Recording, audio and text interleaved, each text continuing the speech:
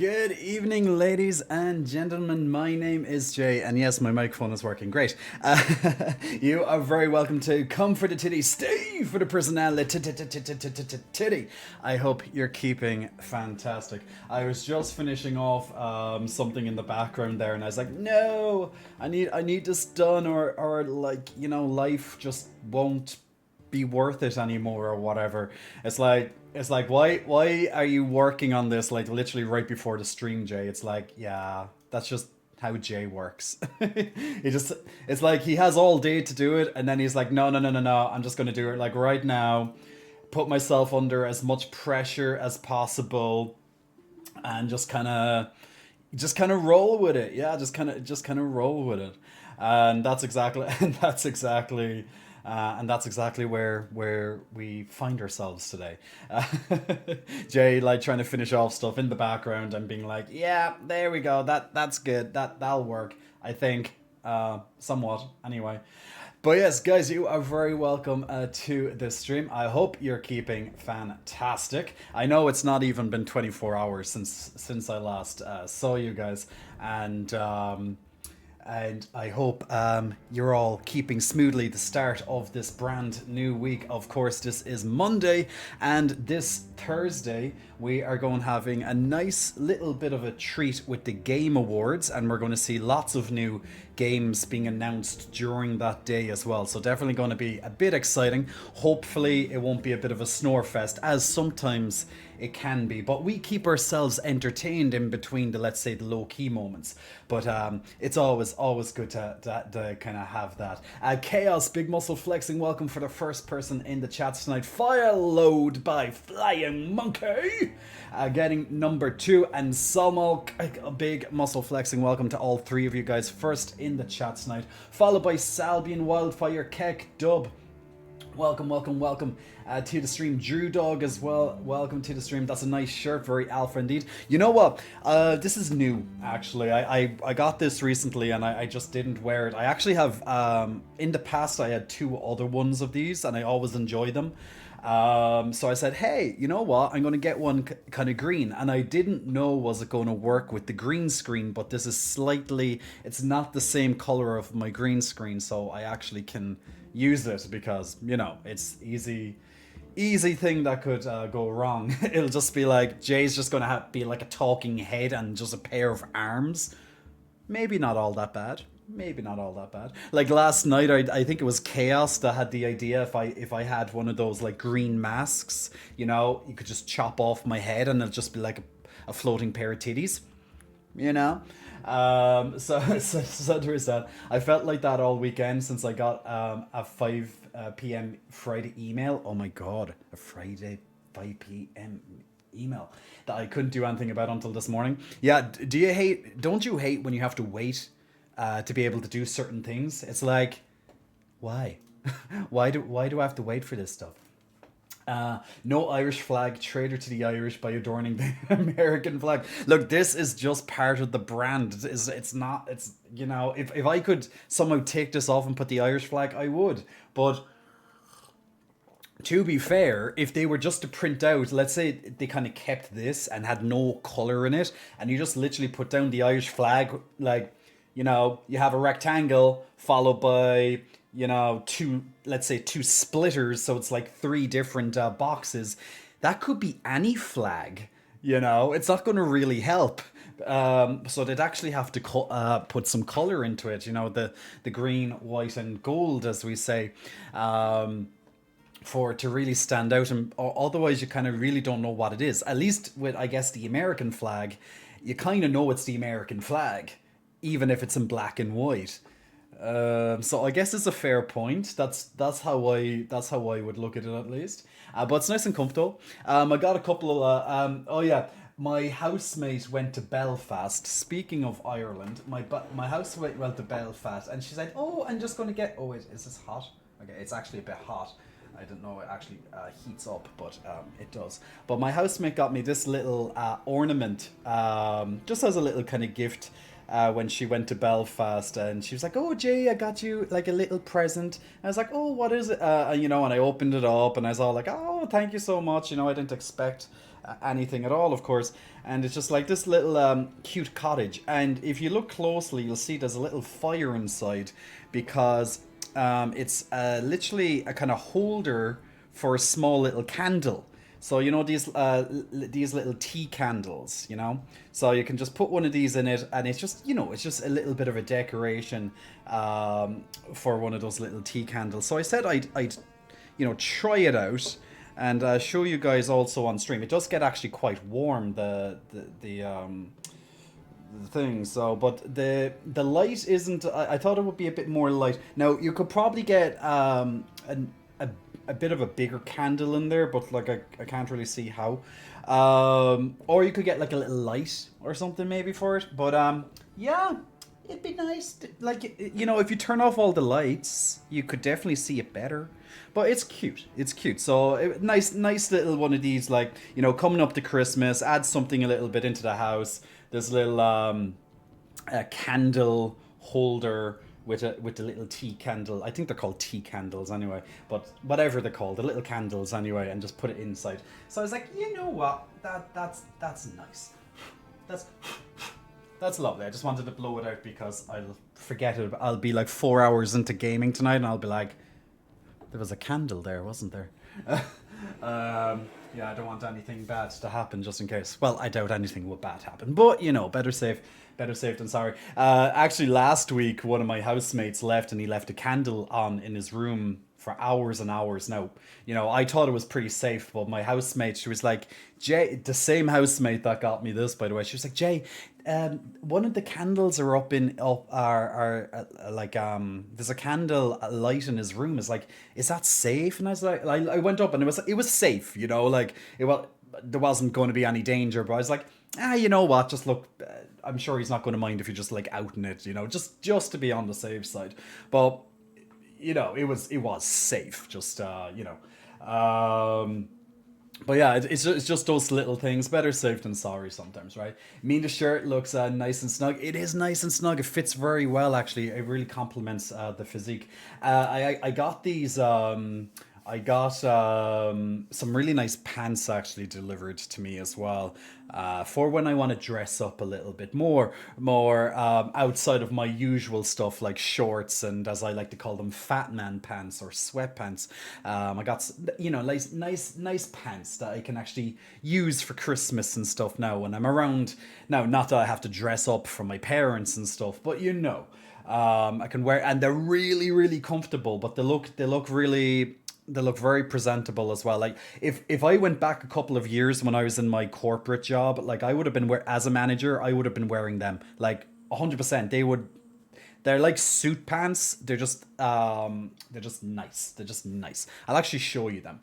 You know what? I could show you them. I could do a strip show. Yeah, let's do a strip show. Let's show you my pants. Dun, dun, dun. But yeah, I can show you the pants. I can put them on for you, and not strip. But but anyone that's lurking in the background, they're gonna be like, strip show. Like they would have tuned into the main screen right now. So that's fine. It's good. We got what we needed. Abort everything else is good. It's all good. Jay, hey Coors, welcome to the stream. Also Dolly Partner as well. Jay, you legend. What a size frame and photo would be best for my grandma? I'm looking at pictures of Vanessa Williams to get one framed as a holiday gift. I have no idea. Black Wolf, welcome to the stream too. I have no idea. Guys, does anyone know what would be a good frame for that? A good frame size for her grandma. I really couldn't tell you. I'm not really a picture person when it comes to like framing stuff, which is probably bad of me. But I'm just, yeah. I'm being honest. I'm not really. So wouldn't be the best person to ask in that case. But if anyone in the chat might be able to help out, that'd be pretty cool. So yeah. What would be a good size frame? For Dolly's grandma, if anyone would like to venture a guess there. Yeah, tea light holders like that only work in total dark, just like the candle light around. Yeah, because the little tea light, they're tiny, right? They're tiny. It's not much of a flame there. Histolo, oh, did I miss the chance to finally send you my tumbled glass unicorn charm and Celtic knot pendant? Oh, Histolo, send it to us over in Discord. Take a snap of it and show me. And also Histolo, thank you so much oh no, it's Chorus. Sorry, Chorus. Big muscle flexing. I'm getting confused in chest. Big muscle flexing. Thank you so much, Chorus, for the subscription as well. Much appreciated. Wow, I've been away a bit. You haven't been away all that much, have you? You know, you might have caught me for a stream or two, I'm sure, Chorus, but it's not been that long. But Histolo, welcome back as well. Histolo is our resident champion of the word game. You know what, Histolo, you missed a couple of word game. Just saying, you know, though we played a couple recently, and you haven't been here for it. So you know, you've been duly missed for it, because you are a powerhouse when it comes to guessing those games. But you know, on Thursday, I'm sure we'll have time to play the word game more so, because in between waiting with the Game Awards, I'm probably like, guys, I'm bored or something. It's like, I don't want to listen to this thing. Let's just play the word game while we're waiting for a good update or something. You know, sometimes you just need, it's like watching the Oscars, and sometimes you're just like, yeah, this part's going to be boring. But in between the live shows, and look, I can't wait actually for the big orchestra that they do for the Game of the Year award. They always, can you guys remember when we watched the Game Awards before? You know, the guy that the really animated guy, and he really gives us socks on the stage. Like I think he plays a saxophone or something like, no, I'd say a saxophone. I don't know, but he's a very animated guy anyway. And the last 2 years that we've watched the Game Awards, like, everyone's attention is drawn to this guy because he literally gives it his all. And I hope he's there again. Maybe I'm not sure, is it like the same orchestra each time when they do this big thing? But it's really cool. So can't wait for that towards the end, and whoever's going to win Game of the Year, of course, anyone's guess. But we'll be doing a little bit of a community event beforehand to see what we're going to tally up your votes and see, is it going to correspond with some of the stuff that's going to be on screen. So that's going to be fun. We're going to do a little bit of polling before any of the big awards that we can find. So yeah, let's do that. But you'll have to get in your answers quick, guys. You'll have to get in your answers quick on the night. So pay attention. Sky Panther, welcome to the stream, and also Moonlight Fox as well. How are you guys? Getting in, and like, we're going into the animal section now, because we have a fox, we have a panther, look, we have a wolf with Black Wolf right there. So we're getting into furries. We even have Salbian Wildfire, you know, and he's a D&D character right there. So we're getting into different territories. I'm sure, as I keep saying, Salbian Wildfire, he's a scaly boy, he's a reptilian, some sort of dragon creature. That's in my head anyway. So we're getting into different animals right now. I posted the charm in the art channel. Let me see. It's made from a wine glass stem. I'm going to check that right away, my good man. The art section.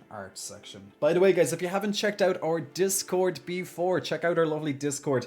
That's a nice little charm. That's cute. If I don't know if you can really, it's not going to look as good on my phone. You're going to have to like check it yourself. But it's colorful. It's a colorful little unicorn, little charm that he has. Lovely, colorful, like it. But yeah, definitely check Salvin, huh?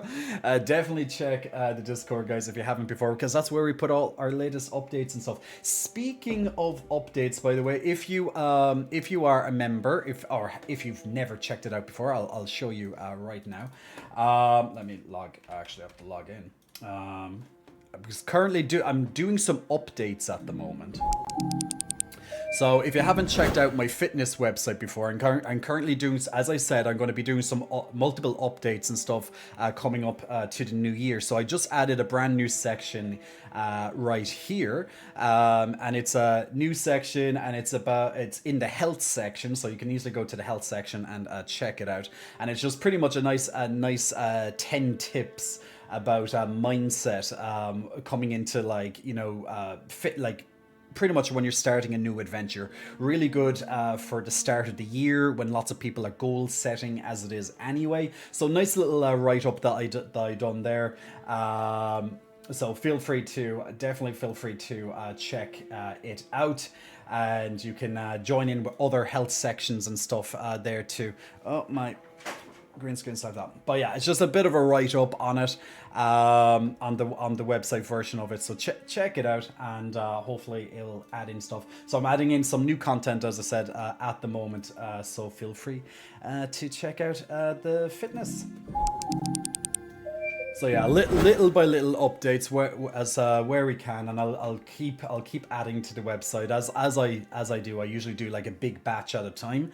Also, by the way, on the fitness website, just bringing it to people's attention, I added on a tab, so it's easy if you're ever on the fitness website. There's a new tab for the shop as well, and you can simply log into the shop straight directly from there, which is our lovely brand new merch store. So if you haven't checked out the merch store before, brand new content which was just released there 3 weeks ago, actually. So it's only 3 weeks old, and there's going to be new merch added every so often.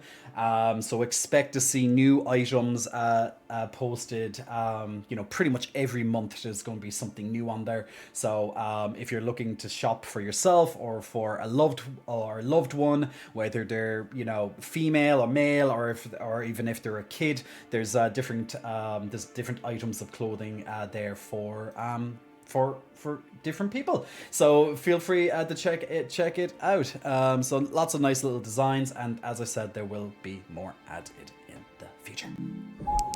So a little bit of self-promo stuff there, just to start off the stream. So tonight I'm going to be continuing my adventure in Path of Exile 2. Almost forgot the name of what I was playing for a second. That's really not embarrassing at all, isn't it? I was like, what was the name? It's just like it's like that little brain fart, little kind of slip of the tongue moment. I was like, but yeah, Path of Exile 2. We are currently in the middle of Act 2. Doing a good pace, I like to think. And for people who don't know what Path of Exile is or anything like that, don't worry, I got you covered. I'm going to be telling you how it all works. Feel free to ask any questions as I'm playing it, of course, or feel free to ask questions about anything as I'm playing. It doesn't have to be just game related, but Path of Exile at the moment is currently in an early access period. It just released the other day, so brand new. So lots of hype at the moment. But once again, it's in early access. It's not in a finished state, and even when it does come out of early access, which could be a year or possibly even more, it really depends. When it comes out of early access, it will be a game that will receive constant updates as time goes on with new content, so rest assured. Now, the game itself is free to play. However, if you want to get in at the early access, you have to pay a nominal fee, which is well worth it, in my opinion, for the amount of game that you actually get. For me, it was 28 euro. So let's say about $30 or thereabouts. And, you're getting, like, what's released right now is about half of the game. And you're going to, and as the early access continues on, they'll expand. There'll be new classes added and new acts as well to bring out the story even further. But literally, what's there already is probably around the size of Diablo 4. We keep easily making references to Diablo 4 because it's a very similar. It's in that genre of an ARPG, an action RPG. So other games such as Lost Ark, for example, which is another pretty popular ARPG too, or else even the older Diablos and such. Those, they all kind of follow the same kind of thing. They all do their own little differences, but in all fairness, a Path of Exile would be very similar to, let's say, Diablo. It's a mix between, I suppose, the latest Diablo 4 and Diablo 2. There's lots of elements of Diablo, of that that stems from Diablo. You know, there's obviously a lot of inspiration, and of course, this is Path of Exile 2, so it's its own thing. But you can obviously see where it brings its inspirations, and not only does it bring the inspiration, it then outdoes it, and it's, in my honest opinion, it just smashes Diablo out of the water, in all fairness.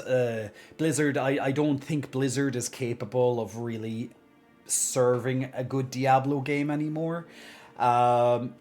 Not that Diablo is terrible by any means. It's just I don't think it's really living up to what they could. They're just not giving it enough love. Now, I haven't played it since the early beginnings, but I do every so often keep a little bit up to date. I have no idea about the latest expansion. I'm sure that brought good things. I don't know what the latest season is. I couldn't tell you, but I'm sure I will try and catch up with it just so I have it in my back, in my mind. So I'm like, okay, so I can make some fair comparisons. But there is one thing you need to know about Path of Exile. There is microtransactions that will help keep the game alive, because as I said, the game is free to play, but you absolutely don't need to buy microtransactions to play it. They're just, for skins and stuff to make your character look different and stuff. It's I don't think they're going to add in anything, play to win in it. I played Path of Exile years ago. I can't remember what's in the Path of Exile microtransaction store in the original, so but I'd imagine the microtransactions of this are literally quality of life, maybe not quality of life, but well, there probably is some quality of life stuff, but definitely like extra bag space or something like that. But definitely it would be more skins related to, because as I said, the game is free to play, and it's bigger than Diablo 4 pretty much. It will be. So yeah, so I'll show you that in just a moment as I load in and log into it there. Cook, when do the titties come out? Should have said Diablo 4 reimagined. Cough up 40k channel, 45k channel points. That's very true. We actually had the titties out last night. You just had to be there for it. The titties pop out every so often. They make good appearances. But Jay is feeling a little bit well, I won't say that I'm feeling extremely cold, but it's I'm feeling comfy right now in my t-shirt. Sulfur reminds me of Diablo 2 and Grim Dawn. D4 is currently pretty okay, a decent 7 out of 10. But see, that shouldn't be the case. It shouldn't be a 7 out of 10, Sulfur. It should be a 9 out of 10. Maybe an 8 at a stretch, but you know what I'm saying? Like, that's what they should be aiming towards. That's what we all want. I don't think we want Diablo to fail. I played the first Diablo, I think I played in like 1996 or something like that. Like, it actually got, I actually played it on PlayStation of all things. Whenever that was ported to PlayStation, it was in the mid to late 90s anyway. I used to play it with my cousin. And then that's how I kind of got started with Diablo.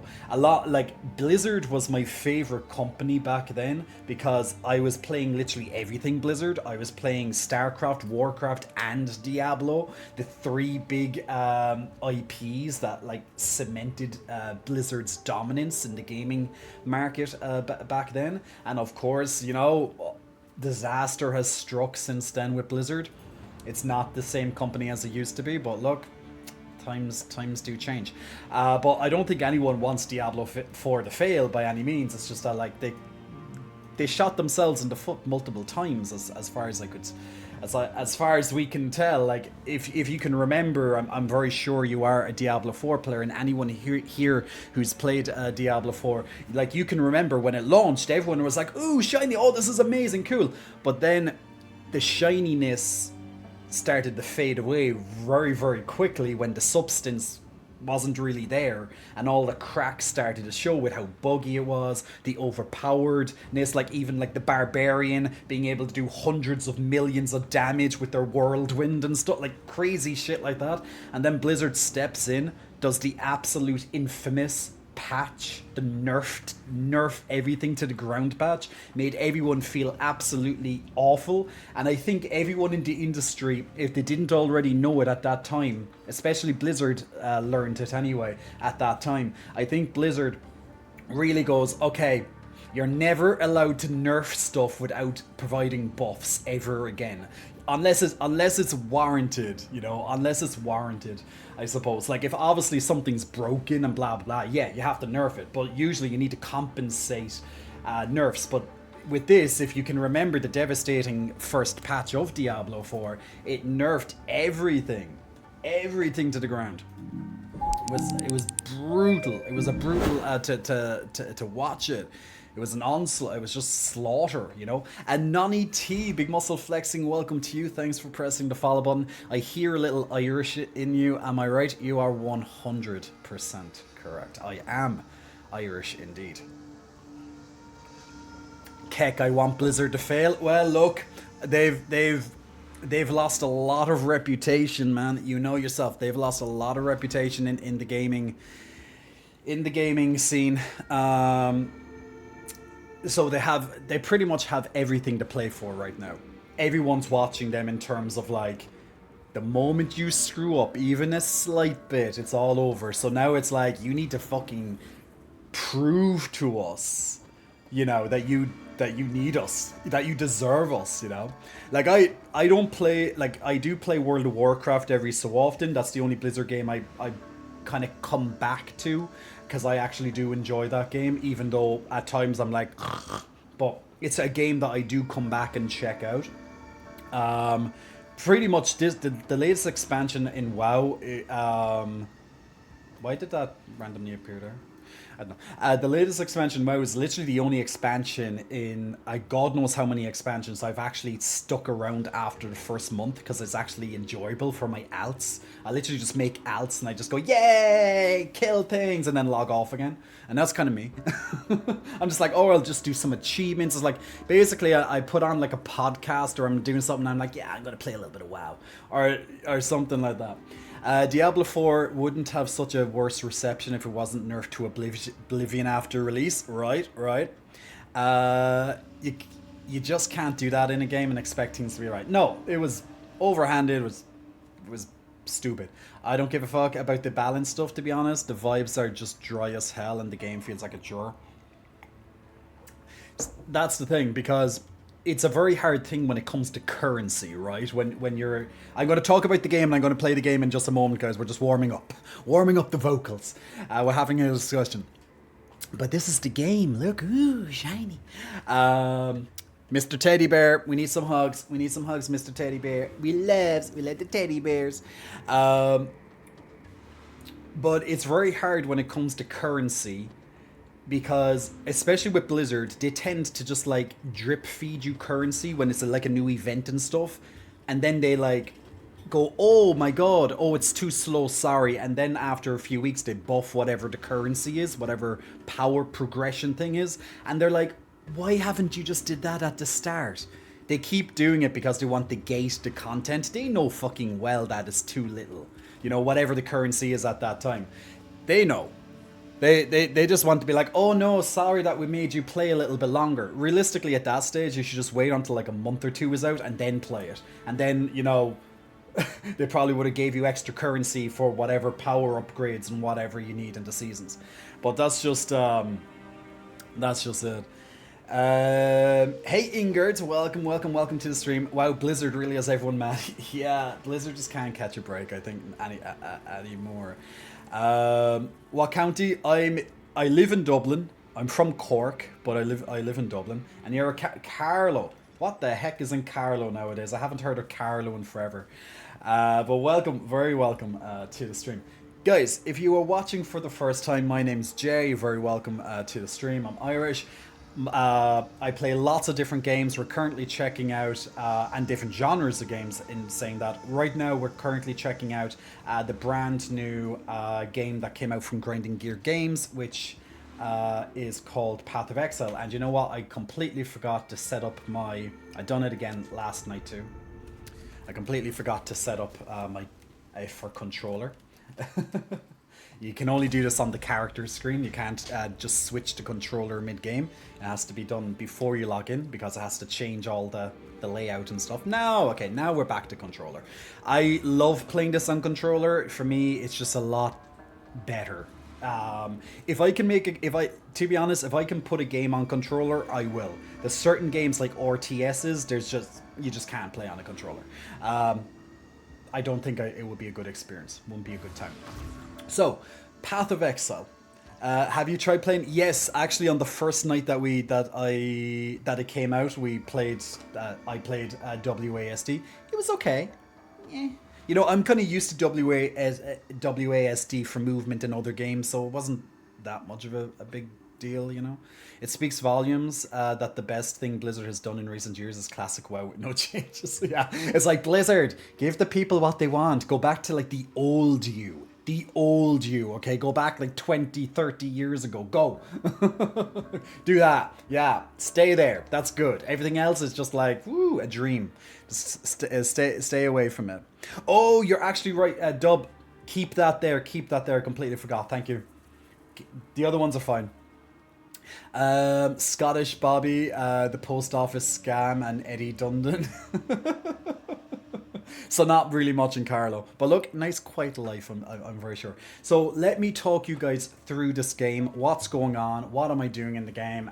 So if you haven't seen it before, don't worry. If you're completely clueless, what the hell's going on? Why is this witch being followed by all these skeletons? And why are there now other skeletons trying to kill your skeletons, etc.? So I'll explain every single thing because I thoroughly explain everything when I'm playing games. That's just how I am.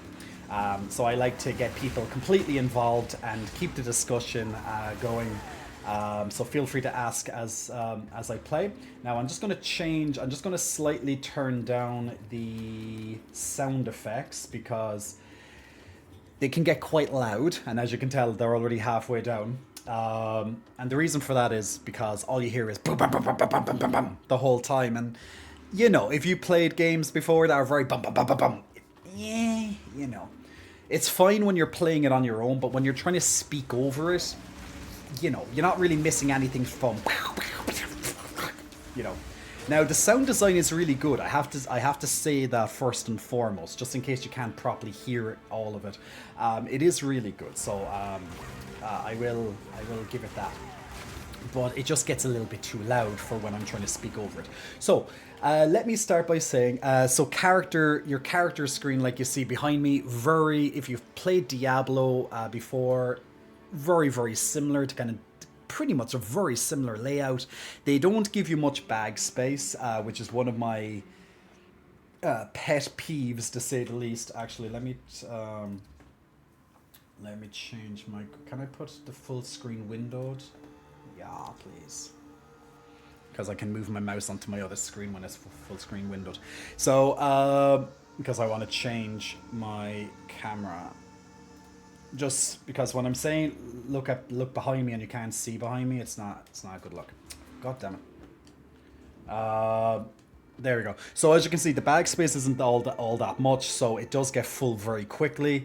Particularly at the start when you kind of are picking up everything because you're going to want to pick up everything because you're going to want gold and stuff because, you know, you're new into the game, you're not going to have gold. Eventually it's going to be probably less of an issue because you're only going to be picking up certain things, probably like certain quality of items. But like any other type of games like this, you know, you have your normal items followed by your magic items, then you go into your rare, which is your yellow items like you see up here in the corner, and then you go into whatever the orange means, ancestral or relic or legendary or what, I'm not really sure. Different games call them different things, but orange, exclusive, unique, whatever. So very similar, you know, every item and stuff will have, you know, different stats on them. All stats are completely randomized. Obviously, depending on what the item is, you know, some things might be static on them and everything else is randomized.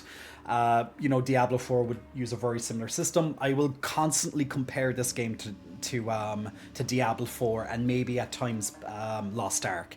Now, one of the things that people will always kind of shiver about when they first look at the skill tree. This is the skill tree, the passive skill tree. So it looks very daunting. It's the gigantic constellation, star constellation, or as one of our lovely members, Prime, will call it, the star chart. So this is, it always reminds me of Final Fantasy X sphere grid, just on steroids. So it's a very big beast of a thing. But don't get too like bogged down about it and be like, oh my god, how the hell are you meant to navigate this? It's not so, you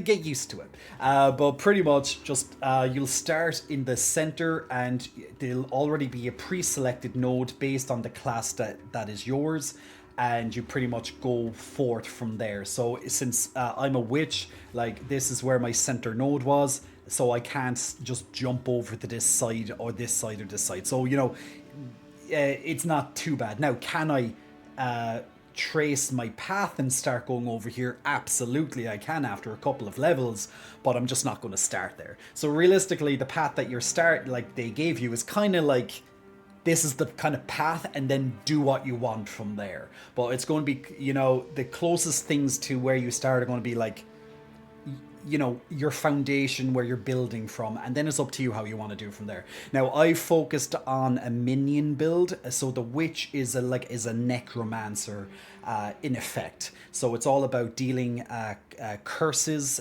which will debuff, weaken the minions, the enemies, and then also do damage to them over time. And then you have your minions, which are your zombies and various different skeletal armies, which you'll resurrect from the dead. And you'll use corpses to your advantage to make minions out of them, or you'll explode them, etc. So it's all about that occult side of things with the witch. Now I'm focusing on primarily at the moment on my minions, so pretty much everything's going into my minions. I keep looking for stats and things that are beefing up my minions. So right now, for example, I'm particularly focused on just increasing their attack power after I got them a little bit more chunkier with their life and stuff recently. So don't get too bogged down by the overall star chart. And a big quality of life change, speaking of Prime, because I just mentioned you with the star chart, as we like to call it. Speaking of quality of life changes, from Path of Exile 1 to Path of Exile 2, you can now change your skills on the go. Well, you just have to go back to town, and you can simply just pay a little bit of gold, and you can just change the nodes from there. Now, bearing in mind, the more that you do it per level, I believe it resets per level. I could be wrong with that, but the more you do it, the more expensive it gets. So it's not just an easy, I'll reset it anytime. But it's definitely a lot better than Path of Exile 1. Now, there probably is an item or something that will allow you to do like a mass refresh. I can't be certain about that, but there probably is something you can get that will just delete all of your skills, so you don't have to pay like a gigantic fee every time.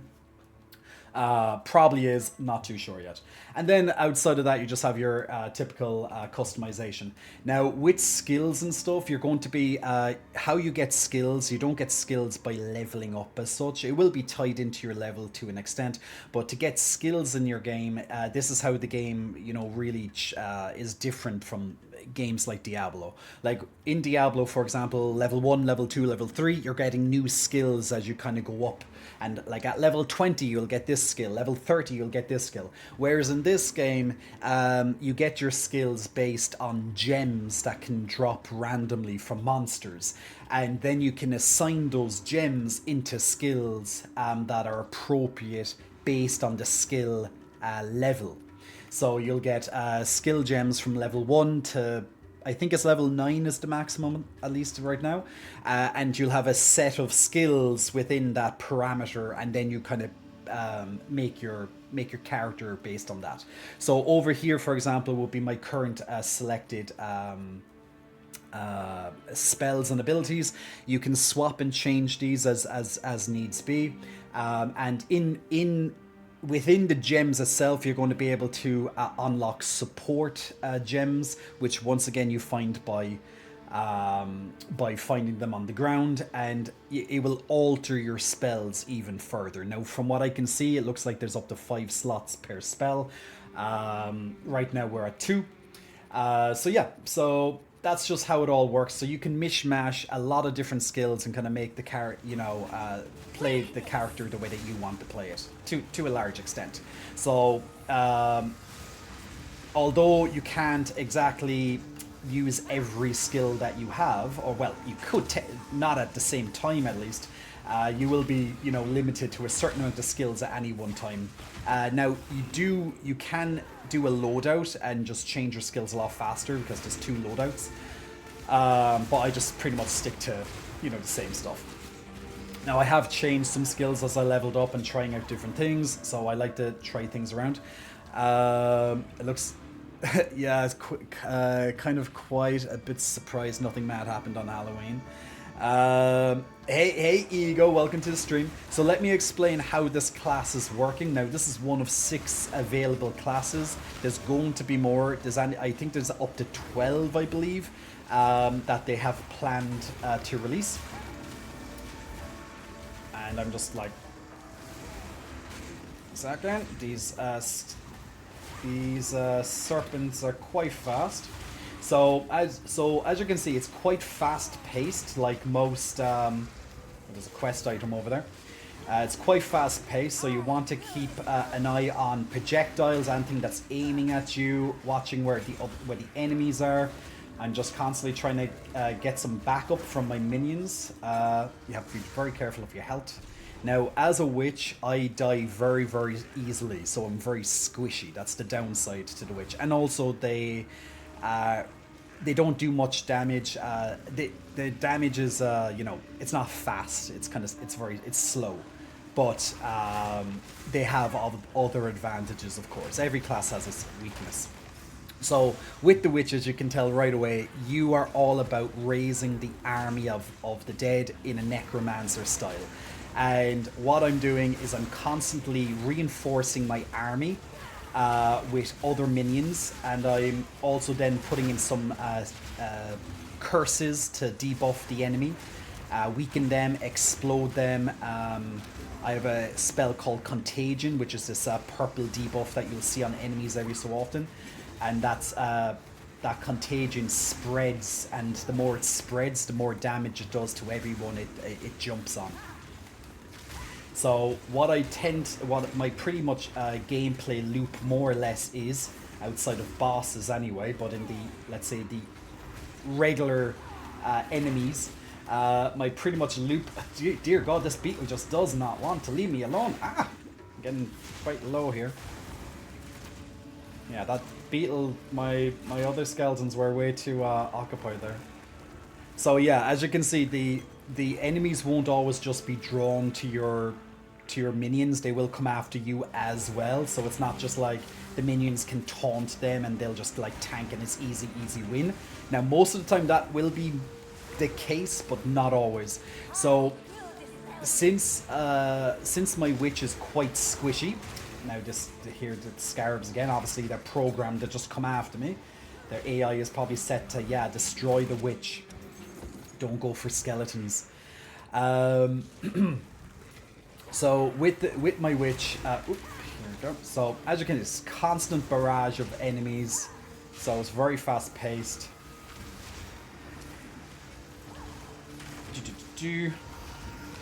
So while what I'm trying to do as a witch is I'm trying to keep behind my army as much as possible, letting the army take the brunt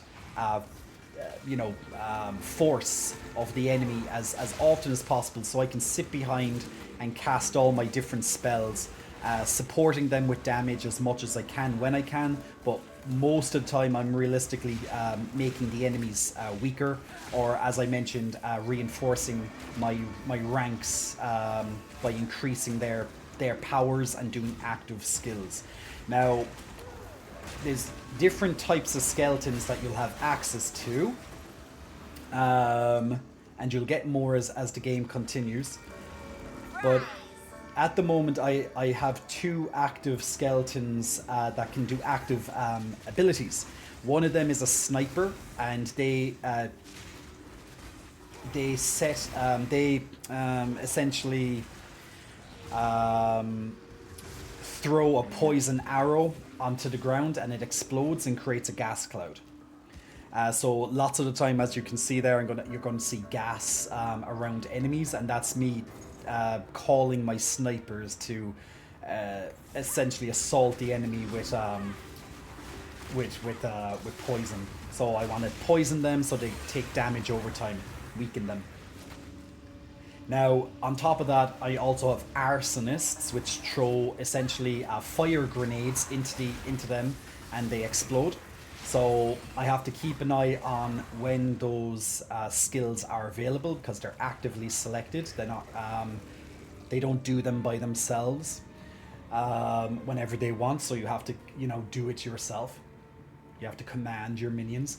The other skeletons, then, the typical ones with the sword and shield, they're essentially just cannon fodder. They don't do anything other than just attacking. They're quite weak. After all, they are skeletons. They're brittle, so their bones unfortunately break quite easily. And because of that, essentially their main function is just to keep them off your ranged skeletons as much as possible. So if they can take a couple of hits before they go for your snipers and stuff, that's good. Or maybe keep the enemy's attacks off you. But the skeletons themselves aren't, they are quite weak. So you're not going to have a good time. They're not going to stay around for too long, unfortunately. But obviously, over time, you're going to be able to strengthen your minions further, and that will be, good. That will be good for you. 48 energy shield. Let me have a look. Is that an upgrade? It's more or less the same. I'm going to augment it just to see, can I upgrade better? Nah, not really. I'll sell it. So I'll explain that in a second. Okay, so I have 2 of these relics now. I'm not sure what these relics are for. I have a Kabbalist clan relic and I have a Sun relic. I think I need to just... I think the only thing I need... I'll just put them in... Actually, no, I won't be able to put them into my stash. You can't put quest items into your stash. Yeah, that's bad. I don't like that you can't do that. Wait, I think this is an upgrade, actually. Well, this could potentially be an upgrade, this scepter. So I'm just going to do some gameplay systems. So what I'm going to do now is you have... So even if an item drops that doesn't look spectacular, but potentially could be spectacular, what you can do is you can upgrade it. So right now I have this normal scepter. Now the cool thing about this normal scepter, it grants me one of my main skills, which is a level 7 skeleton warrior. Now my current one grants me a level 6 skeleton warrior, so there is an increase there. However, all the other stats are very good on this. So I'm just going to apply an item to see, does it get anything nice? Not really. So there's no, I don't really want to go ahead with this item. Don't think there'd be much of a point in trying to rescue it. Now, so the gameplay, it will, it will go around a lot to randomization of your stats. Now you can get rid of different stats by using different items, so you're going to be kind of depending on different items to drop from enemies, so you can further enhance the items even more. So you can turn this regular normal item into a magic item, into a rare item. You can change around the stats in it, etc. Different items will do different things. So that's a bit of the gameplay that you're going to be kind of juggling around, trying to make certain items good where possible. But unfortunately, it's not always going to work out in your interest that you're going to get something, valuable. It's just the RNG aspect of it. So all you can realistically do is sell it. Now, the vendors, in all fairness, they do a decent job with providing, decent upgrades. It's very rare that I'd look at an NPC to buy stuff. But some of the items can, you know, can definitely be good if you find yourself lagging behind. Like I personally find myself lagging behind with decent item drops. I'm not getting good luck with, many items from what I can see. Isn't there an option to compare? Yeah, you can compare. You can compare. You could just press a single button and you can just compare an item, which is useful. But I just wanted, just for the ease, I just wanted to just kind of show it that way. Are you heading to get your ascendancy? I don't know where you get that.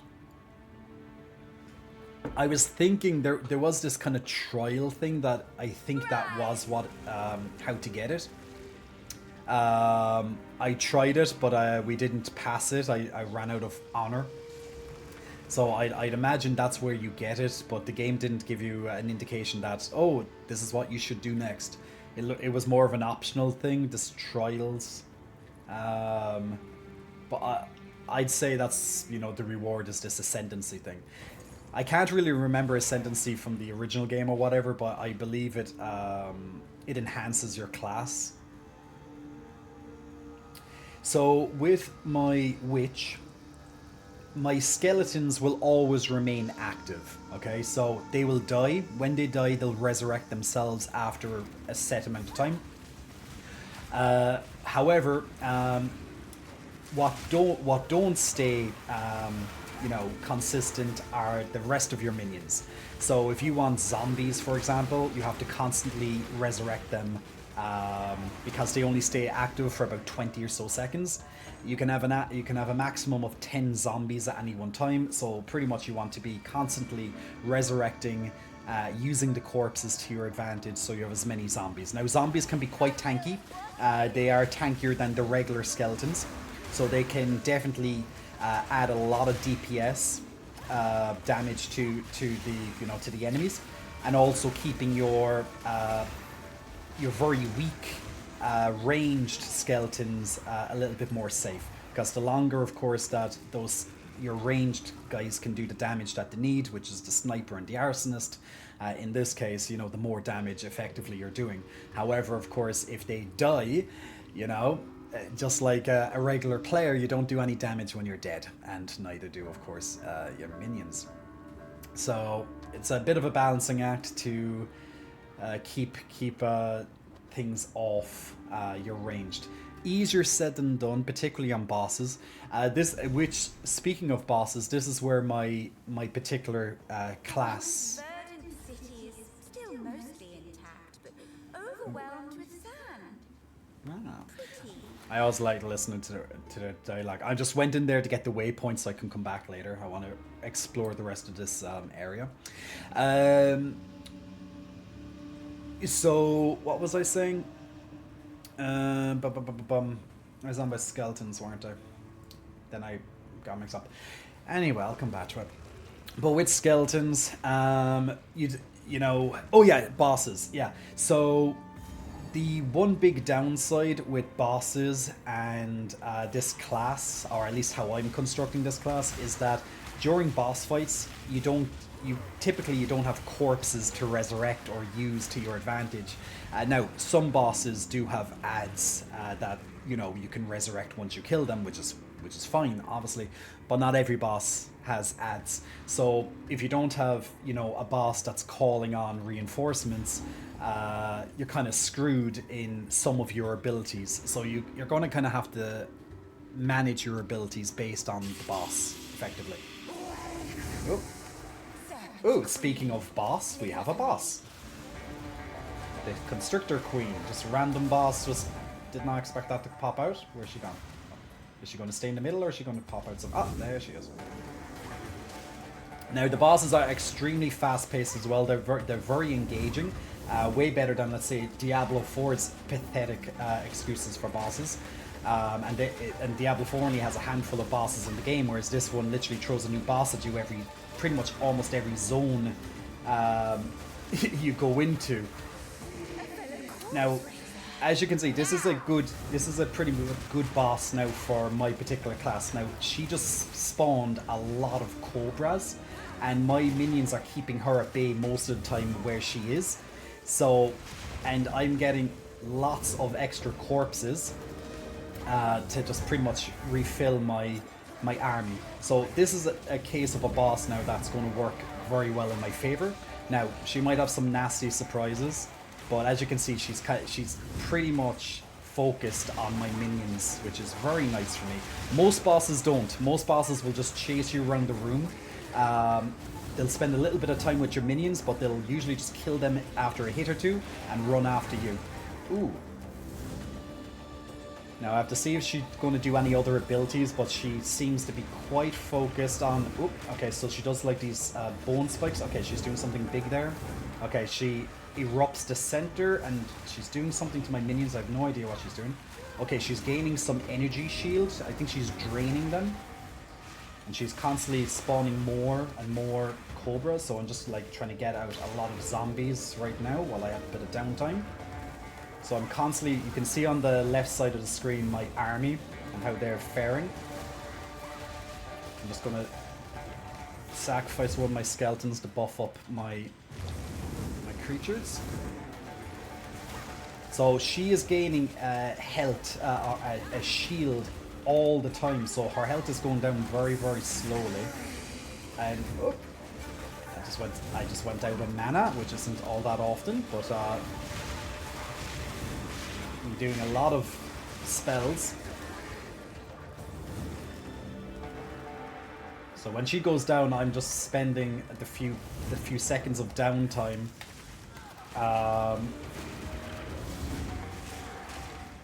Shit. Oh, fuck! No, no! Oh, she almost got me there. She almost got me. So I'm constantly just going out of the pit. But what she's doing is that she's constructing these bone kind of fences, these bone walls that lock you in, and then she explodes the center of the room. Now it looks like if you run out of the arena, she comes back with like a full health shield. So that's her way of like keeping you in the arena as much as possible. So you can't just realistically stand at the sidelines the whole time. Now this is a oh, bitch. Yeah, I was trying to get out of the wrong the wrong entrance there. So I'm just constantly like refreshing my mana because I'm just draining it. Just gonna get like a million zombies to help me. So as you get, so bosses are very, very spongy.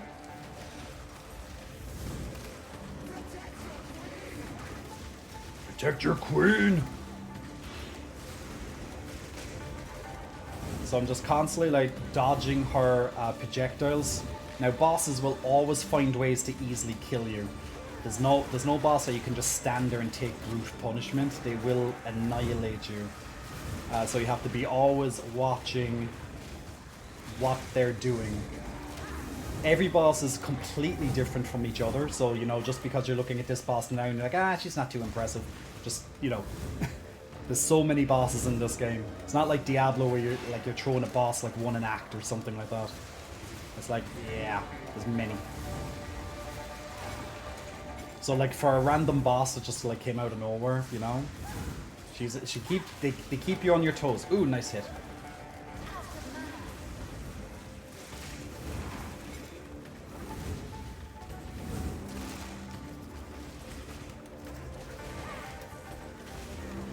So I have no corpses now because she hasn't called in. Oh, she hasn't called in her minions.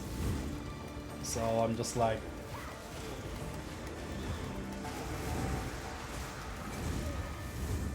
I'm not sure, is she doing a mana drain on me or something? Gotcha. Good job, Jack.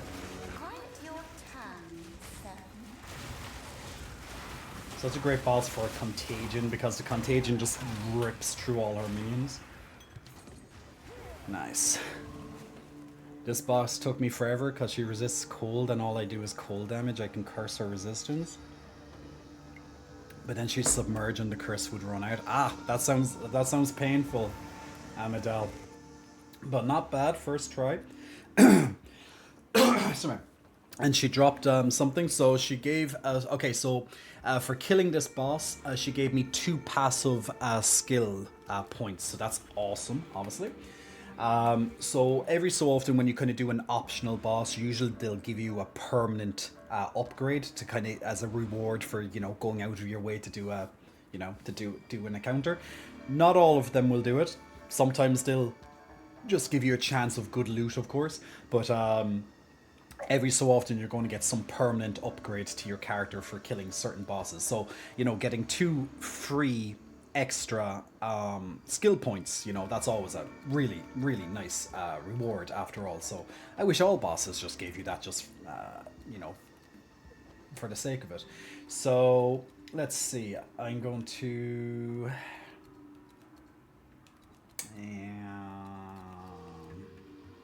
Yeah, I'll just give my minions more damage. Then I'm gonna have to start giving myself some extra damage, I think, because there's no other minion skills near me right now. So yeah, I'll just give my minions more damage. So I'm gonna give them 15% increased accuracy and now at 150 extra accuracy on top of that, and 25% increased minion accuracy rate. Well, minions have 150 accuracy rating, 25% increased minion accuracy rate. Why didn't they just say you have 175 accuracy rating? I don't know why they put it on 2 separate things. Oh, it's plus 150 and then 25% of that. Okay, yeah. So it's a straight. Okay, it's a yeah. Okay, I got it. It's like one. Hey, why can't I get that? Oh, this one. I didn't see the little line. I didn't see the. I thought the path was connected now. Bitch, it's on the next one. Okay, so I don't get that one yet. Okay, I got 30% increased minion accuracy.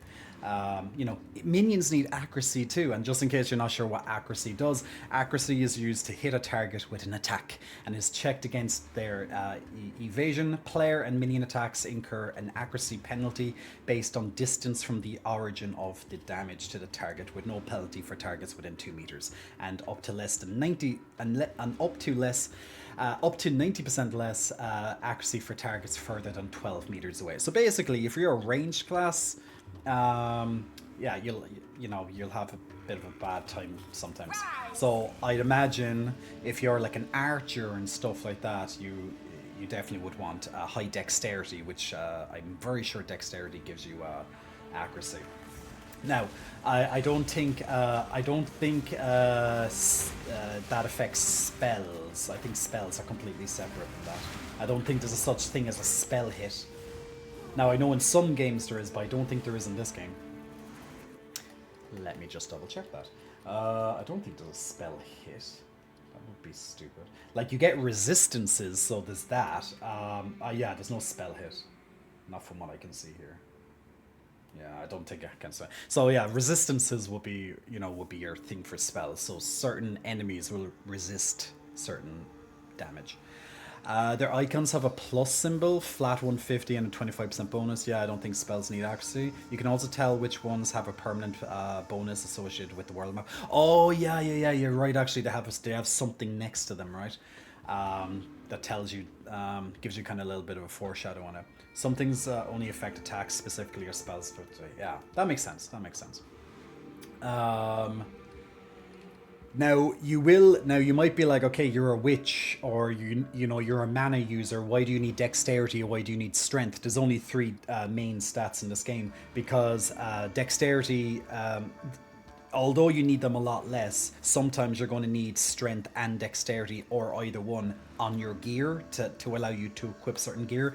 And also with your gems as well, your support gems, sometimes you're going to need a certain level of strength or dexterity, or intellect of course, to equip certain support gems. So you do need to kind of slightly keep raising your dexterity and strength over time too. There's certain gear that I wish I could wear, and I'm like, nope, I don't have 30 dexterity yet or whatever, so I do have to go and find ways to increase those stats. And I could, but I'm just like, you can get plenty of them on the skill tree. They give you plenty of them, but right now I'm so focused on my minions getting more damage and stuff, so that's where my focus is. I'm like, yeah, okay, I might have the best gear in the world, but At least my minions are doing damage, so that's good. It's like I don't need it. So yeah, you have to be selfless sometimes, guys. You have to think of the greater good. Ooh, an uncut skill gem. I'm uncut. I mean, what? So these uncut skill gems, you know, it could be a nice one. I'm not sure if it is or not. Let's have a look, actually. Ooh, it's an uncut level 7. Monsters that die while infected with contagion. So you have a narrator that tells you what all the skills do, just in case you need some extra help. I always forget to turn it off. So I just got a level 7 skill gem there. So basically anything up to level 7 I can essentially create. So I can create a brand new spell, or I can level up my previous spells up to level 7, for example. So for example, with my skeletal warriors, they can go from level 6 to level 7 with this skill gem, and if I do that, they'll cost less to summon, basically. So as a witch, one of my main resources is called spirit, and the more spirit I have, the more ability I have to be able to summon my skeletons, so I can have more skeletons as a baseline, or different types of skeletons. So for example, there's a skeleton here called a skeletal frost mage, and I'd like to see what, you know, that could be probably very potent. Unfortunately, I never am able to use the.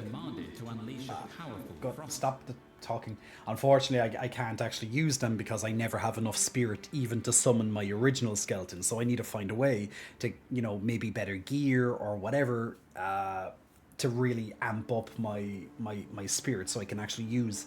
Now, I could always take out one of my other skeletons and put in this skeleton, but right now they cost too much, so I'm just sticking with my current skeletons. But if I did use this skeleton, it deals cold damage, 100% more magnitude of chill inflicted. Magnitude. The magnitudes of a debuff or buff at the values of stat modifiers, okay. And chill is an ailment that slows the affected targets. Yeah, see, like, you know, slowing down targets could be very useful if the target particularly is fast and they're trying to chase me. So, you know, it would be good.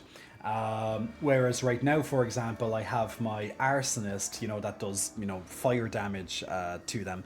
And it does a lot of fire damage at that. And then on top of that, I have my lovely skeletal snipers, which, you know, throw poison gas at them, and, you know, that does a nice amount of damage too. And then I have my snipers to also erodes their armor when they do that. So, you know, it's not so simple as like, oh, I'm just going to add in a frost mage into my ranking. I just can't afford to right now. Yeah, and strength gives you extra life too, and dexterity gives you evasion. So that's other nice reasons to use these other stats. So for example, there's a spell here which looks really cool, like these two spells here. This one called Profane Ritual.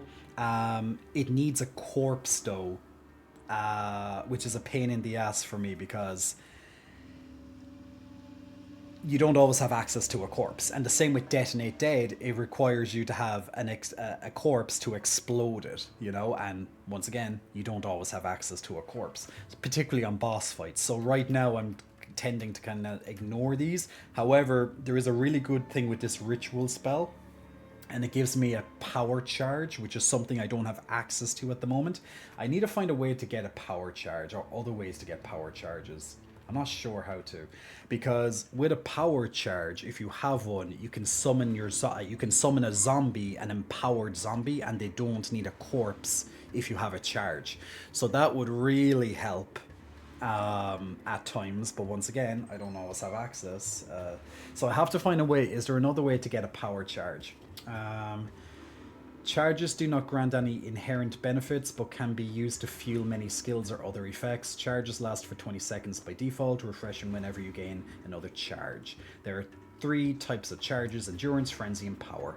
I'd imagine power is for like the witch, and, you know, the others are maybe for other classes. By default, players can have up to 3 types of charge at any once. Oh, maybe all 3, okay. Up to 3 of each type, yeah. So realistically, what I could try and do is before boss is go get a corpse, get 3 power charges, and then run into the boss and be like, here's 3 zombies. You know, but that will quite require a bit of setup. But it would be nice to have some empowered zombies because they do a lot more damage and stuff. But I need to find another way to get some power charges because as much as I'd like to use this skill, it's not yeah, it's not giving me yeah, it's not going to help me on some bosses, and I want something that's a bit more readily available to me. So anyway, enough of that. So what I'm going to do is I'm going to level up, I'd say I'm going to level up my arsonist, let them do a bit more damage. Yeah, let's level up the or maybe skeleton wars.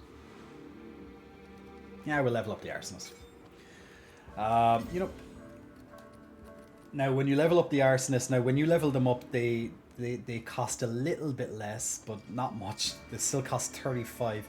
See, even me just having out, like, I can change around the order of how many minions I want, but like, you know, I only have 130 spirit, which isn't enough.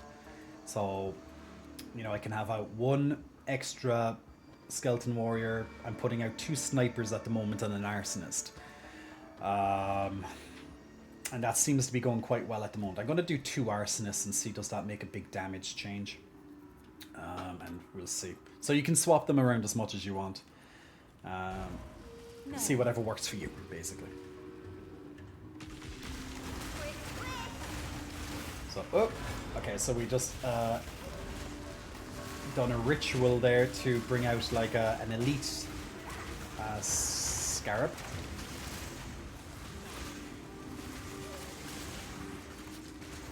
Another corpse to serve me.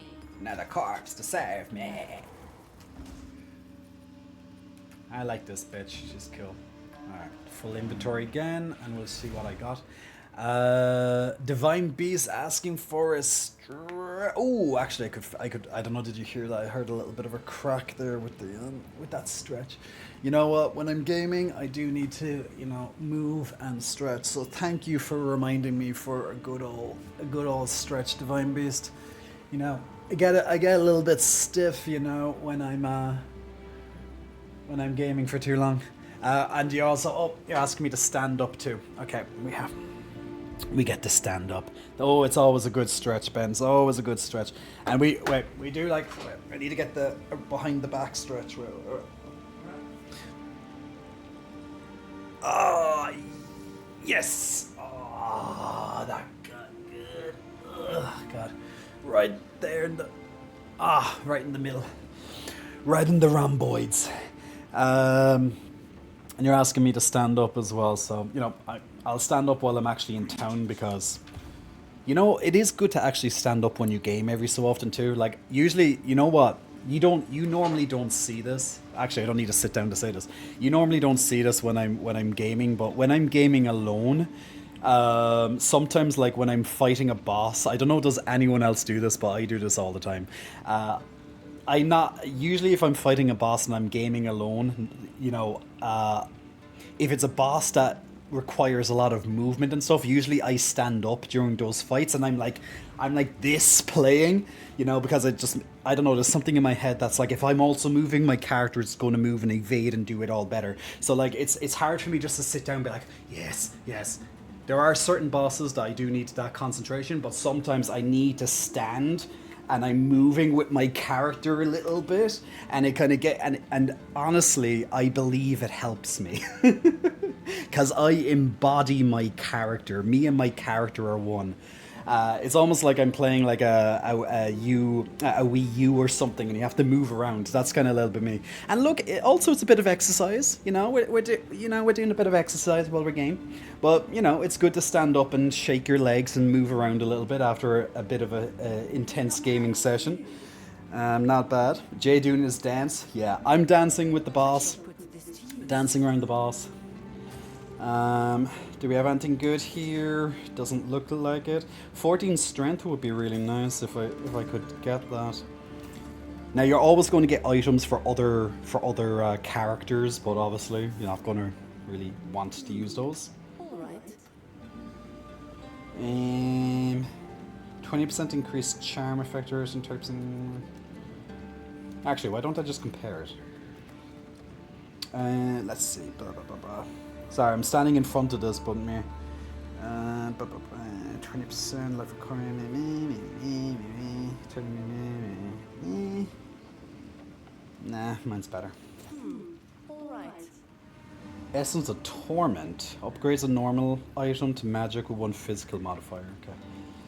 War of Night. Now, one thing I don't get enough of are items with gem slots or with rune slots, and I need to get those. I only have like one item with a rune slot in it. Now, normally what I do is I just bank, you know, most of these items. If I can, I just bank them for later use. So lots of my little orbs that change around stats of stuff, I normally just like stick to those and just kind of leave them naturally stack up over time. Like, I'd love to use these type of items now. Over here will give, like, this item will give me 32 spirit, which sounds really nice.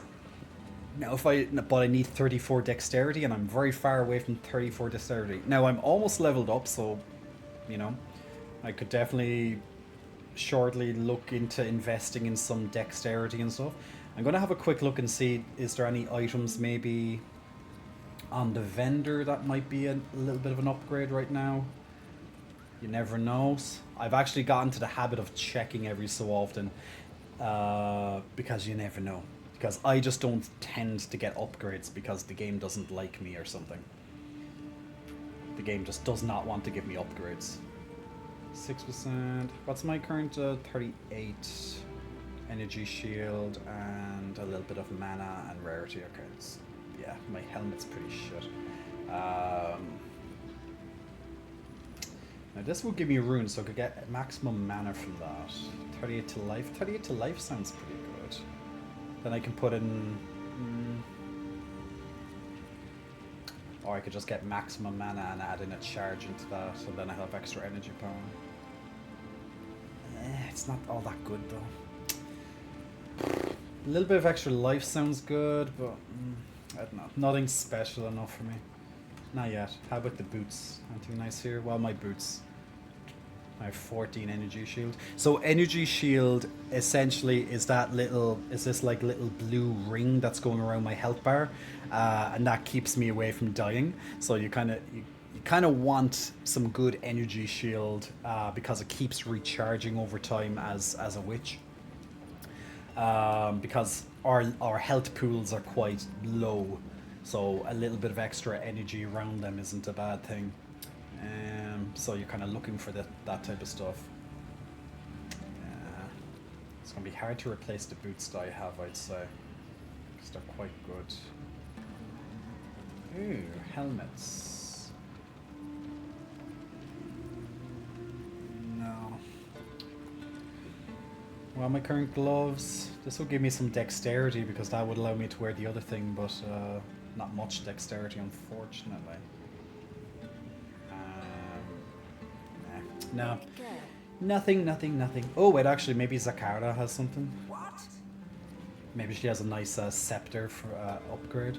Ooh, this gives level 8 skeletons. I currently... oh, I need level 26, so I'm almost level 26. No. Now, if one of these scepters had, like, additional spirit, that would be absolutely amazing.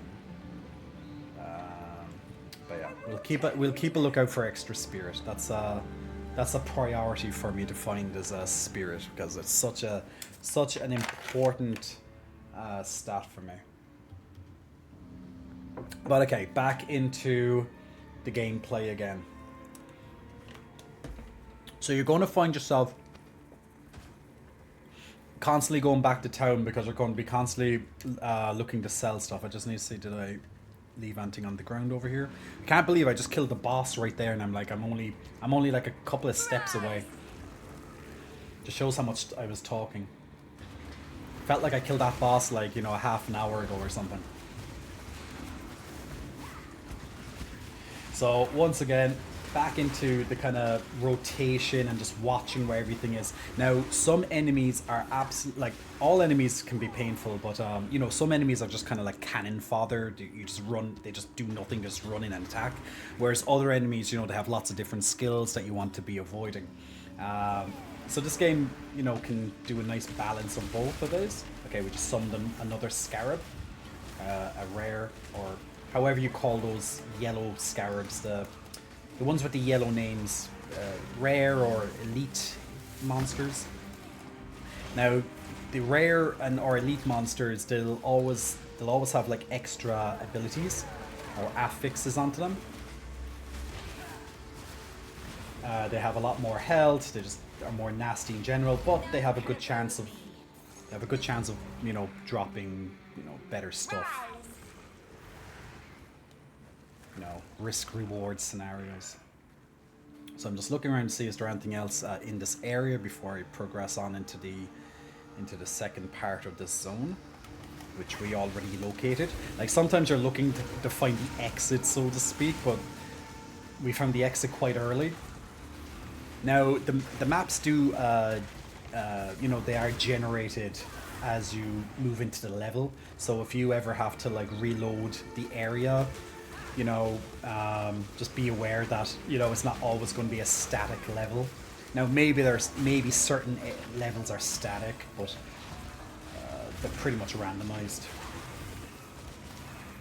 So as you can see, these scarabs literally, their AI must include just ignore minions and run after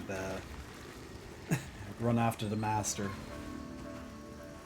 Hey Will the Orc, I forgot to say hello, by the way, when you said hello to me. My apologies. Like, if you're new to watching me, guys, I make a point of always replying to people or reading everyone's comments. I'm very focused on my chat when I'm gaming, or well, in general, when I'm gaming sometimes I do lose a comment or two, more so. Never intentional though, but my community knows I do try my best to be as engaging with my chat as possible.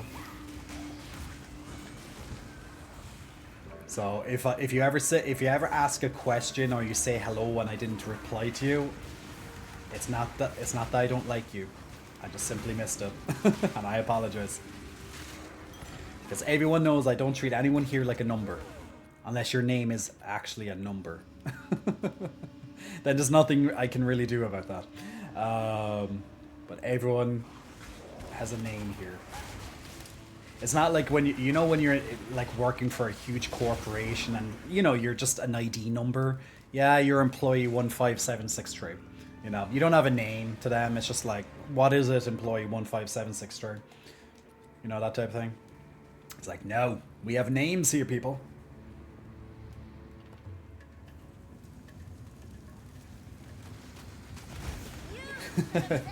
Will wants more stretching, and Ben's all here for it. Ben, by the way, how's your school? Going at the moment? Are you almost finished for the Christmas? I imagine you get some Christmas break of some description. Am I full? Okay, I'm full again. Because it's like a small little chamber. Looks like nothing else here. Yeah. Okay, back to town again. It looks like. You just kind of get used to these like little short bursts of like, you know, back to town, sell. There you go. Because I just constantly just want money. So I'm constantly like just selling everything, or else I'm getting like little extra stuff as I go through.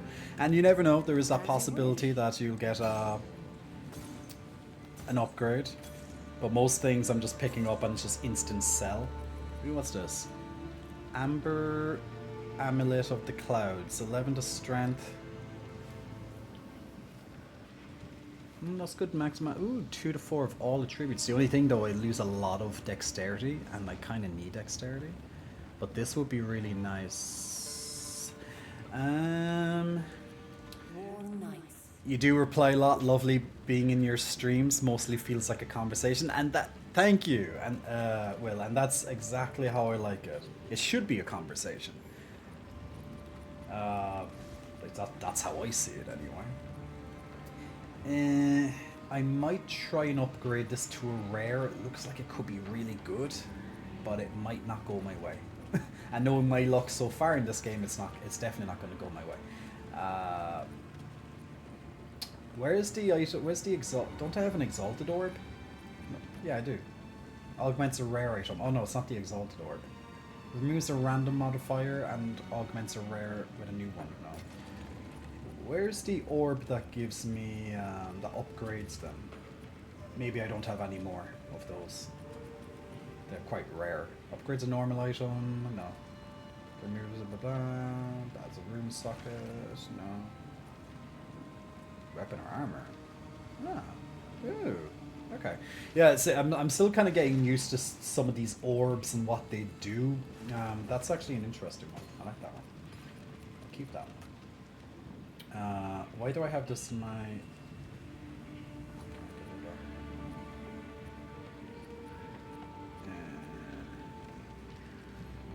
Can I use this support gem on anything? I don't think so. Not right now. No. Yeah, I don't think I have whatever the orb is called or whatever for the thing, so I'll just have to not use anything for now. Pity. Because this could be good, but I could really use it. Well, look, I'll use it for now. I won't throw away the dexterity thing, but I could really use the dexterity. Because these items require dexterity on them. It's fine. Yeah, I do. I had to redo my math and science. Okay, back and forth is the name of the game with dungeon crawlers. True, very true. Gotta bounce, y'all. Have fun, hugs, and kisses. Ben, have a good one, man. See you later. Thanks for joining in.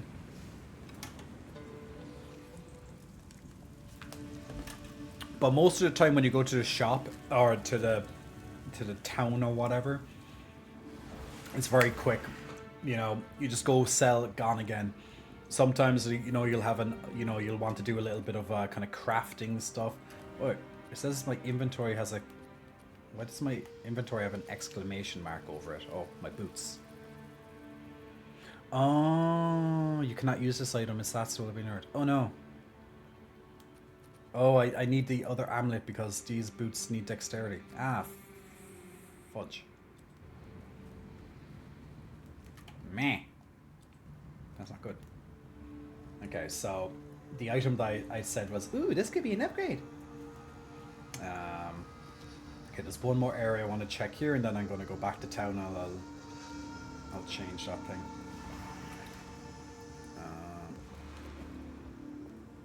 There's just one little side area over here that probably has a chest in it.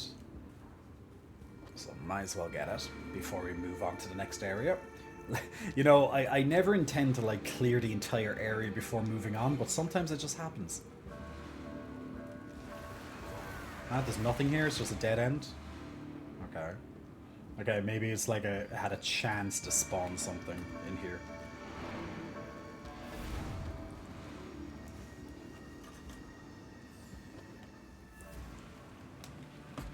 Well, I'll keep the stretch for now because I literally just stretched maybe like a few minutes ago. I shall put this to use. Now, wait, maybe there's another pair of boots I can use instead. Oh no, they're all dexterity. Okay, boots apparently want dexterity. Or maybe there's just a different type of boots I can use entirely. What are my old ones? Okay, these are the potential new ones.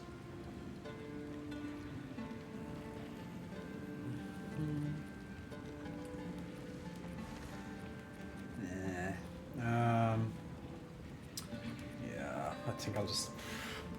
I don't know, yeah. My other ones are probably a bit better though. Yeah.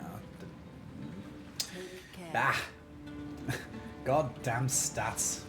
This is a lesson to Jay being like, yeah, level up your frickin' secondary stats, Jay. You bastard. Don't hurt me, game! Okay, so we're going to move on to the next area here. Where are we?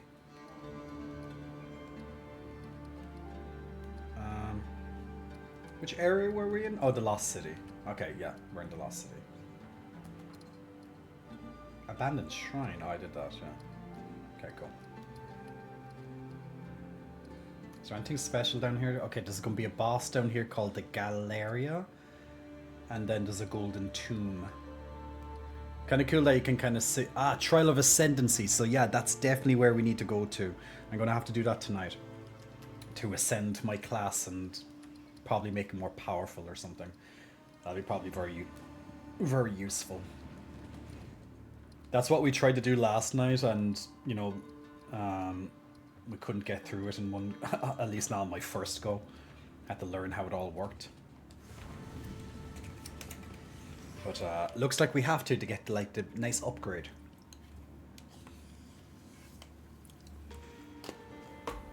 But I'm not quite sure what Ascendancy does.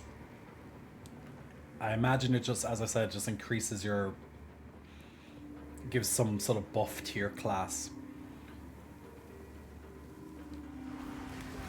Like upgrades it to something else.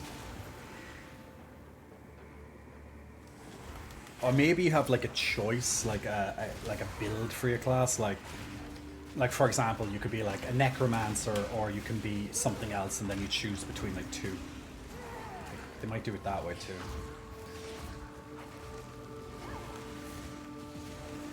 Okay, so we have some sand spirits. They're just doing some. Oh, just gotta level up. Nice. Which every single time you level up, you get a new passive skill slot, and that's going to go straight into adding 150 accuracy to my minions, so they hit more. So that's good. Now they should technically do more damage overall, because they're going to be hitting more. And since I'm since my entire build and class is all about minions, it's kind of important that my minions are very powerful. So this is the golden tomb it was on about. Okay, and this was the ambush. Of course it's an ambush. All the beetles and stuff come out of the walls. It's going to take more than a couple of beetles though to kill me.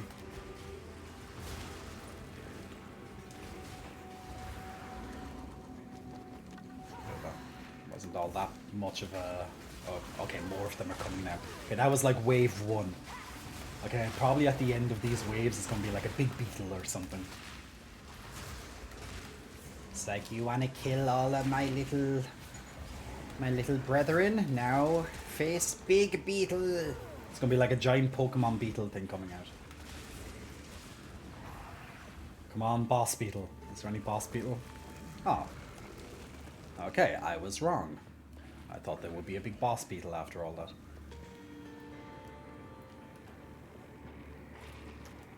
So what did it drop? It dropped a level 7 skill gem. Not bad. Okay, let's use that. Why can I only... Creates a persistent buff skill gem or level an existing gem to 7. Okay, so I can... Why can't I level up my other ones? It's only these. Meh. Well, I guess... Okay, that one only gave me a certain one that I could use. Well, the thing is this aura, I only use it for bosses because it gives me back lots of... it makes me more tankier. But at the expense of a skeleton, which never feels good to me. But once again, I have so little spirit, I can't summon more skeletons to aid me. So if you're just joining in, guys, I'm currently playing a witch class, which is, at least how I have it built, very dependent on minions. So my main minions are skeleton warriors. I also have a mix here of some, I have a skeletal sniper and I have 2 arsonists. The skeletal snipers, can lay the ground with lots of poison on command, and the arsonists, they throw fire grenades to blow up everything around them.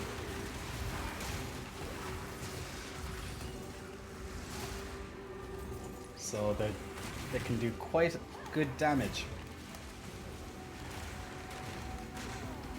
Now my regular skeleton minions are pretty much responsible for just keeping all of the enemies off my higher damage dealing minions, which would be, of course, the arsonists and the archers. So my poor little warriors, they're just trying to hold them back for a little bit, while my other skeletons do the brunt of the damage. Now on top of that, I'm constantly calling in zombies by resurrecting the corpses of the fallen. And zombies are also very good at tanking as well, keeping the enemies from attacking my more squishier skeletons, which would be the archers and the arsonists once again. Now you will be able to get other types of ranged skeletons and other types of skeletons as the game progresses, but right now, although I could technically have a frost mage skeleton, although technically I could have one, I don't have the spirit to realistically summon it, even if I wanted to use it actively. I'd have to give up too much to use it. So just right now it's a no-go. So in between having up to 10 zombies active at any one time, they last for 20 seconds once you resurrect them. You'll constantly have your skeletons alive. Now, if they do die, they will resurrect themselves after a brief bit of time. But obviously, dead skeletons do no damage, and dead skeletons don't protect you. So you want to try and keep your skeletons as healthy as possible, as much as possible. Easier said than done. So at least when you have the backup of having lots of zombies, it really kind of, keeps the more important skeletons alive. But that requires you to have corpses to be able to have those zombies in the first place, which is sometimes an issue. Because for example, not all bosses, as an example, or not all minions, things that you kill will leave a corpse or have ads to grant you corpses. So sometimes you're making bosses a little bit more difficult. So depending on the type, like bosses in general can be quite difficult anyway. So sometimes I feel with how I have this character built up, it makes them a little bit more difficult than what they need to be. Because I don't do that much damage by myself. It's, most of my damage... Now, as you can see, all my skeletons are pretty much dead at the moment. They just resurrected. I'm trying to raise a lot of zombies to compensate.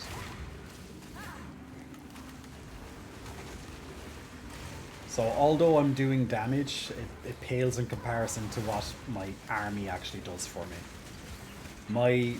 My focus is I'm commanding my skeletons to do certain attacks, such as my arsonists to drop bombard the area with fire, or my archers to place poison on the ground. And then on top of that, I'm placing lots of curses that can help spread a contagion, which does increasingly spreading more damage. Or even weakens them depending on the curse I'm using. I also can empower all of my current minions, so I'm kind of just rotating between all of these different variables. And then when I'm not doing any of that, even reinforcing my current army with zombies and stuff, when I'm not doing any of that, I'm just throwing in attacks on the sideline when I can. Oh, Jesus! Okay, now that was sore, and I died. That was literally fire into my face and I died instantly. Yeah, that can happen. You can die in this game quite easily. I was in a nice groove there as well. And then this guy just has to ruin my day. Now, when you die, nothing bad happens to you. You don't lose durability. You don't have to worry about repairing or anything like that. pretty much all what happens is you have to run back to where you died. Well, you don't have to run back and collect your corpse or anything, but you have to pretty much you have to just regain your progress again because everything respawns. It's kind of like Dark Souls, where when you die, you reset at the last bonfire, or checkpoint in this case. So although that can be a bit of a pain in the ass, and you know, that's the punishment realistically. It's just run back to, you know, restart wherever the last checkpoint was. Now the good thing with bosses is always a checkpoint right next to a boss. So you never have to worry about, you know, running back too long for that. They're not cruel that way. But when you're kind of just running around, you know, in the dungeons themselves and stuff, yeah, you're going to have to re-clear. Or just take a different direction. It's up to you really how you want to do it. But the good thing about enemies respawning is that you have another opportunity to get loot from them, and you also can get more experience because you have to kill them again. So it's not the worst thing in the world to get more experience or get another chance of getting loot or stuff, you know? So that's the only, I'd say, you know, downside to dying. You're not punished in any other means, which is good. Like, the whole, you know, pairing your gear with durability is such an outdated feature that, you know, lots of games use. Like, no one likes going into town just to click on a button to be like, yay, I repaired all my gear and spent some money because of it. It's like, just pain in the ass. But yeah, I guess it's more realistic, it's more immersion or whatever. But what I like is that over time, like, games tend to like phase out the whole durability thing.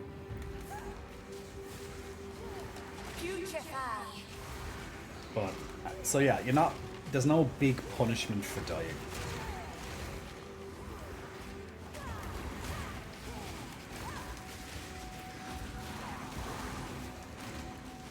I literally just went the opposite way of how I got to this area the last time. Like, I literally died where I'm standing right now. So I just went the complete opposite way, just why not? Now, the maps are all quite big as well. Any area you typically go into, they're quite large. In the beginning, you know, they're small, but then they just add size to pretty much every map after that. Particularly going into like Act 2. You'll really start to notice the size of the maps grows. Where's Glam to make fun of Jay dying? Glam is not here. Or Gamone. Gamone is somewhere in the background, but Gamone's probably too busy playing Marvel Rivals right now. So he's not paying attention to any deaths. Everyone else is supportive, you know. People are like, oh, it's okay, Jay, you'll get it next time, no problem. But them, the others, nah. They'll be out with the unicorns pointing at me, laughing at me, you know. No one wants to support the streamer. They're all happy when you die.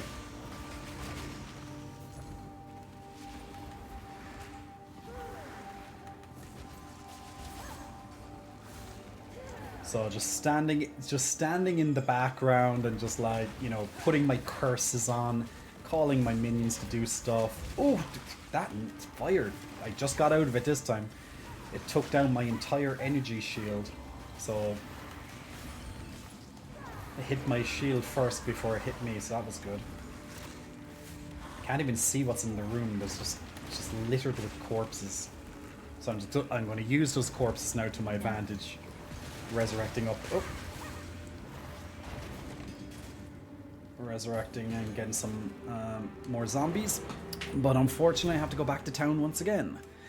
Chris Pera, Big Muscle Flexing, thank you so much for the subscription. Much appreciated.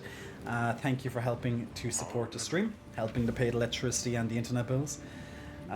Enjoy the ad-free content with that, so you don't have to worry about ads for the next 30 days. So, woohoo, even better.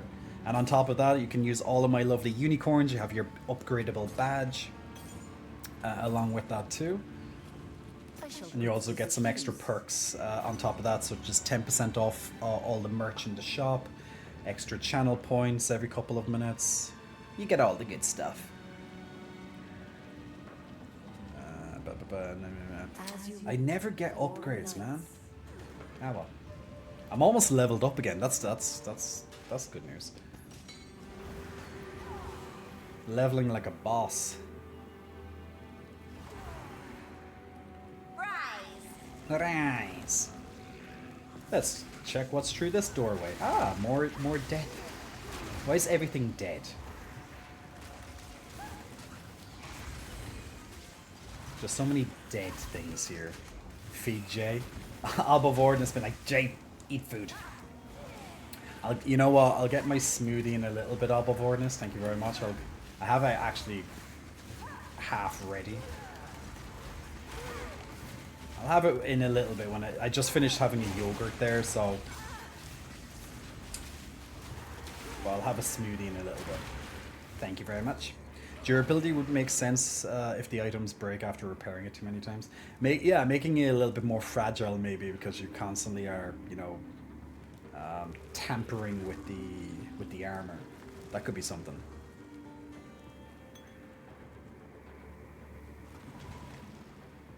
Life is okay. You know, I had some very busy periods, especially coming up to December, but December so far has been a little bit more relaxed for me.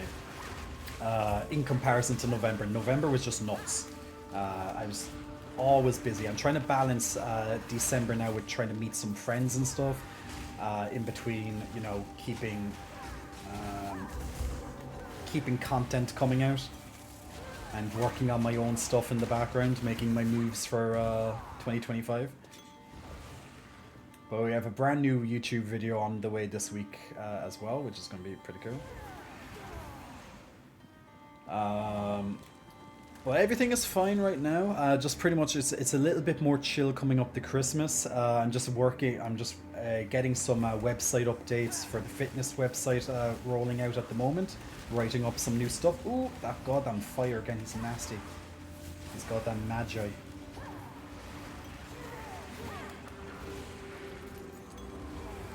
So it's tipping away on a few things. Dub shouting out some of the links there. So feel free to check out the YouTube, fitness website, etc., guys. If you need some help on those things, you know it's coming into January, not too soon. And if you need some help with the fitness side of things, there's a wealth of information on my fitness website. And if there's anything that you need on it, just let me know and I'll happily try and add some more stuff if needs be. But yeah, so like I spent lots of I spent the last most of the year, to be fair, just working on mental health, doing lots of study as well, doing lots of research, multiple books, podcast, like went through multiple books this year already. Lots of podcasts, just adding a lot of knowledge in different areas for myself. So you know, it's been good. But now I'm not reading any books at the moment.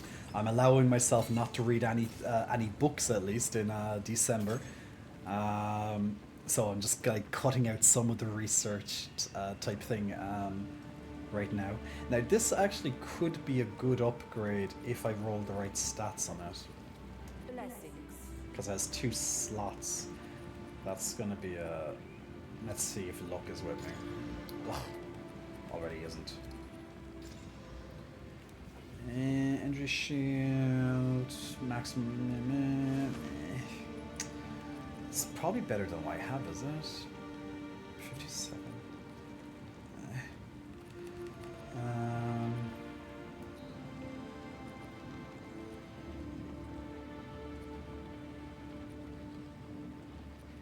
I could put... It's more of a... Yeah, it's kind of not really worth it, is it? Yeah, it's not really worth it. So it's these type of gambles that you'll take, being like... you'll see an item and you'll be like, "Oh, maybe I actually can make it better," and then you roll it, and then the stats don't come out what you want. So you're like, meh. I never seem to get upgrades in this game anyway. But yeah, everything life-wise is going fine right now. This year has been a lot of focus on myself. So, you know, time with friends has been a lot more limited this year, unfortunately. But look, sometimes we need to do that. Sometimes we just need to take a step back and take a step away and just focus on our own shit. Then we can come back, you know, even better. So this year was all about growth for myself, so that's why I wanted to spend a lot of time. Not necessarily that I wanted to spend time by myself, but it was the only way I could realistically do all the study that I'd done this year.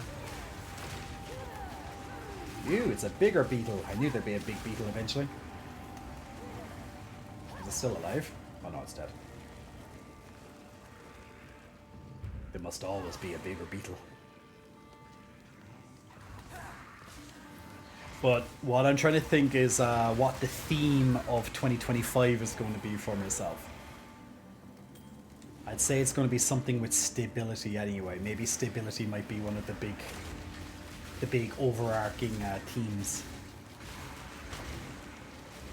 So and balance, stability and balance. So what I have right now, keep building on it, and then just find a way to keep balanced. I'm you know, spending time with friends. I'm spending time with loved ones.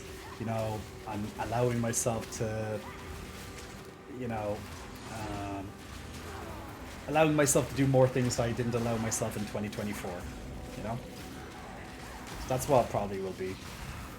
But who knows? I knew 2024 wasn't going to be an easy year from the get-go. And it definitely wasn't. Was definitely, I'd say 2024 was one of the toughest years of my life in many aspects. Lots of like, lots of mind work. But you know what? Came out of it so much fucking stronger, man. Oh, level up. Like, nothing major has changed in certain ways, but there's stuff that, you know, that I've been, you know, that I do in, you know, the own stuff that you do in private that you're working on and blah, blah, blah. That's the stuff. So it's been a big year in many ways. Other ways, it's like nothing much has changed, you know? It's not like I've done anything extraordinary this year in some ways, and in other ways, at least personally, it's like, yeah, you've done a lot in your own way. Could I have done more? Absolutely. Oh, this looks like that's a big beetle. I knew there'd be a bigger beetle. There's always a big beetle. Oh, so that's the boss. Okay. The Galleria. But, okay, you kind of see it and then it moves away from you. Okay, so now I know where the boss is. Okay, now the boss is walking towards me. Ah.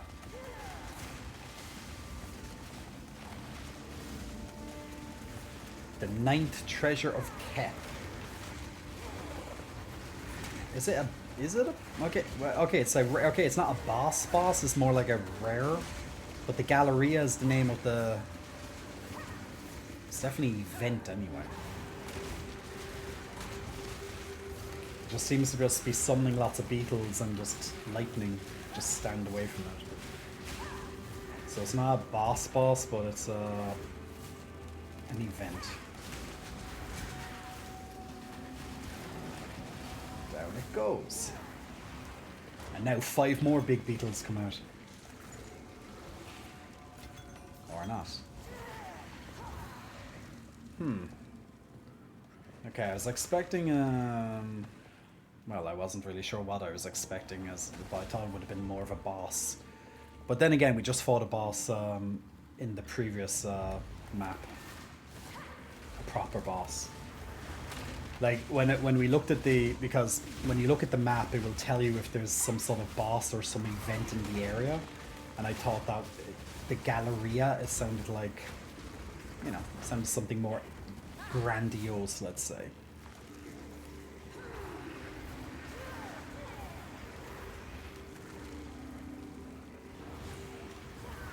Why can't I click on this frickin' door? There it is.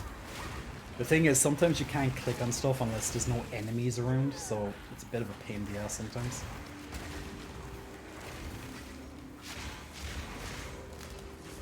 Whoa! Dodging like a Bosch. Go at skeleton army. Kill everything. Protect your master. We're good. We're good. We're fine. We're fine and dandy. Sugar and candy. A BJ and some chicken nugs. Big muscle flexing. Welcome to you. Thanks for pressing the follow button. Love the name. What the hell's a chicken nug? Oh, a chicken nugget, is it? I always call them nuggies. It's like, I want some nuggies, chicken nuggies. I was like, what's a nug? But it has to be chicken nuggets, surely. No, gotta plan big. 2025, the year Jay wins the lottery. Oh man, Keck, if I won the lottery, holy shit, would every problem I have ever be solved? And the thing is, you know what, I heard a really, really fascinating statistic about the lottery, actually, is that the statistic is that 70% of lottery winners go broke. Does that surprise you? Does that surprise anyone? That 70% of lottery winners go broke? I'm not surprised, because if you don't know how to handle, money, of course you're going to go broke. Because let's say you have, I don't know, let's say you won 50 million, let's just say.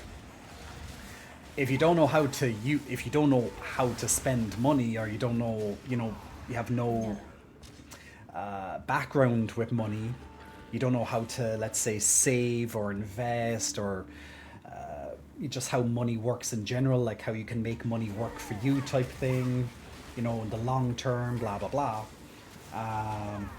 You have no real financial background, even not that you have to do any college or degree in it or work in it, but, some reading and, just learning how finance works. Like, if you don't have anything like that, I'm not surprised if you lose all your money.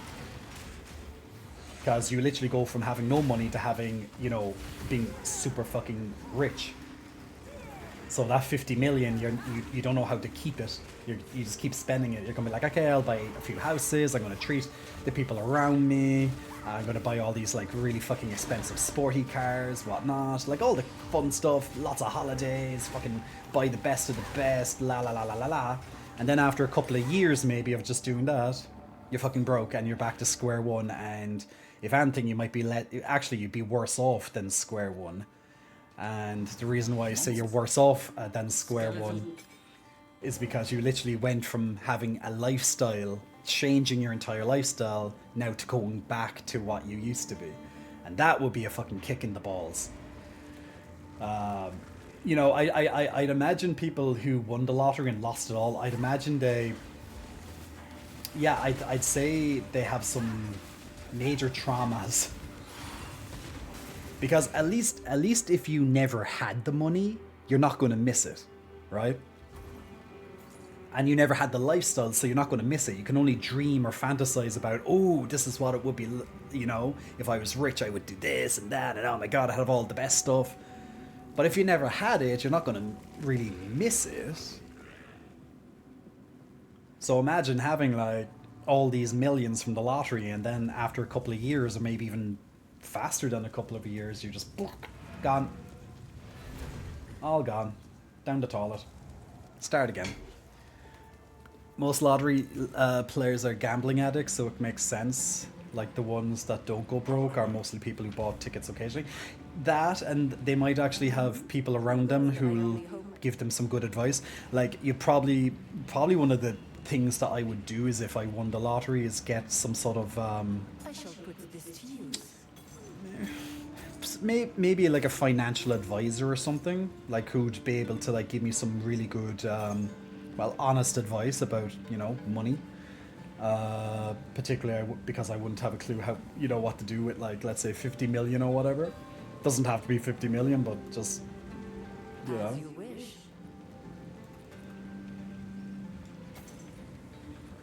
Sands guide you. But I definitely would put a lot of money into investing, because that's just what I would do. I'd make the money work for me. I definitely need some good rings. I'm gonna try and upgrade this ring and see, can I get something out of it.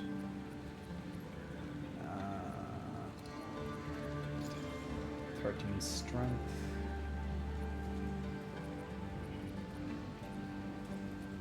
Oh.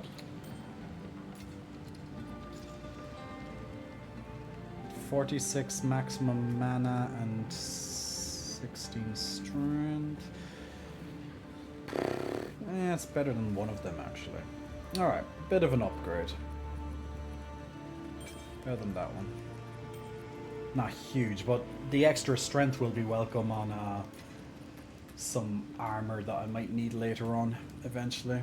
But I could use if that was dexterity, that would be really good actually, because I really need dexterity Need something? for certain As you items. wish. Goodbye. But hey, upgrade's an upgrade, I suppose, even if it's not a major one. Yeah, it was really hard when I got the retroactive disability payments for a year and a half of missed income. My brain was like, that's almost 10k, invest some of it. But reality is on disability, I can't have investments over a certain amount and still qualify for disability. So my brain was internally fighting with itself for spending and not really saving. Yeah, that really sucks, doesn't it? Like, you know, like depending on the scheme or benefit or whatever, like you're not allowed to have like certain amounts of savings or like it's ridiculous. Like they want you they want you to be disabled in another way as well, like financially disabled. Not only are you disabled for, you know, whatever the ailment is at the time, whether it's temporary or long term, but then they want to cripple you further by like, oh yeah, but if you want to get this payment off us because you can't work because you're disabled, you also can't have this or a certain amount of this, and that really kind of sucks. It's like, come on.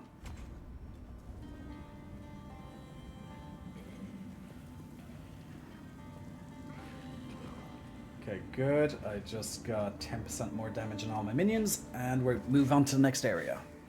If I won the lottery, I'd take 2 million and spend it on relatives. First would to get my dad a house so he can divorce my mom. Ooh. Help out my aunt, maybe help my little brother, ignore my older brother. Ignore my older brother. It's like, yeah. I think, you know, it's always nice to be able to treat people around you, right? I'd do the same. Depending how much I have, I'd help people out. I'd invest a hell of a lot of it though. I'd put a lot away. And just be sensible with it, because like if you invest your money in it, especially if you have like an advisor or someone like very well qualified to help with this stuff, like the money, you'll make more money, you know? Like you could put like that, let's say 50 million of it. Like you could, like if let's say you won 50 million on the lottery, right? You came into that money, right? You could like put like 40 million away on investments or saving, and the other 10 million can be for fun money, can be for you, your family, friends, you know? Like that's still a huge amount of money to put away. So at least that's being a bit more sensible, like, you know? Because the last thing you want is to be like, yeah, I'm just going to spend 50 million and it's gone. Like it would be, I'm very sure it's so easy to spend all that money. Like it sounds like a lot of money, but you know, I'd say you could really run through that if you really wanted to. Like, if you bought a couple of houses, you're already down a couple of million. Let's just put it that way. If you buy cars for people, you're already down another couple of million. Like, you know, it's running out fast.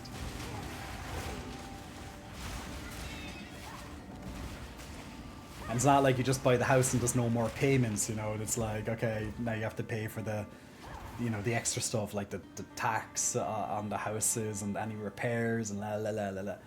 So, but yeah, trivial little things won't be an issue anymore. Like little bills and stuff. You probably won't care about electricity bills and stuff, which will be very nice. Or you won't have to worry about food, you know. I'd probably hire a personal chef, to be honest, if I was a millionaire. If I won the lottery. But then again, to win the lottery, I'd actually have to do the lottery, which I'd probably do the lottery like once a year. Just be like, why not? Just try it. You never know. None can oppose me. But if I ever did come into some money anyway, definitely most of it will go into, like nowadays my mindset will be most of it will go into investments and savings and stuff. The rest goes into treating people and myself. And then live off the investments, then whatever that will come out to be. DJ French Fry, Big Muscle Flexing, thank you so much for the subscription. Thanks for helping to support the channel by helping the paid electricity and internet bills. Much appreciated. Enjoy the ad-free content, and I just died. I blame DJ French Fry for that. Enjoy the ad-free content and all the lovely unicorn emotes. The channel points, 10% off the merch store, all the little extras. All was good. But thank you very much. So you can technically live off 3 million. You take out about 2.5% or even 3% a year while it's invested. Yeah, I'd say, yeah, something like that. Yeah, as long as you beat inflation, you're fine. And you definitely would beat inflation with that money in the bank.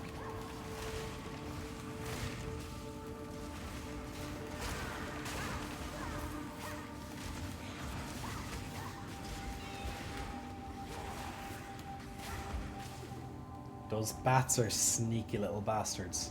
They look so straightforward, and they are, but you know, as you can see, they snuck up on me a minute ago and just killed me. Rise! It's that lightning right there that they throw out when they land. I'm just going to keep my wits a little bit about me, because I know that that's what they can do. They can just land down and just do this big lightning strike and kill you.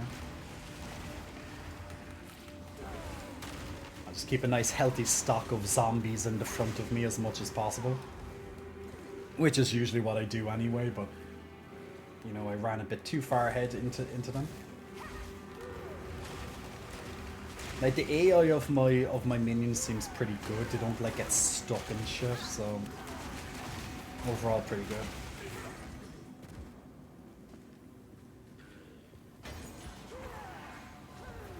I'm surprised there's not an ambush there.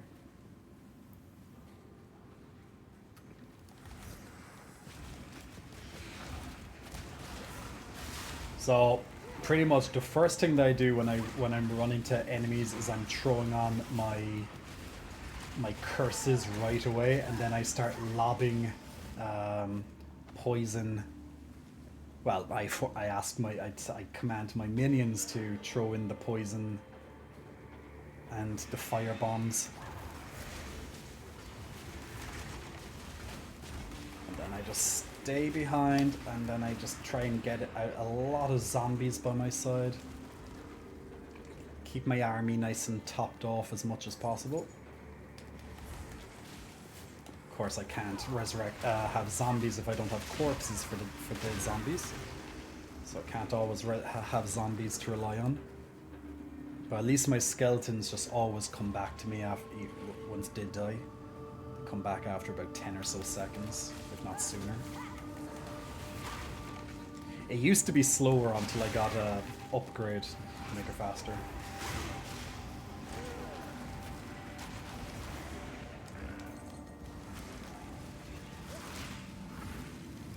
And then every so often I get to do proper damage on them. But my damage pales in comparison to my minions. That's why I need minions. Then again, my damage would probably be a lot higher if I didn't go down a minion build route, but I think a minion build route sounds quite sensible for a witch.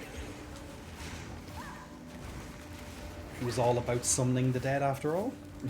It's like playing a necromancer and not like focusing on your minions. It's like, why?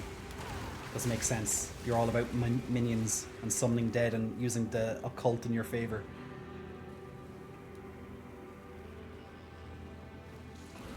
Without my minions, I'm nothing. DJ French Fry, he found a new fun emote for himself. He's moshing, unicorn moshes. Beautiful murder. She has some funny lines every so often, The Witch. I really like that. Eventually I'm going to have to check out what other classes say, but that involves me like playing all the other classes. Well, right now it's not that many, it's only 6 classes, but you know, eventually Winter deepens, bringing a biting chill. they'll have more. I long for it to snow, for the wonder I felt as a child, to grace my eyes once more. But the last winter that brought such beauty was 200 years ago now. It cannot snow in a region where it does not rain. The city is quiet. The city is cold. The wind whistles through stone columns, unheard by the living. I ask myself why I am still here. I ask myself why I will not let my tired bones rest. And I ask myself whether I truly believe Halani will lie awake in Adu. There's a checkpoint there. Offering of fire. I wonder what could be through this door. There's some offerings I need to do. I'd imagine there could be a boss in here. Offering of fire, water, and lightning. Or maybe not. Okay, so literally I had to choose one of them and I got like a ring for it. Ah, okay, it's a fire. Okay, so it was a resistance against something. Okay. Well, then I'm wrong. So you could get like a resistance ring depending on which one you chose. Well, it's not bad having a fire resistance ring, I suppose. And another checkpoint literally a few steps later. Oh, okay. Well, look, maps are randomized.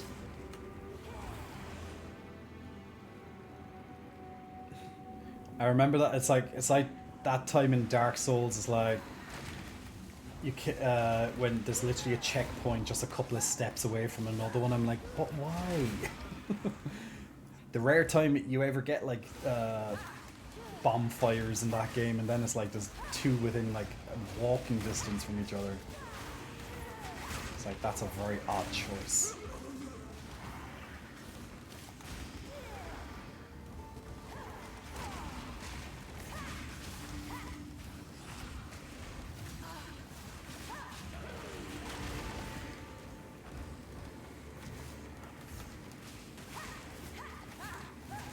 God damn these sand spirits. Take my curse! Take my curse and die! Yeah, on my spikes. Alright. Jesus, this map seems to go on for a while, doesn't it? Then again, all these maps are pretty large. Why am I not surprised? But look, the more stuff I have to kill, the more experience I get, the more chance for upgrades. Maps are quite large. Unless the boss is ice and you just pick the wrong resistance item. Yeah, I know, right? But look, it is what it is. There's always a choice. Like, I would like to believe that there's no, like, the boss isn't going to be an ice boss in a desert, but, you know, the game might want to throw you a curveball every so often. Like, most things are either lightning or fire, it seems here. Mostly lightning. Another checkpoint, Jesus. Okay, there's lots of checkpoints.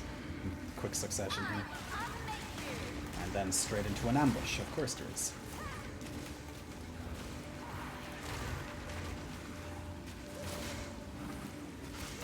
It's not that often I get to use my big bone attack. Because I'm usually too busy, like, debuffing everything. But look, when I need to do big dams, I get to do big dams. Like, this attack does do nice damage, I just don't get to use it that often. But it looks really cool, I like it. Especially when you just get time to, like, to conjure it. You can either throw a couple of bones, or you can just wait until a big, hefty amount of them are out, and then you just annihilate in front of you with it. But usually I'm just too busy like cursing all the enemies and just reinforcing. But there, it seemed like a good time to do that.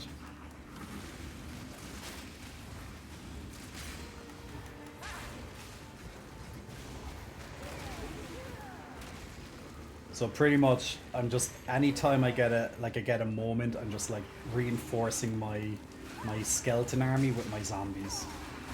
Once I get some corpses, you're just going to see my zombies just take over. But zombies disappear after 20 seconds, so they don't stay around for too long. Okay, got another level 7 gem.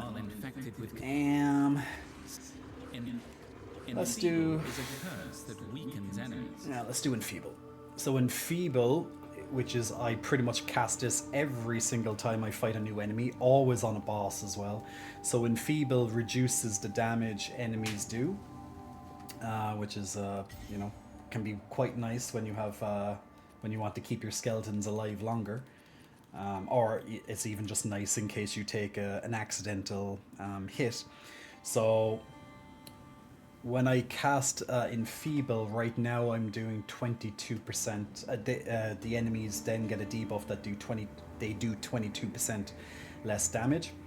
For bosses, it's half, so it's 11%. But still, 11% less on an attack can just about save you sometimes. And in particular, when a boss is trying to kill off all your skeletons before it gets to you, it gives you a bit more time. So you'll always see like a little circle on the floor, more or less when I'm running into a new pack of monsters. There's one or two circles you'll see. The first circle is usually the curse circle, and then the other circle could be the one with the eye in it. Is usually one of my damage abilities. And what that does is after a moment is that spikes, bone spikes erupt out of it and stick into the enemies that are in it. So I have two damaging abilities that I normally rotate around. The circle one, which is my most common one. It's just because it's nice and fast. Then every so often when I get a moment, I'll do the big bone one like I'm doing now. But most of the time I'm just casting various different debuffs on enemies outside of reinforcing my minions. And then getting them to cast their active abilities.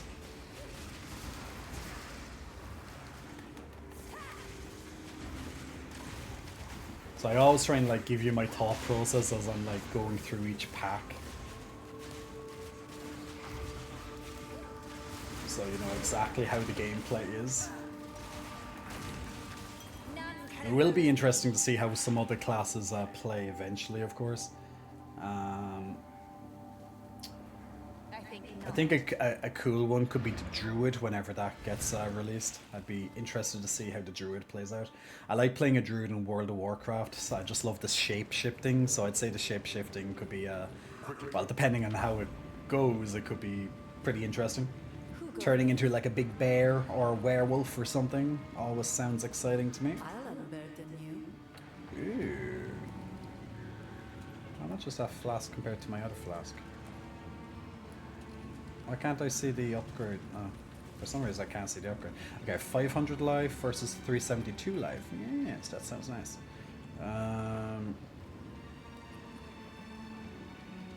Yeah, that's an upgrade. It's a nice healthy upgrade for my flasks at least. As you wish. So that... Level 7 Bone Blast. Same as mine. This could be... It's worth re-rolling one of those, I guess. I'm gonna try Augment and see. 12%, 33% increased spell damage. That sounds good. Oof.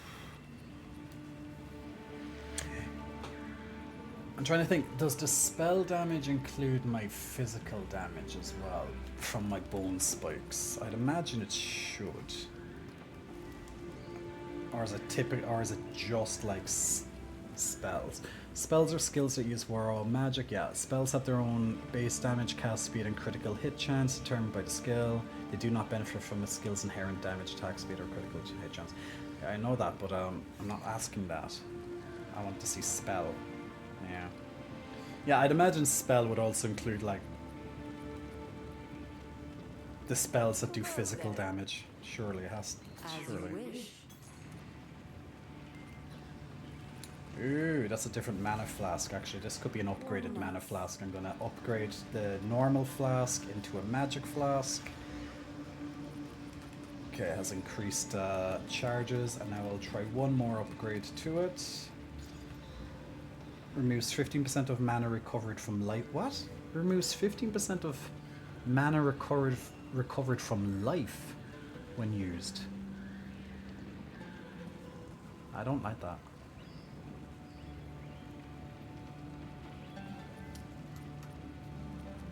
I don't like losing life if anytime I...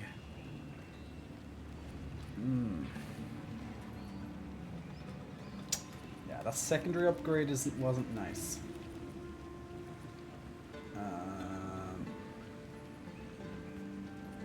And there's no point removing it because that would cost...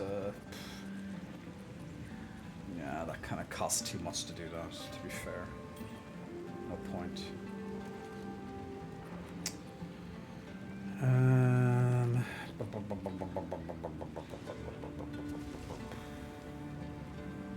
Need something? As you wish. I'll just get rid of it. Actually, I'll keep that. I'll side grade. See, I lose the... See, which is more important? 11 intelligence? Or 35% increased spell damage? Take care.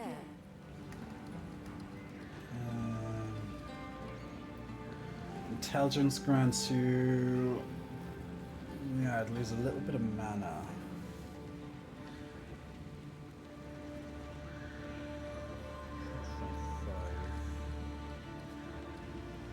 Where's the in-depth character stuff?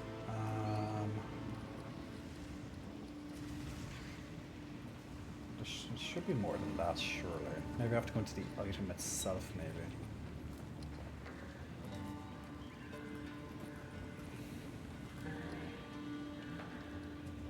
There should be another way. There should be a more in-depth character thing. Don't know where it is though.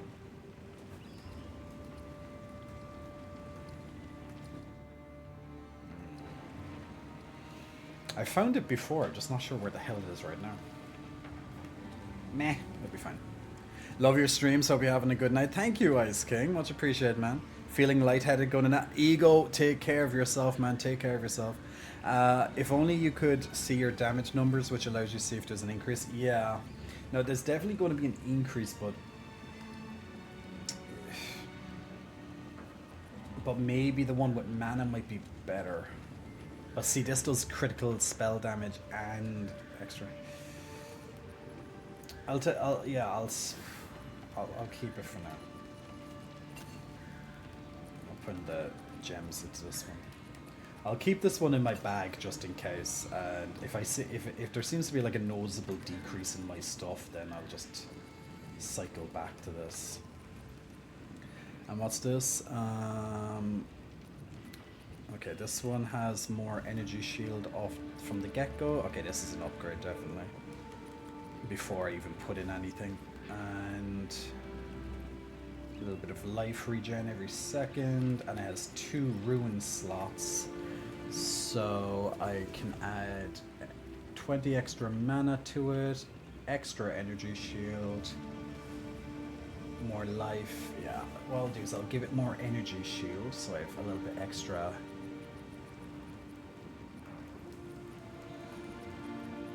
Right, shit. How much does it have right now? So it's 61 energy shield. And now it has 72, so nice little increase there. And then I can give it some extra mana. Where do jewels go to? Place into an allocated jewel slot on the passive skill tree. Ah, okay.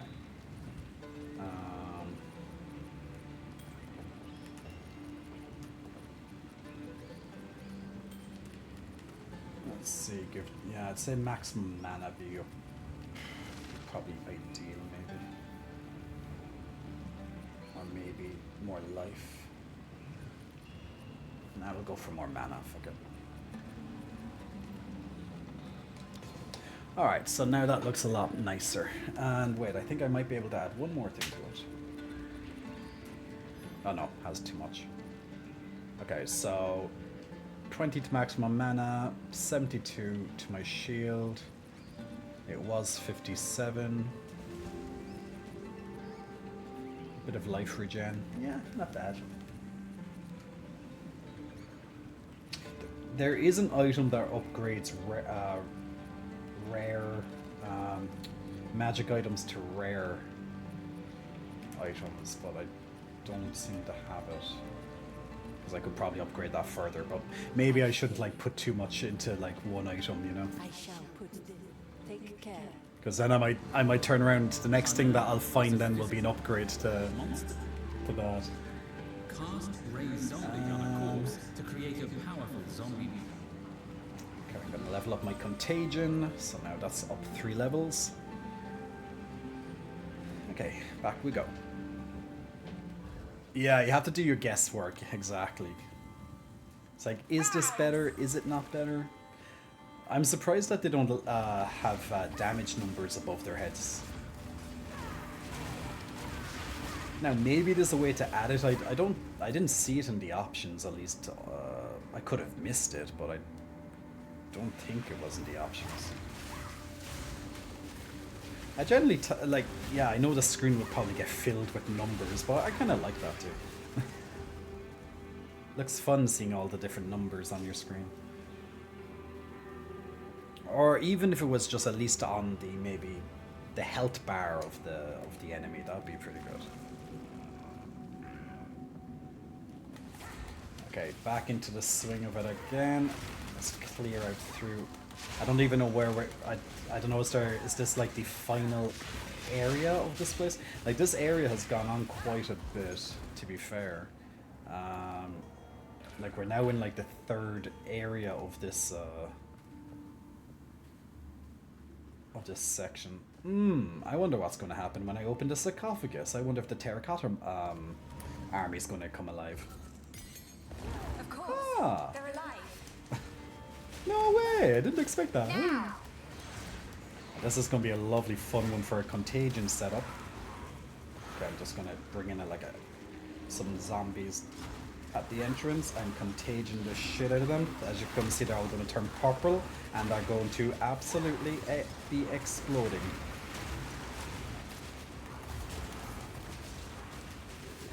So that's the contagion spreading. And then when it expires, it explodes and moves onto other enemies. Every time it jumps to an enemy, it does extra damage. So it just multiplies and goes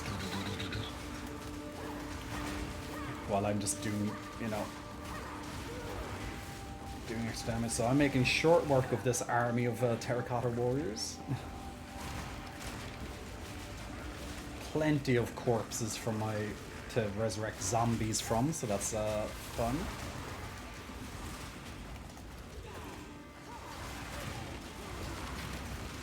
It's just like I'm just watching my experience bar just like creeping up there, getting some nice experience from killing all these. Now that was a lot of monsters in one room there. Probably killed like 100 of them. And we got a checkpoint.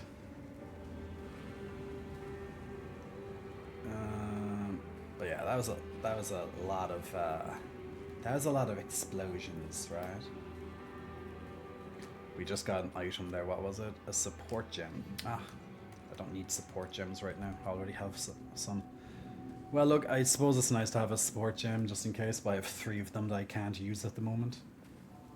Now, a level 2 support gem, that'd be nice, but I don't know when the hell you get level 2 support gems in this game. Okay, where do I go? Okay, north is the only place I haven't been yet. Okay. Igriz, Big Muscle Flexing, welcome to you. Thanks for pressing the follow button. Hope you're having a good evening.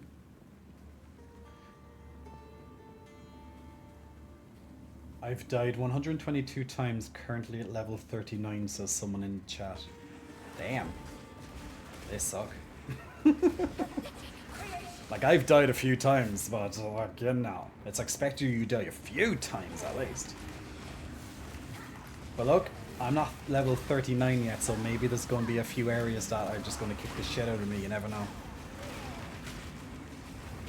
Someone just said I'm at 172. Do they have, like, is there a death counter in the game? Maybe there is.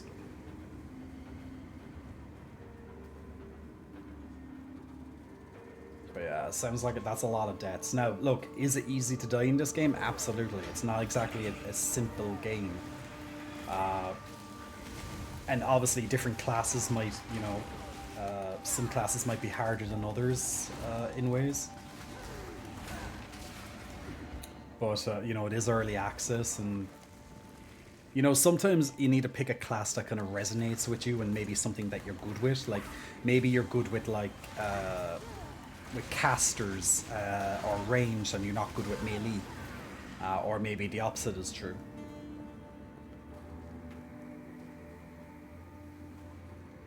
Level 60, 94 deaths. I was 11 before Act 5. Oh, I thought you could only get to... I thought only the first 3 acts were out. Why does he say Act 5? There is no Act 5 though, that's why... Okay. Okay, people are just seeming to just maybe writing shit. Level 27, 157 deaths. See, you never know, some people could be just trolling. I'm just like reading their chats at the side. Like... I'll look at the chats every so often when I'm just like running and there's nothing else kind of to do. Alright, Halani Strength. Okay, this has to be the final area of this. I know that stone tablet talked to me about Halani's shrine, so surely. Okay, okay, great. Everything's cleared. Like, this is like the 4th zone in this area, so that's not usually how it works. So, quite a big area. 90% dodging, 10% actually fighting. Ooh.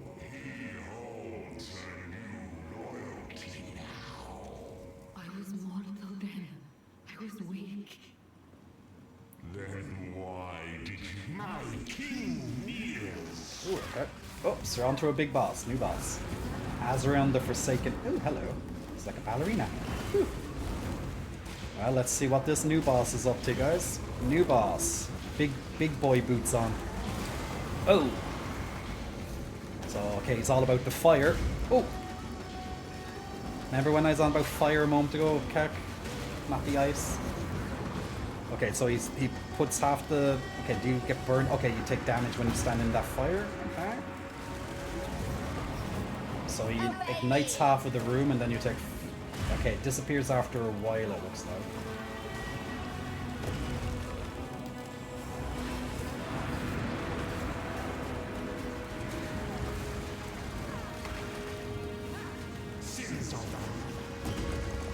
Whoa. Whoa. Okay, I'm running out of room to move. Okay, and he almost one-shot me. Oh, fuck, fuck, fuck, fuck. Oh, and now he got me. Okay. Okay, this is gonna be a bit of a tough one. You can see your damage numbers on the top right of the health bar. Oh, like the little small thing, yeah. When your witch says obey me, it sounds like Cartman.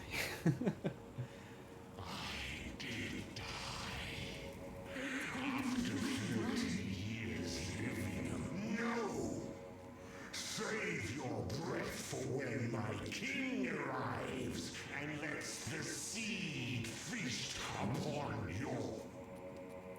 your what? or flesh. Ooh, yummy. Never forgive my mistake. No. My king kneels. Feeble. Just gonna have to watch when he raises his... I need to see the moment when he does the frontal... Okay, that's... No, I think he does 2 different of those frontals. You know, he might be a bit resistant to fire damage, so maybe my arsonist skeletons might not be exactly great here. Oh yeah, now I see the damage up in the corner. Yeah. Yeah, it's that one that caught me last time. I have to watch his tell for that. Like, bosses usually are quite well telegraphed, but you have to obviously... And the thing is you have to run through the fire sometimes. I think this is more of a DPS check because the whole ground is going to be covered in fire sooner rather than later. And you're just going to keep ticking down. Now maybe some of the fire... Okay, some of the fire does disappear every so often, but then he just creates more.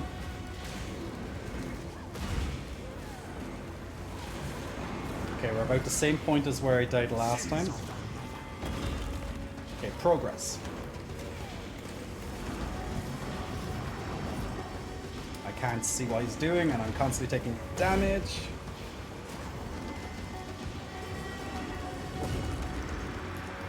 It's like the can't really do much than run through the fire sometimes at the moment.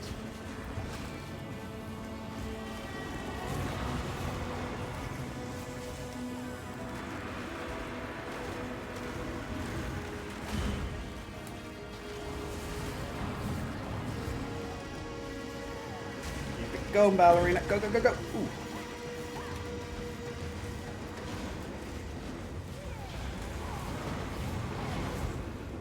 Slayer. Fuck. Getting it. I'm down to my life, my last life flask.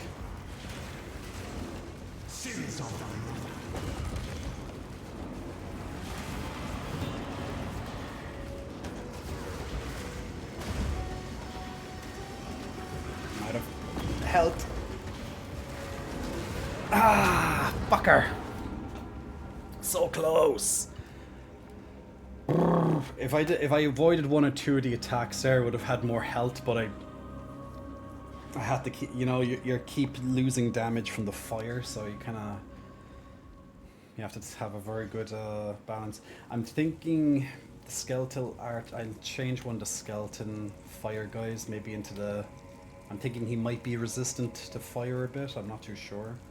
But so I'm just trying to maximize. It's definitely a DPS check, this one, which is not ideal for a class that does damage slowly over time. But, you know. I'm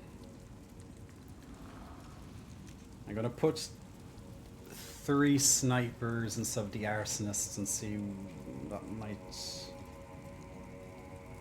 See how that goes. And actually, you know what? Ooh, no, maybe I shouldn't do that.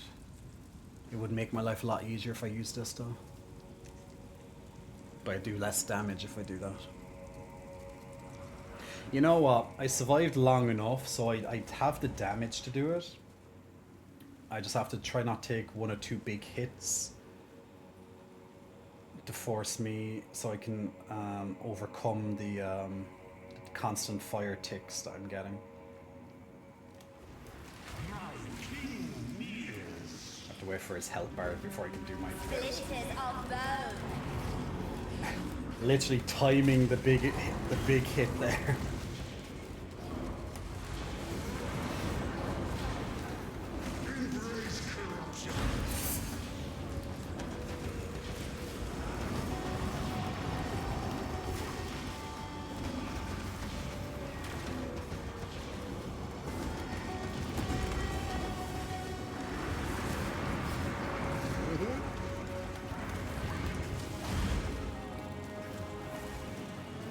Have to like not react to like using a health potion the moment I get a little bit of damage, because like, you know, you're so squishy as a witch that you kind of like, you just kind of don't want to be too low. Ooh. shit, I just used a health, and I just literally said don't use a health thingy, and I didn't. Oh, he got stunned there.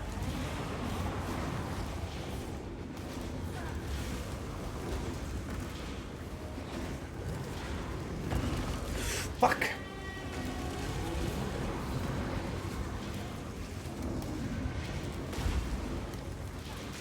Okay, it's going much better this time. Uh-oh.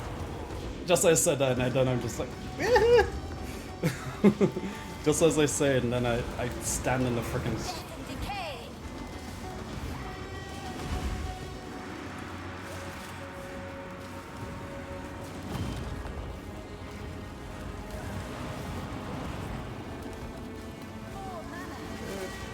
Yeah, I gotcha. Easy peasy lemon squeeze.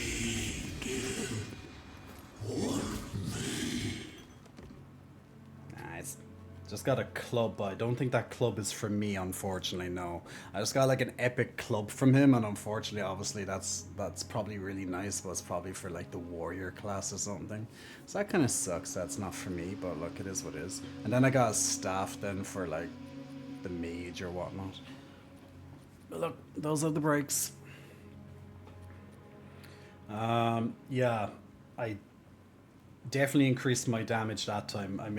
I had most of my flasks remaining by the end of that, even by using one or two of them like a little bit shittily. So that's good.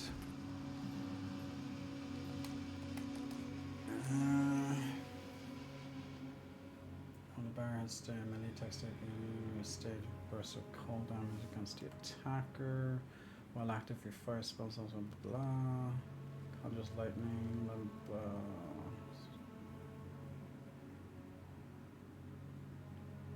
Spawns a mana ram not every couple seconds, but cover mana ram grants you mana which can overflow maximum mana. Huh.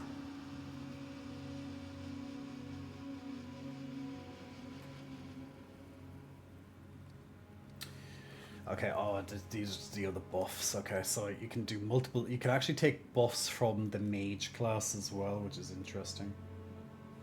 What does Withered do, actually? Withered. Withered applies 5% increased chaos damage taken and can be inflicted up to 10 times. Ooh.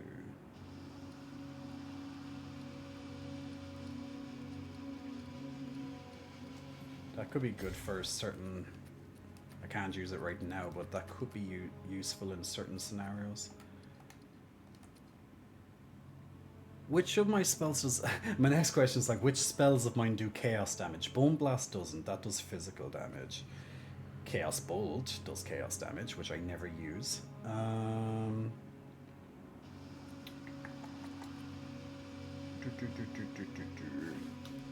gas... Does gas arrows do damage? I think gas attacks are chaos.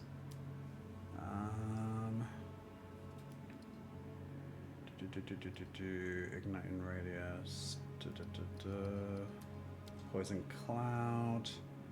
Gains 40% more blah blah up to maximum 200%. Does not hit poisons enemy.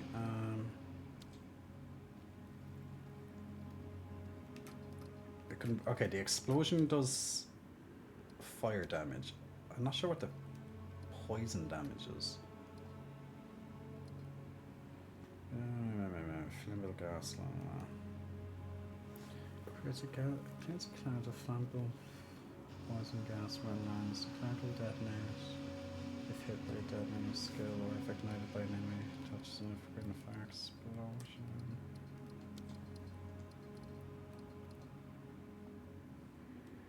Or is it just the explosion of it?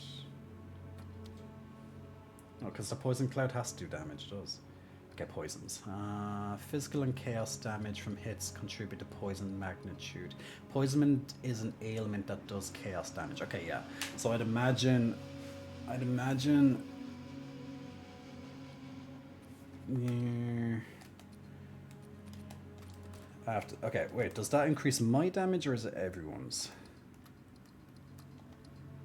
5% increased chaos damage taken. Okay, that's taken, so that's taken from everything. Okay, so that would increase the damage from that too.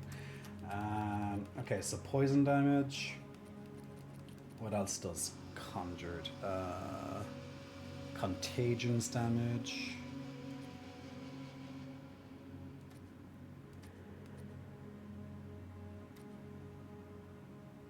Okay, so my contagion damage, the poison damage from my archers, chaos bolt, which I never use. Okay, so it does affects a couple of them if I need it. So yeah, it would be useful if it's a boss that needs a lot of damage as quick as possible, like the boss we kind of just did there. So it's an option. It's an option to be used. Yeah. I think not. Helena, the water goddess. Immortal. Oh, at last. Please, end my suffering. My followers are long since dust, and I am but parchment. My veins dry sand. None remember my name, and none think of me. I awoke from my long slumber, unable to move. My time has passed. I ask you, mortal, to use that one element that may finally end me. My opposite. Fire. It must be done. None remember my... I awoke. I ask it's just none. repeating. I ask you. Conveniently, there's fire right next to her. Bye bye, goddess. Death. Thank you.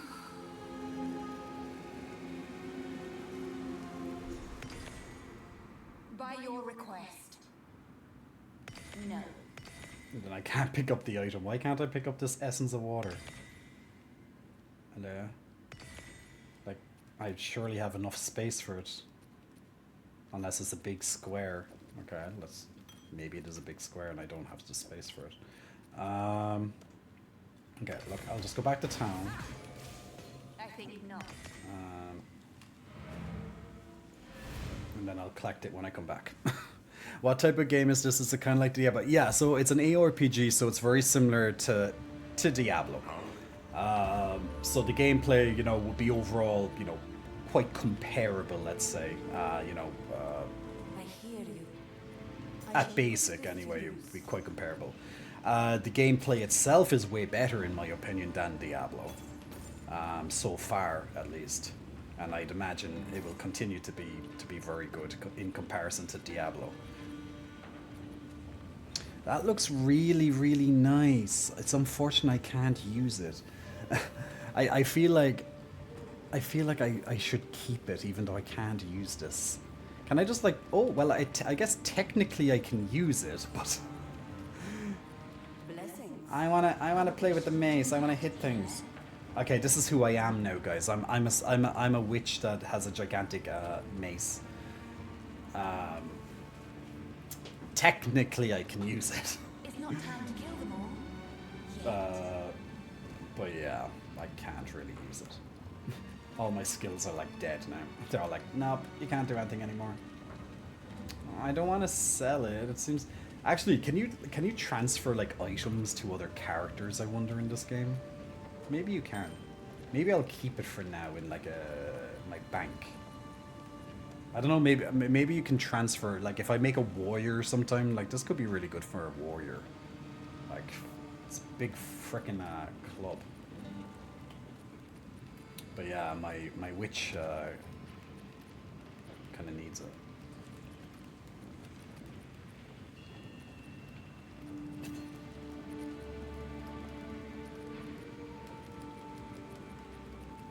What does fast forward do again? Supports any skill that has a duration, making it shorter. Wait, actually that could go into other things. Maybe I shouldn't have. And this one supports any skill that hits enemies, allowing its physical damage to pin enemies, but making it unable to stun. Yeah, that's fine.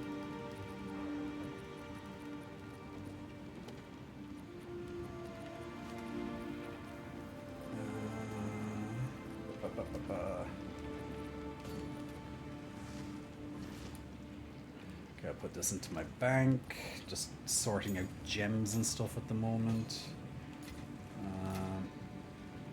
Oh shit, they're in the wrong stash tab. CJ, you need your stuff organized. Wait, why do these on... Okay, these ones don't stack. These on Cottz skill gems.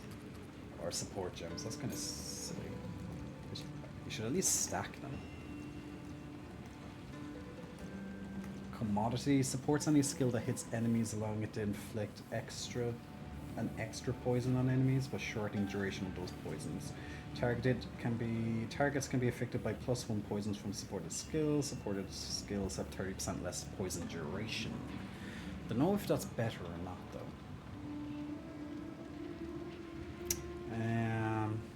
Might be better than the magnified, yeah.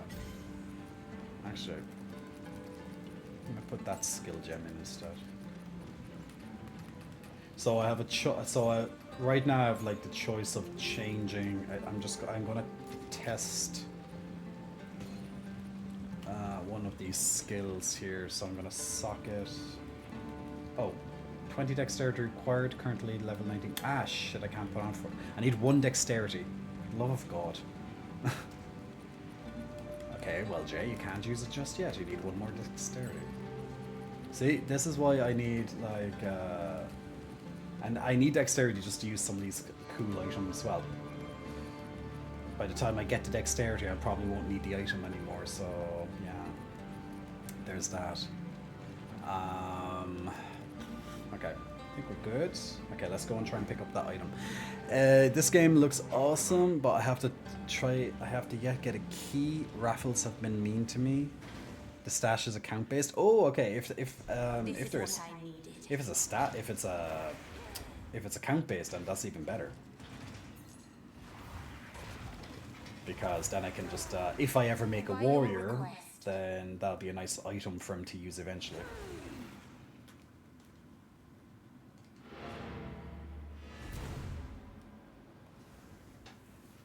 Are they different levels? Well, they would. Well, I don't have a warrior yet, so it's more of a. This would be cool if I ever do have a warrior, though. I hear you. I shall put this to use. Sands guide you. There was a goddess of water lying at the heart of Keth. I wonder what her role in the past involved. It is my sacred duty to keep our tales, but I know nothing of this goddess.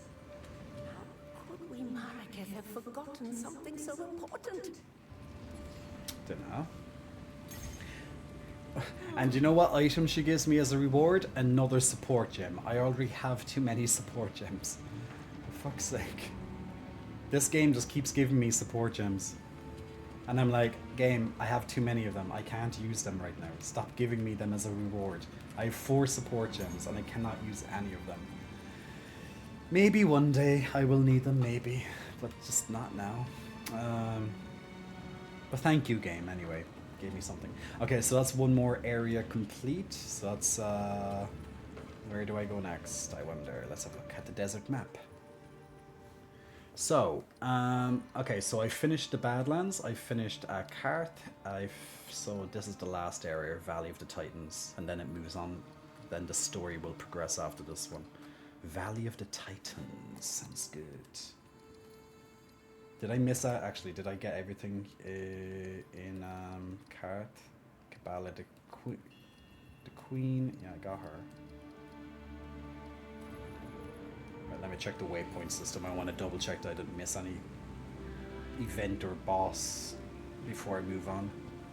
Although I can always come back and do it, but you know me. I'm just like making 100% sure that I killed everything. Yeah. Guarded Sarcophagus, yeah. Elemental Offering, yeah. Azir the Forsaken Sun, that was the boss we just killed. Golden Tomb, yeah. And the Galleria, yeah. Okay, we haven't done the Trial of Ascendancy, but I know that. Dread Engineer, yeah, okay, good. Where every boss is killed so far, good. Because there's plenty of optional bosses, and there's a good possibility they'll give you something like a permanent upgrade for your character if you kill them. So I'd just like to make sure I got them all. I had a feeling I did, so... Okay, let's get to the last area. So when you get to this act, you'll have a choice of 3 different areas, and you can choose them in whichever order, and they will level up as you level up. So unlike other areas, they kind of like have a set level. At least in Act 1 they did, but these areas are leveling up with me, so just in case you do like one first, the other ones aren't going to be weaker by the time you get to them. So it's nice that you have a choice of 3 and you can complete them in whichever order you want. You know, it's just nicer than just, you know, a set path. You know, maybe one area is a little bit harder than the other at a slightly higher level, who knows, but, you know. But you have to do all 3 to continue on to the story. With the story, I want to come in here to get the waypoint. That's the point. And I might go and try the Trial of Ascendancy, actually. Or maybe finish this area and then do the trial. Where's the waypoint? It's usually a waypoint right at the beginning.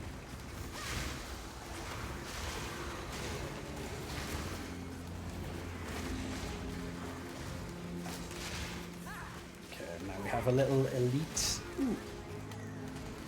Saw that coming out of nowhere. Okay, so as the name suggests, Valley of the Titans, there's gigantic guys all over the place.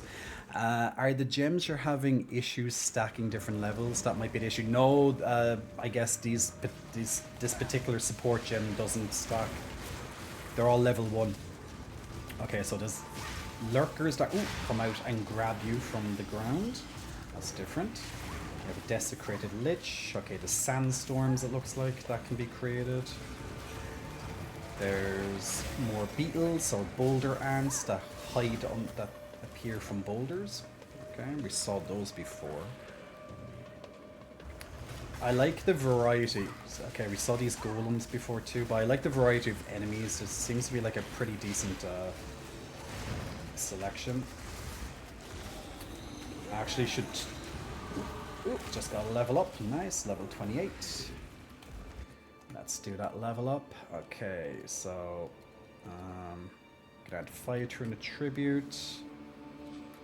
10% physical damage, which would help my spells. Or I can... Yeah, you know what? I'll give my minions 10% more damage. That's a good one. Now, very soon I'm going to have to start branching out to a different path and figure out where the hell I'm going to go on that crazy goddamn skill map. That's going to be something to think of. I'm going to do that in my spare time at least, because, you know, maybe I'll get one more level or 2 on the stream, but I don't think it's time to branch out yet, so I'm going to look at the map in my own time, so instead of being like, okay, where are we going to go, guys? Because that could take a while to figure out. God damn, all my skeletons are dead. These titans obviously do a lot of damage. And my zombies are just like having to pick up the slack for now. It's nice that you can create zombies out of bone corpses. Didn't think that would be the case, but it is. I see this thing come out. Yeah. At least you can tell where they are, because if you look at the ground carefully.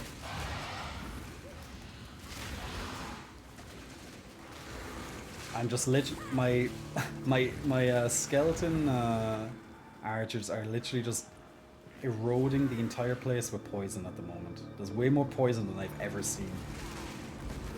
That's why I should have out my arsonist, because it will explode the ground faster. So I'm gonna add in an arsonist to my skeleton army.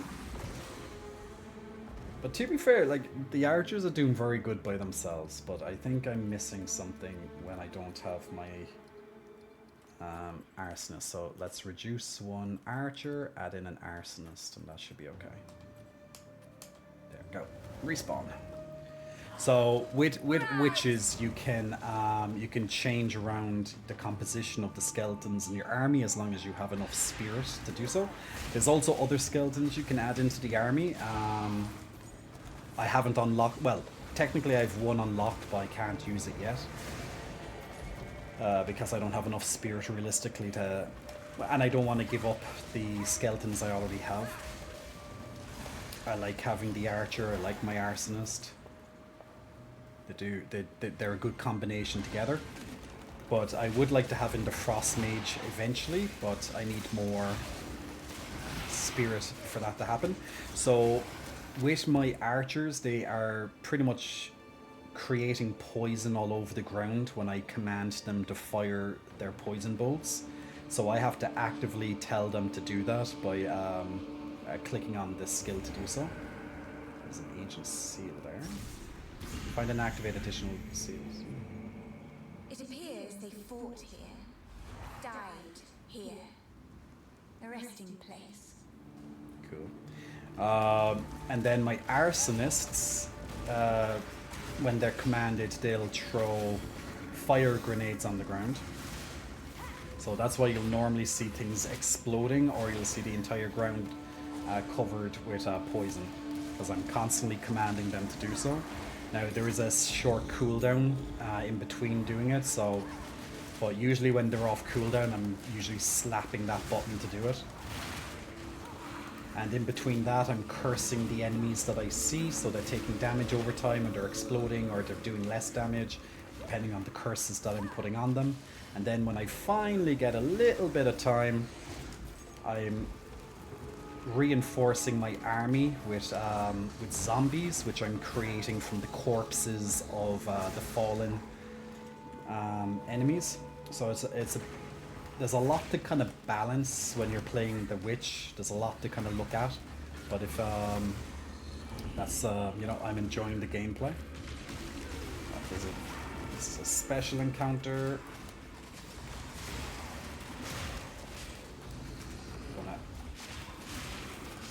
Now I'm going to sacrifice one skeleton to increase the damage of everything else around them, which is always a nice little tactic.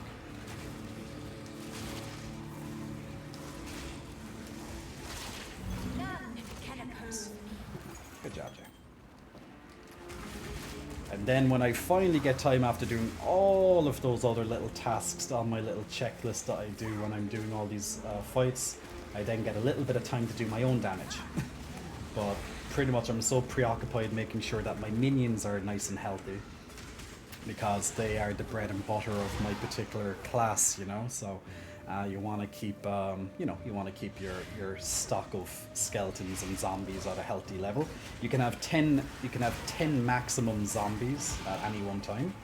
Your skeletons will constantly respawn when they die, so you don't have to worry about summoning them. They'll just come back. But realistically, you want to try and keep them alive as often as possible, because, you know, that is damage loss if they're dead.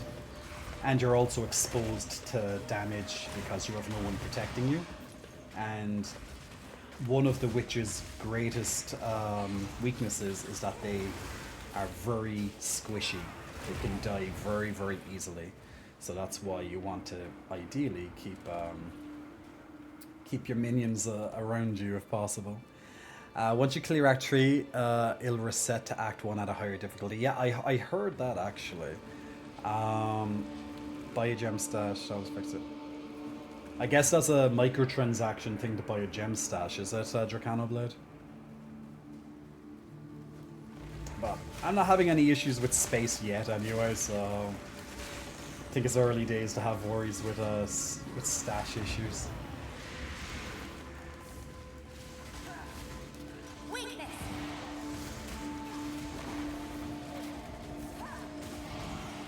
Pac-Man, Big Muscle Flexing, welcome to you. Thanks for pressing the follow button.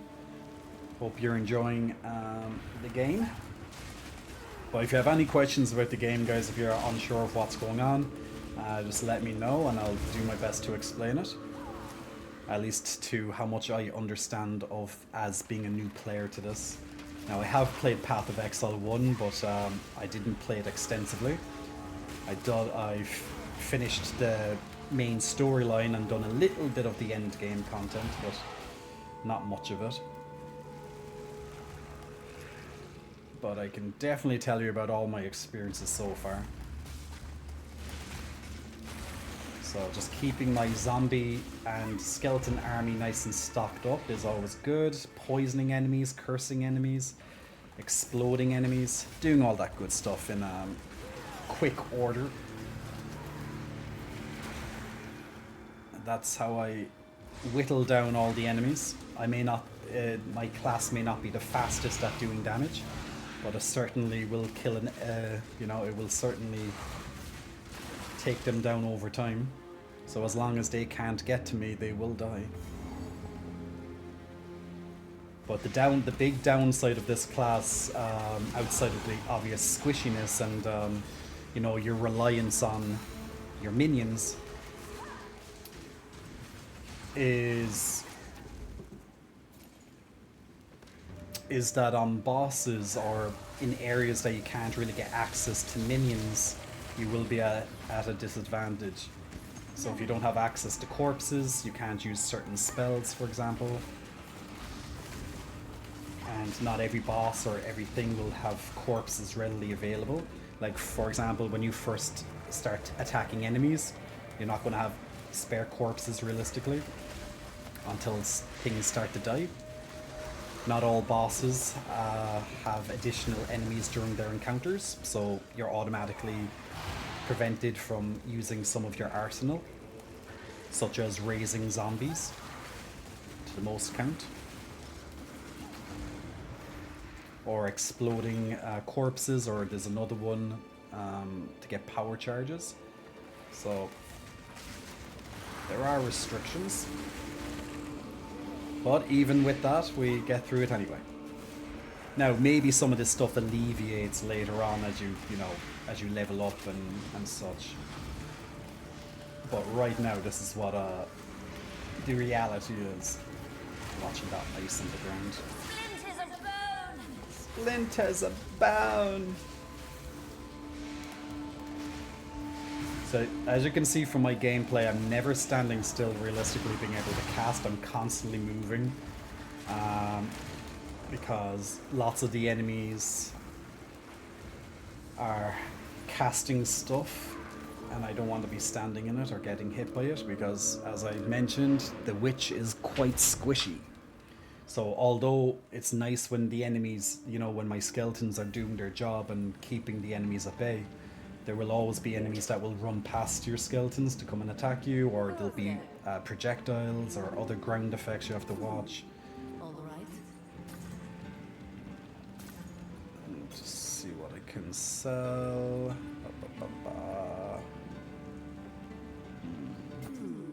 All right.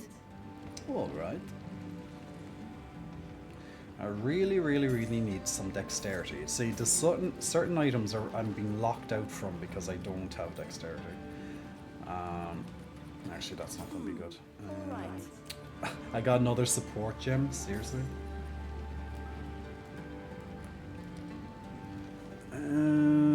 My current one is slightly better. Well, actually, this is really good. Wait, is this one the one with maximum? Okay, that's really good for maximum mana. That's a lot better maximum mana. Actually, this would be a good upgrade. I'll see if I can add to it though. Take care. See if I can augment this further with one of the items. Wait a second. Why is the second tab first and the third, and the other one second? Did I do something there? I think I've done something with my tab. Oh wait, I moved it somehow. Okay, how did I do that?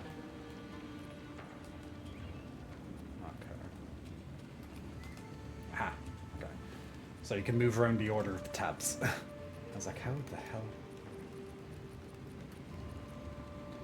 Let's see, can I engrave that one? No, okay, there's no space for engraved.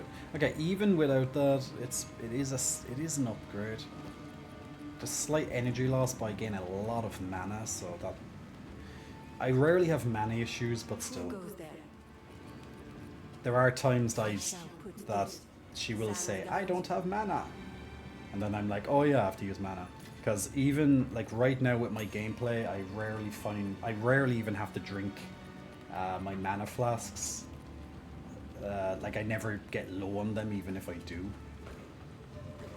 But look, that can definitely change as time goes on. What's your workout split? gamer? What's my workout split as a gamer? Rise!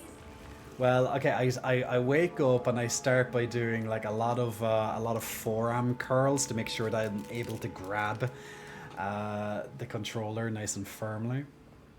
So like, you know, you have to do plenty of those. You have you know, you have to have a nice grip. What's this? 30% increased charm charges gained, 15% increased mana recovery from flasks. Okay. Is that permanent buff or what? You have received 30% blah blah blah blah blah blah blah blah blah blah. You have lost. Oh, you have to choose which one you want. I guess that. I rarely use my charms. They're useful, but right now I don't really use them. They're automatic at least. Eventually I think you can have 3 charms, but right now you can only have 2. When you use it, you take lightning damage from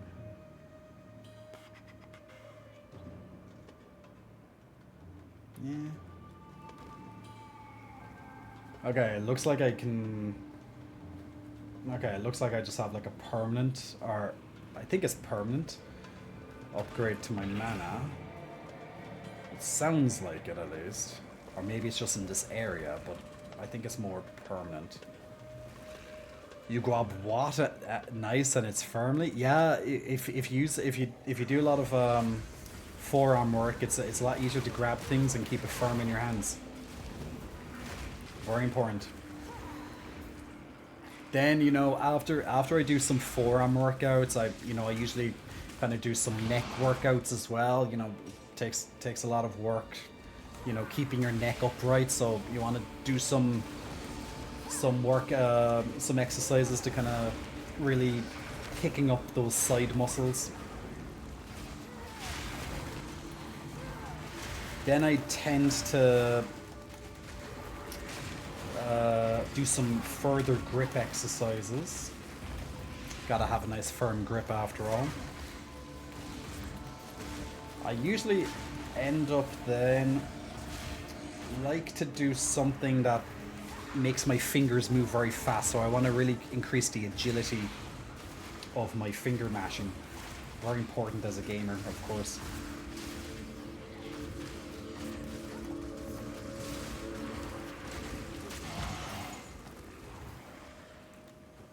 And obviously, I'm going to throw in some chest exercises just because, well, of course I have to. So they just come in eventually, but, you know, it should be every staple of a gamer's routine. Forearm exercises, grip strength exercises, a bit of neck. Definitely lots of chest because everyone likes looking at a nice chest. And back as well. You definitely have to work on your lower back quite a lot as a gamer, because you're going to have lots of back issues if you're constantly sat down or lying down every day playing games, you know. So getting those stretching routines, and any lower weighted exercises that will target your lower back.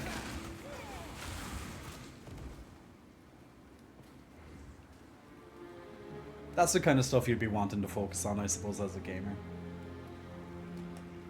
Priorities, man. Priorities, right? Do you have to work on your foot grip strength too? I would assume to grip the ground in scary game situations. Well, I keep my feet usually off the ground when I'm gaming. That's because I have a footrest. So as long as, and to be fair, my footrest does have grips on it too. The grips actually are designed to kind of massage your feet. That's on this particular footrest that I have. It wouldn't be a bad idea getting in a little bit of leg work, but you don't need much leg work as a gamer. But, you know, everything in good measure. But definitely you need your back. You need to really focus on your spine, once again, your grip strength. So anything forearms and grips. You just have to throw in chest just because, you know, chest, because you want to have a good chest. Everything else, not really. It's fine. You tell me. Maybe there's something I forgot there. Like, you don't really need to worry about your shoulders to be a gamer. Calves. You know, tricep work. You don't really need to use your triceps when you game.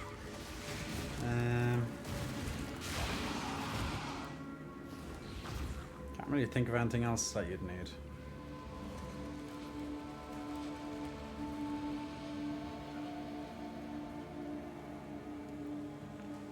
Bougie. What if you're an Oculus gamer? Oh well, look, if you're an Oculus gamer, okay, yeah, like, but can you really call yourself a gamer if you just play an Oculus though? Like, can you really call yourself a gamer? It's like, yeah, like my virtual reality stuff. Like, is it really a gamer though? I don't know, man. Like, sure, like you're a gamer, but like. It's like you call yourself a gamer if you play mobile games. It's exclusively mobile games. Like, are you though? Are you really a gamer? I don't know. I think you have to qualify to be a gamer. I don't think mobile games count as a gamer. Like, technically, yeah, you're gaming. So yeah, you're a gamer. But come on. All you do is play shitty little mobile games that are like, you know, which you spend your life savings on. So that's not really being a gamer. That's just being able to spend money. Like, that's what I would contest. Because it's just microtransactions after microtransactions when it comes to mobile games, right? So, you know, and usually mobile games they're very, you know, they're pretty shit in most of them. You know, they're just designed to suck your wallet dry and not suck your dick. So, like, I know which one I'd rather.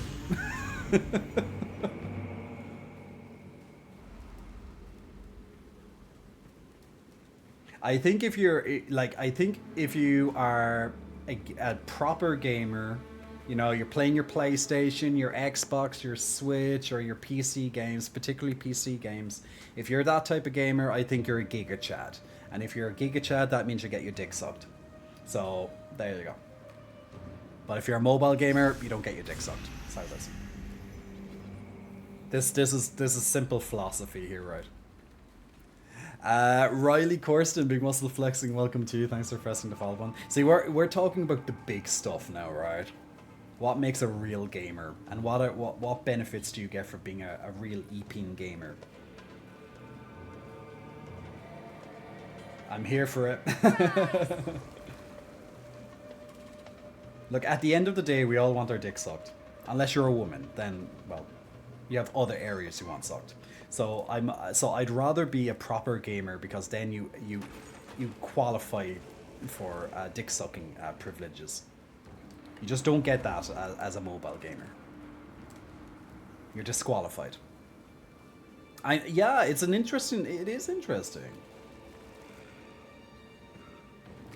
Okay. Where the enter the Titan Grotto at the collapsed entry. Where the hell is the clasped entry? I don't know where the collapsed entry is. Okay, maybe it's at one of the okay, so I opened up the 3 different Titan mounts. So maybe I have to go back to one of the Titans, and that's where I need to go. There's one little thing that I didn't check over here, so maybe it's over here. No, okay, it wasn't. Okay, well, one of the Titans is here. Is that the one I go to? No. Okay, we just need to go around and look for this collapsed entry. Wait, maybe... no. Yeah, maybe it's on my quest list. Maybe it's on the map somewhere. Oh, it doesn't... No, it doesn't show you that way, does it? No. Boo. Okay. I would... You'd swear that they'd mark it on your map wherever the hell it is, but like a little doorway or something. Like maybe, yeah, maybe I just. Oh, maybe it's up by the waypoint. No, maybe. But there's no. I don't know, man. Okay, I'm gonna go up to the waypoint and see. Actually. Why am I running to the waypoint? I can just teleport to the frickin' waypoint. Just going to. Yeah. You should be a professor. Ah, yes. I think this discussion calls for sexy professor. Look, if it's sexy professor time, that means we have to put on the glasses. Everybody knows how it works. But yeah.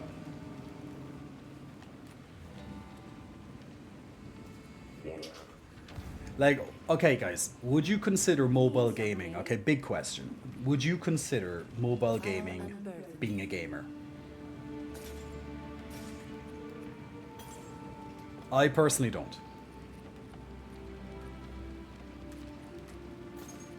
I think you're just like pretending to yourself that you're a gamer if all you play is exclusively mobile games.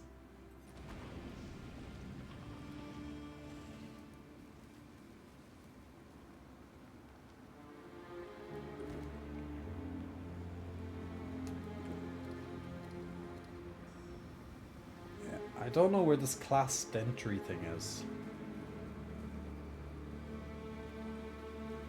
Okay, I'm gonna find it eventually. Surely. First time I'm lost on a level.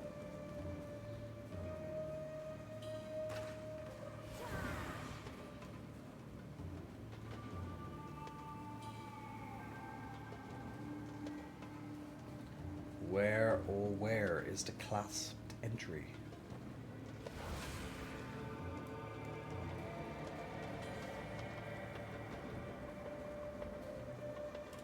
Am I like blind? Like I can't see anything on my map. Like I'm running around to every little nook and cranny to find this.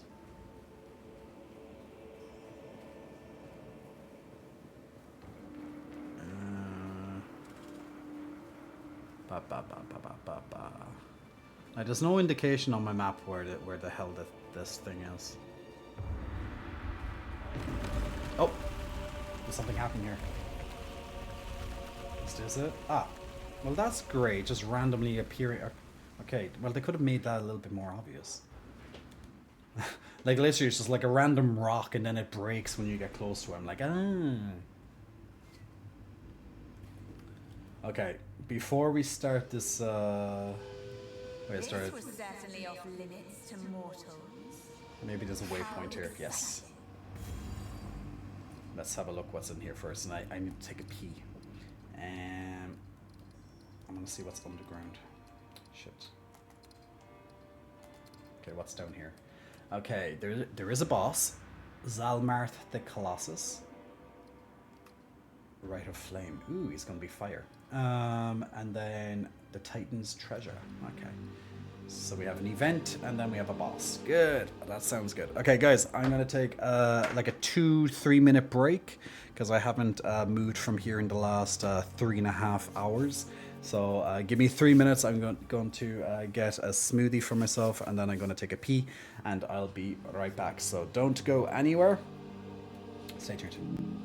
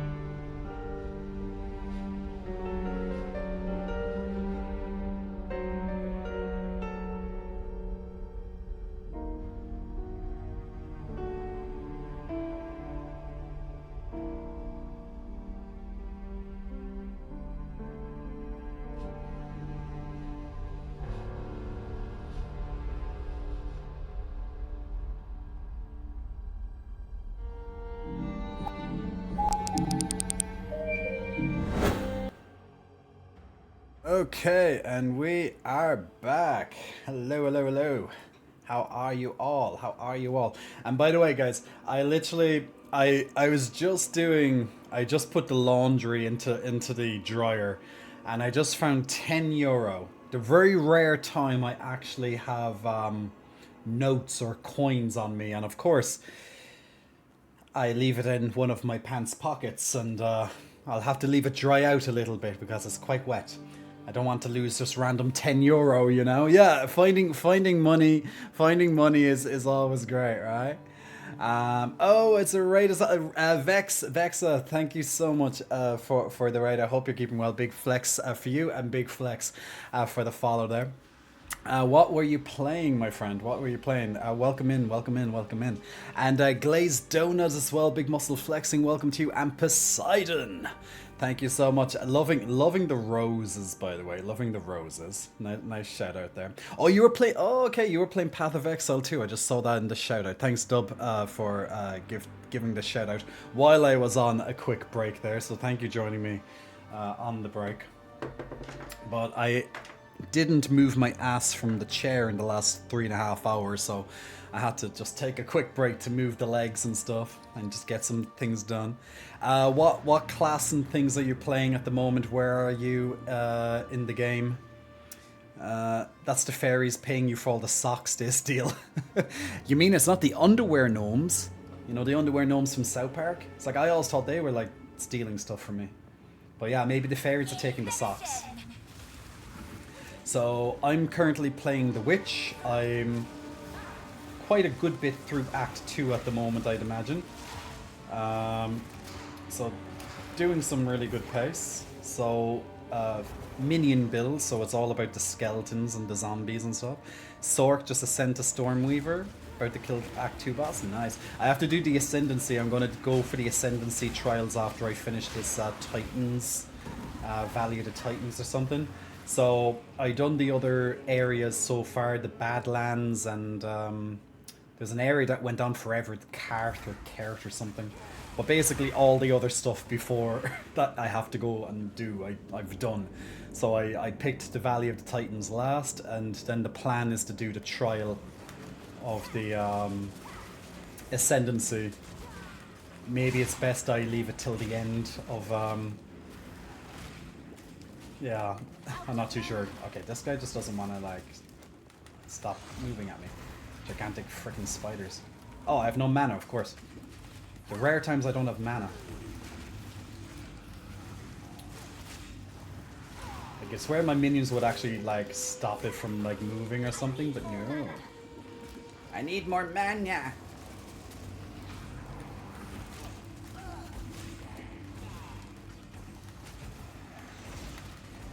This spider just don't want to quit. Oh, it siphons my mana. Ah, okay. That blue circle siphons my mana. I was like, why the hell do I never have mana? Like, I'm trying to stay away from it, but obviously it's still catching me.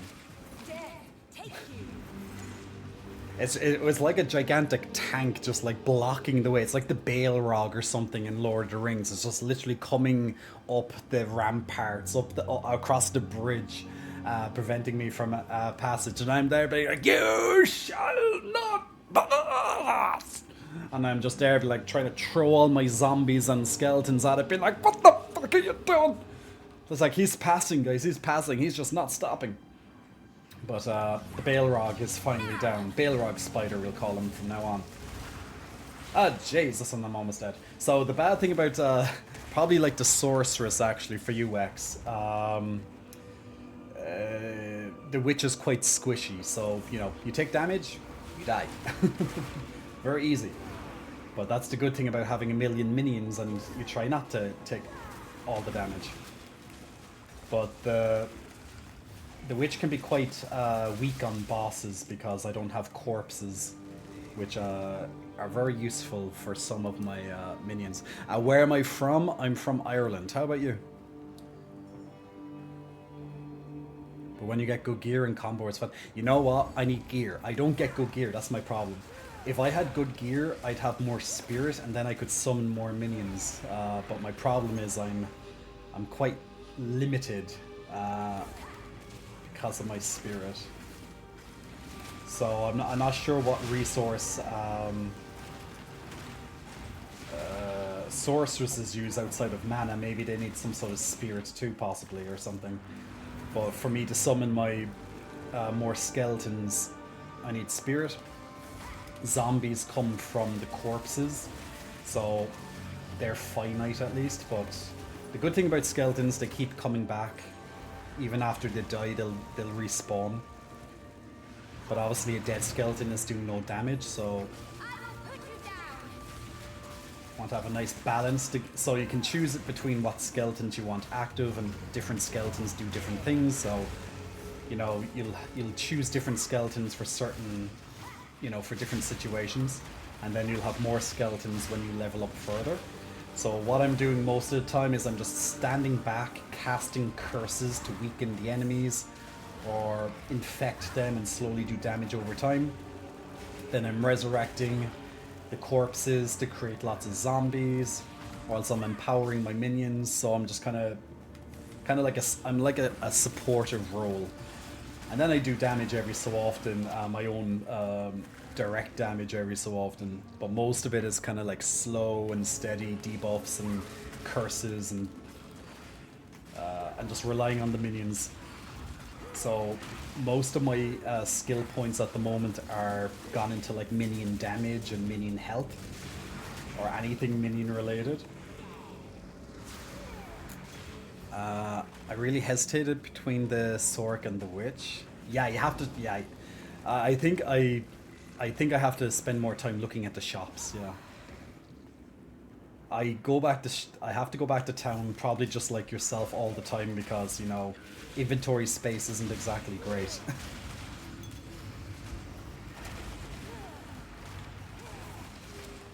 But I'm almost level 27, I think it is.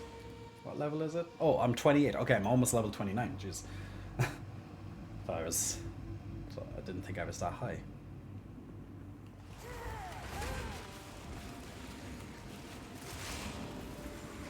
But the sorceress is quite fun, but then again, this is the first class I played, so so I can't really tell you. Did I say sorceress is quite fun, or witch? I meant witch because I haven't played the other classes, so I can't really tell you if the others are good. And all my skeletons are dead again. Yay! Go skeletons, dead skeletons. Okay, let's get some zombies while the skeletons are gone. Okay, skeletons are back. So your skeletons can be quite brittle. So you want your zombies, and you want the regular skeleton warriors to kind of tank as much as possible. So it allows your ranged skeletons to do as much damage in the background. And what you're doing as well is you're using active skills to command your skeletons, particularly your ranged units, to fire their abilities. So, for example, you'll see poison all over the ground because my archers are firing that. And then you'll see my arsonists throwing fire grenades in, and then that also then not only does that explode, but it also can explode the gas bombs too, so it creates an explosion. So it's a nice combination. You'll have extra skeletons eventually, but this combination I like.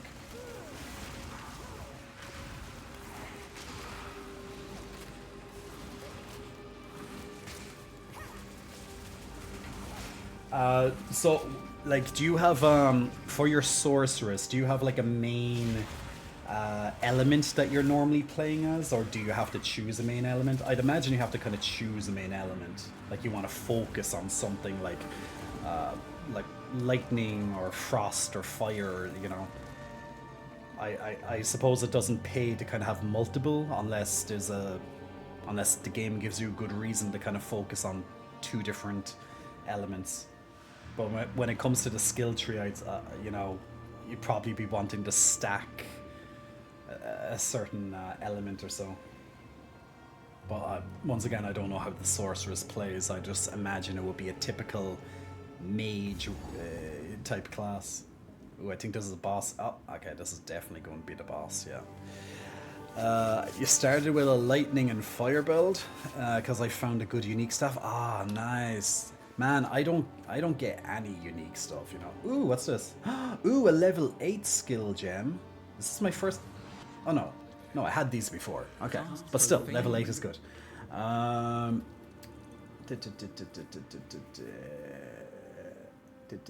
Consult targets. I might use that one eventually. Yeah, that one could be good actually, the vulnerability debuff. See, I can't use a frost mage yet because I just don't have spirit for it. I could bring any of my other minions up to level 8. I can bring my zombies up to level 8, but that's not good during bosses. Haven't used Bone Cage yet. Maybe vulnerability, but it could be good. Because that means all my skeletons do more damage against the...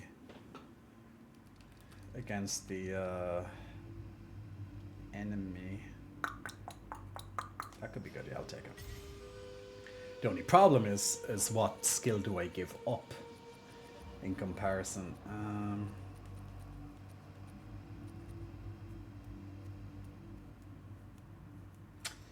Maybe the Grim Fist. Bonestone. You know, I'm not using Bonestone that much. Maybe I'll give that up for a little bit. Yeah, I'll give that up. Yeah, I'm gonna try this skill. I'm gonna go back to town first though, before I fight this boss.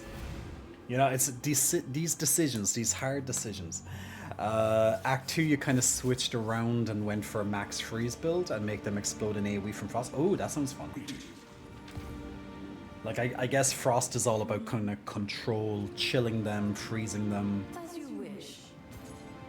Speaking of freezing them, then I just got a staff then about freezing shards, so that's definitely a staff for you. Warm nights. I'm gonna see if I can equip one of these support gems in that new skill I just got.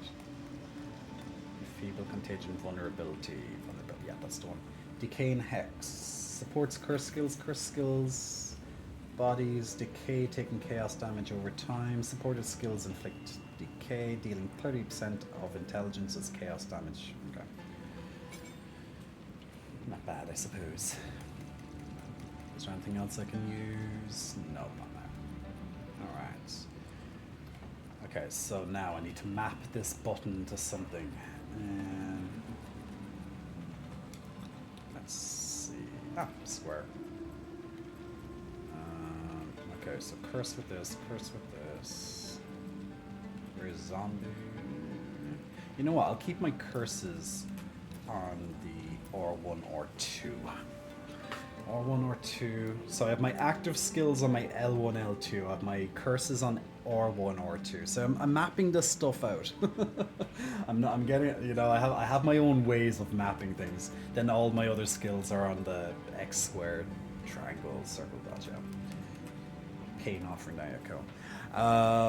Wish you good luck on your quest. Thank you so much. Thank you so much for the raid, and thank you for choosing me. Much appreciated. That smoothie tastes good. Nothing like a nice smoothie, guys. I'm just gonna see now. Supported 100% of your maximum energy shield begins with first. Yeah, I'm gonna see, can I put maybe one of these gems on another item? Oh, okay, good. So you never leave a support gem go to waste if you can help it.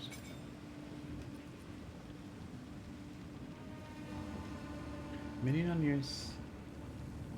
Skills remove 100% of your maximum.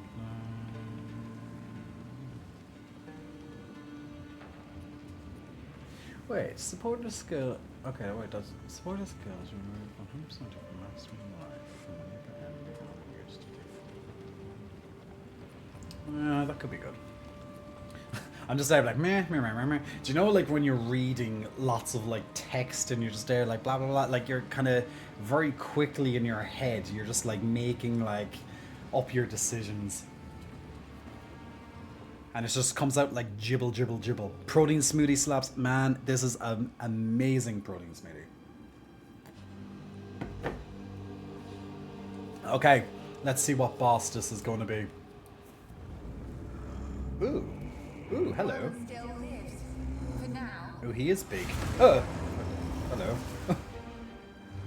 Oh, okay, hello. Okay, we have a Colossus on our midst, guys. Let's see what he does.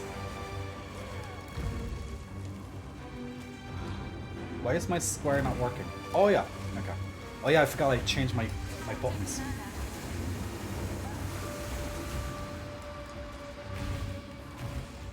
So far so good.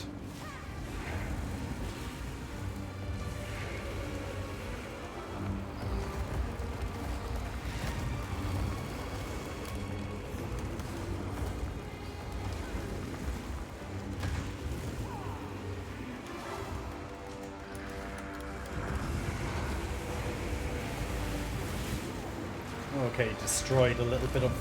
Oh, okay, is he going to like destroy the platform over time? So is this like a timed kind of race?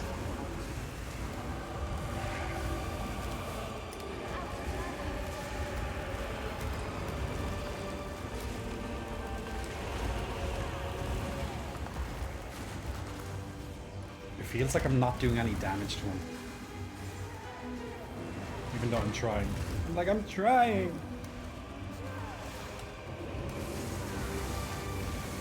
I am using a hell of a lot of mana though. Okay, he moves positions too. Oh! Ooh.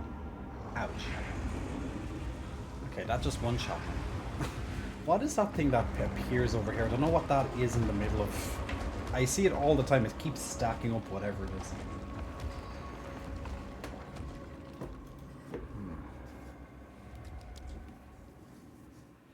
Okay, he seems like he has a lot of health. I just felt like I wasn't doing enough damage. Okay, at least I have an idea what to expect this time, so let's try that again.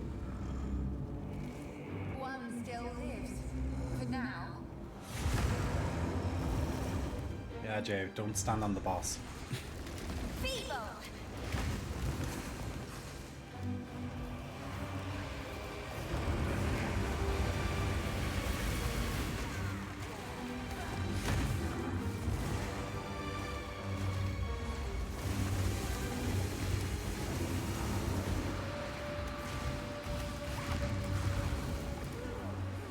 So now I'm trying to like maximize my damage on him. I just feel like I'm not doing much.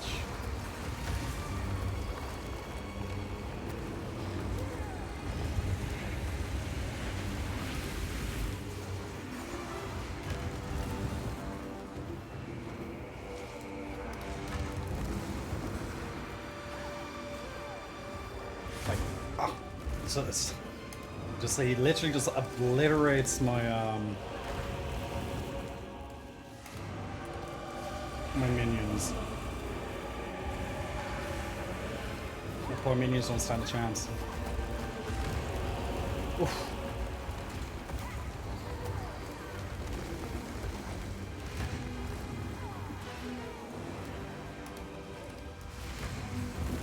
Oh. Lasting a little bit longer than last time. Okay, well, we're kind of to the same time when he moved last time, then he killed me after that.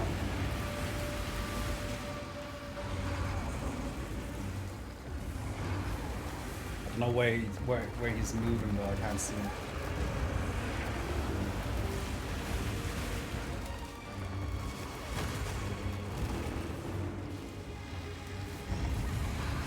We're slowly getting there. I feel like I need to do more damage, but I'm like, okay, how can I do more damage? But then again, maybe it's not a timer, maybe, you know. Maybe that's just in my head.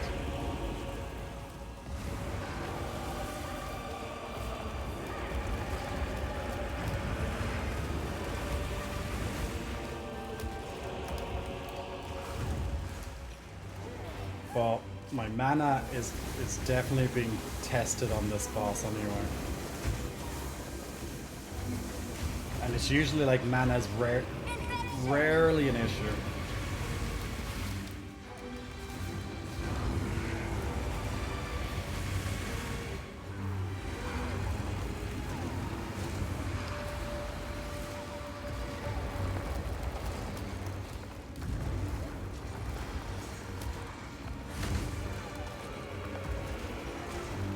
I'm out of yeah, I've actually used all of my mana flasks now. Fuck, I'm frozen or something. Oh, fuck. I got like stunned or frozen.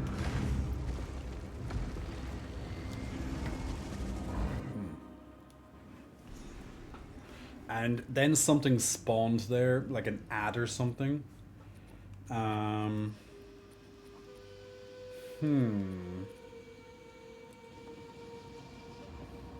I'm just trying to think with those mana issues.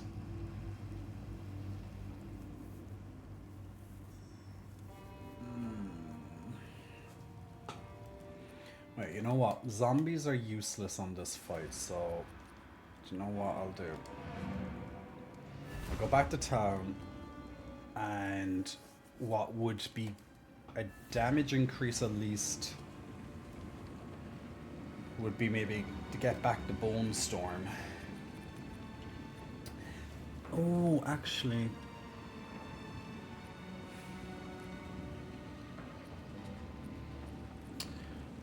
Use the Withering Presence.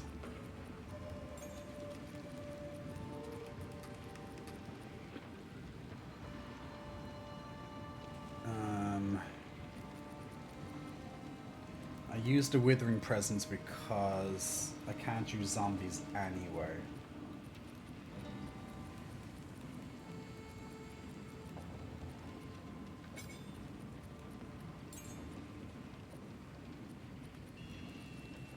And, you know, I should have done this ages ago because I'd be giving my skeletons more damage before. Why did I just not do this before? I actually, yeah. Anytime I can't use zombies, I should have actually just been swapping out the skill and giving me something else, because that actually would have been smart. But I didn't. Meh, you live and learn. I killed bosses just fine, even though I could have definitely had that boost. That would have been a nice boost. Okay. Let's see. Okay. What else can I do?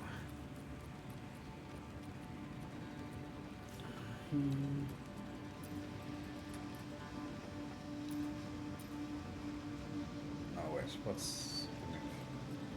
So I'm taking out the zombie, so okay. I have the enfeeble, I have the vulnerability, I have the contagion, then my bone blast. Is there anything else I can add in? Not really. Okay, I'm gonna have to give up someone though. That's a pain actually. I'm gonna have to give up one of the skeletons to put on the Withering Presence, see if that works good. And I'll give up the Arsonist and I'll put in an extra sniper because they do chaos damage, so that should go good with the Withering Presence, I think. Okay, what else can I do to maximize my damage?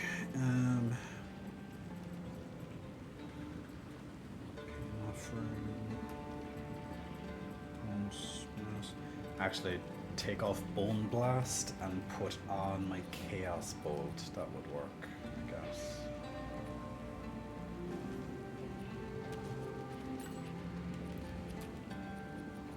Because that's chaos damage.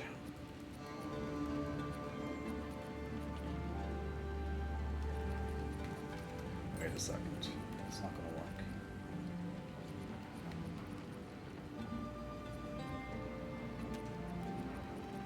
It's the first boss I'm actually going to have to like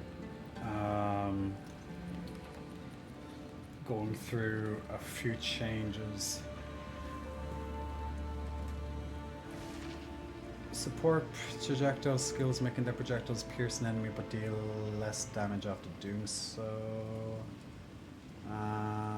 Supporter skills chain, support skills plus one more time, withering touch, withered lasts 4 seconds, supporter skills deal 50% less damage. Oh, withered. Supports any skill that hits enemies, giving a chance to wither enemies unhit, but I already have the withered. Wait a second, if it gives them a chance, then I don't have to use the withering presence. Which would then give me an extra skeleton, I think. Let me double check that.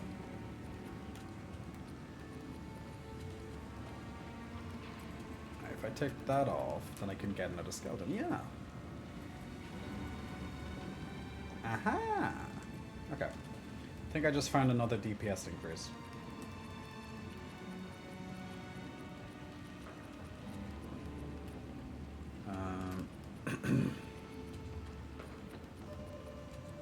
Just involves a little bit of tinkering around, but we're going trying the boss with this because I definitely need more damage on him. I need to find damage somewhere, and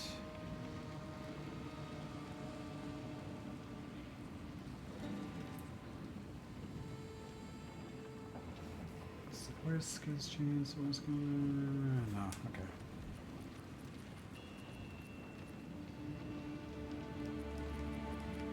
Let's see, is there anything else I can add in here?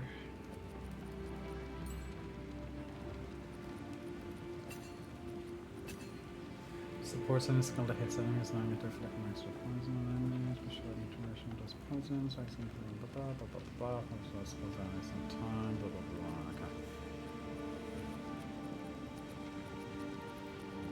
And I'm going to not raise zombie, I'm going to bone well, I won't be able to bone storm now. Yeah, there's no point.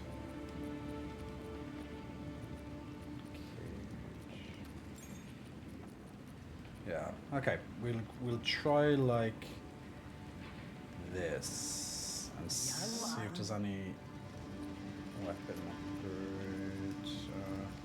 Wait, actually, do I have a better mana flask, or is that the best mana flask? 110 mana flask. Okay, I'll see if I can get like a better mana flask, because that would be useful.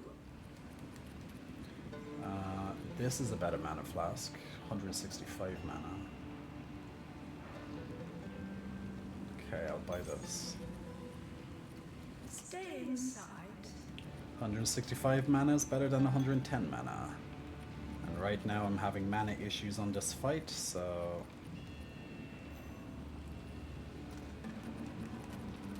every little bit helps. Give an extra buff, and I can use it an extra time. Perfect.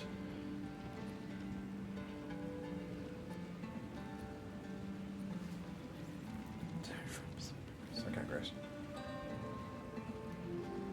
Need something? Small little increases will help a lot. Blessings. Blessings. And this boss doesn't do thunder, so I'll take that out and I'll put on the... I think he does stun though, so I'm going to put in the stun. The stun... which one is it? Charm. Used when fire. There is a charm that does stone. Yes, that's the one. So put on the stone charm and upgrade it.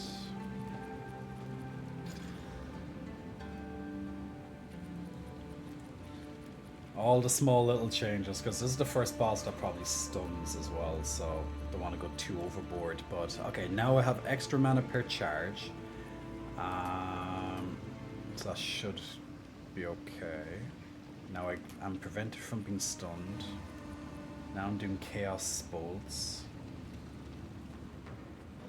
Oh no, I now have to map my skills because I changed the chaos bolt.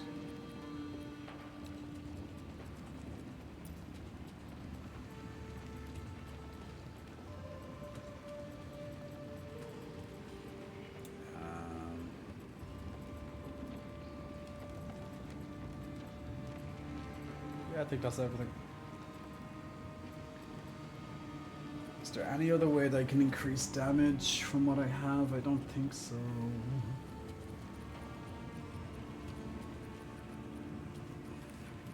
What's that gem? Support persistent buffs causing you to gain increased mana regeneration while the skill effect is effective. Ooh, that would actually be nice here, but I can't afford to do it. Fudge. Meh. Okay, we'll try it like this. Who goes there? Surely these changes would be enough to do enough damage.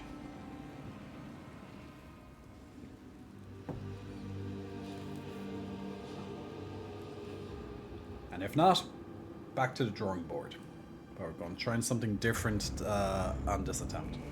One still But I just wasn't doing enough damage, so I have to come up with a way to like really increase it. Infection!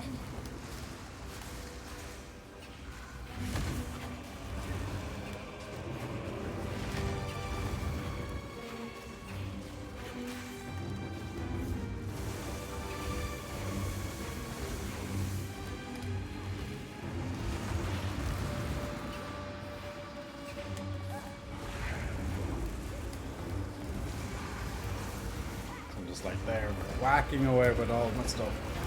Yeah, Kate, I think the damage has increased definitely from last time already. Now, it's very early to tell, but so far I think it is. Oh, and then he literally just annihilates me with one hit. But I do think that he's going down faster than what he was before. But he just hit me, unfortunately. But that does look faster. So let's get in there again. I just have to maximize as much time on him as possible.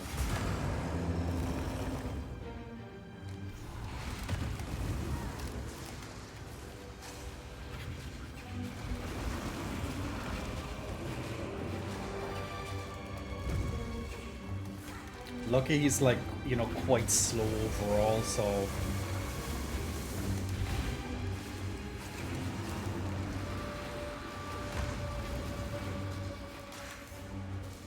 as long as I like, you know, get to keep my minions up as much as possible, that'll be absolutely help a lot.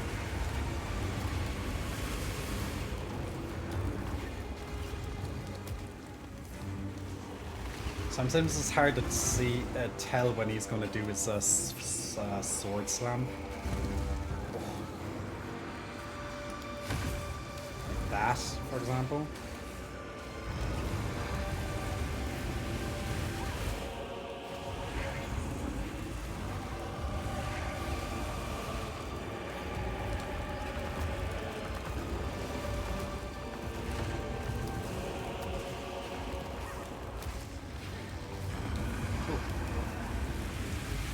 Doing good.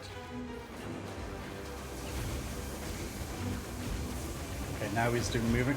I think maybe I'm around the same point.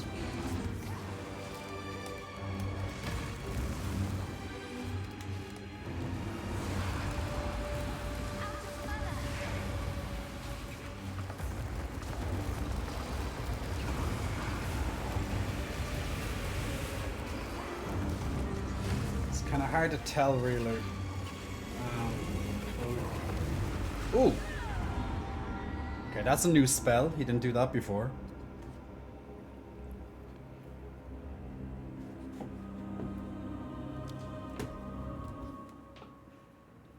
Okay, he didn't do that before, so it looks like you have to hide behind his sword when he does that. But he didn't do that last time. Alright, he has a new ability.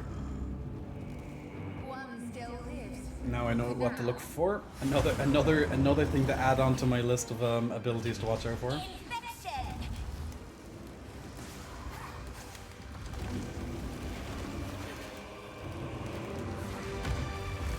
Oh my god, that sword one-shots me if it hits me. Fuck's sake.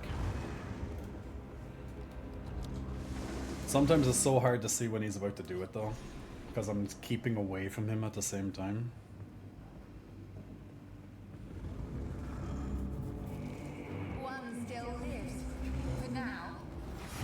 Cool looking boss though. I dig him.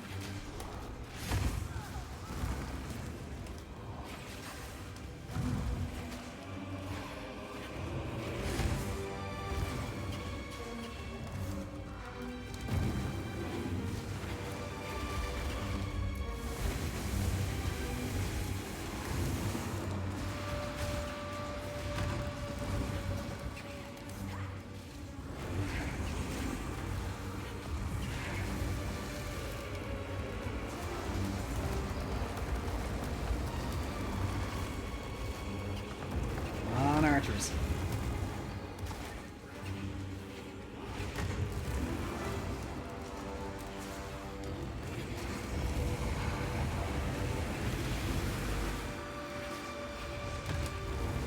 Just trying to keep my debuff of my chaos debuff on him as much as possible because that definitely increases damage. See, I don't get it that high in him though, it just doesn't stack as much as I probably would want it. Maybe that other buff might actually be better to put on.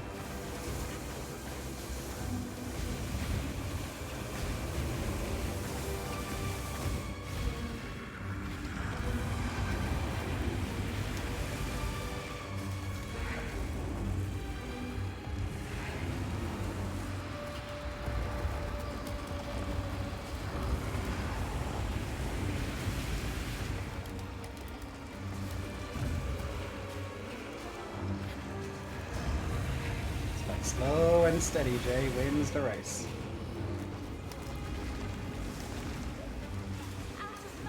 Out of mana.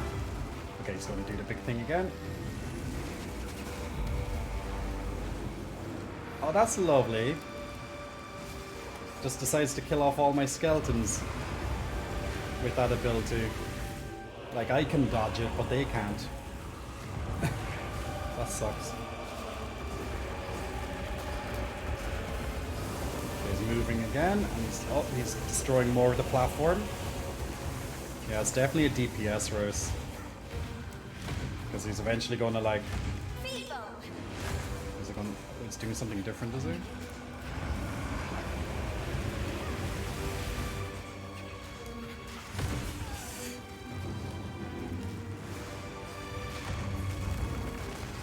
God, what the hell just killed me? Oh, it was a lightning thing. Okay, that was a new thing he did. Fuck.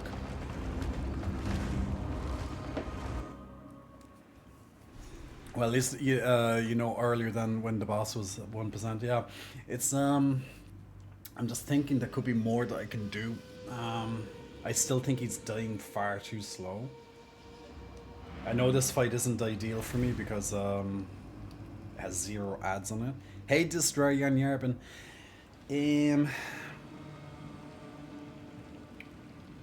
I'm gonna put on the buff thing that I thought I could do without and see does that do more damage. I have to give up an archer for it, that's the only problem.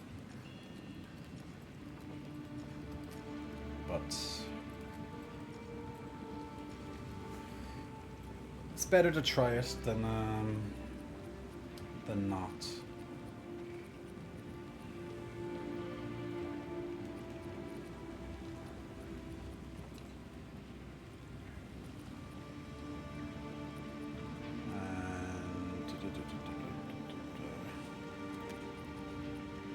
Wait a second, what does that do? Corrosion. Okay, I'm gonna change. Oh no, I need more dexterity for that.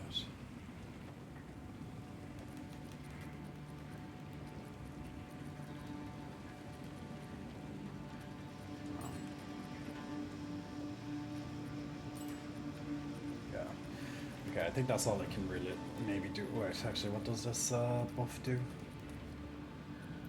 Can I change this socket? 30%. Ooh, actually, I think I just gained 30% mana regen there because I'm going to change this buff. Yeah, actually, that should work.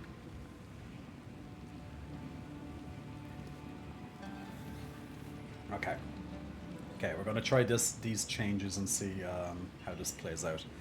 I'm gonna lose one of my skeletons, but I'm thinking the debuff overall will kind of make up for it. But we will see. Let's try this again.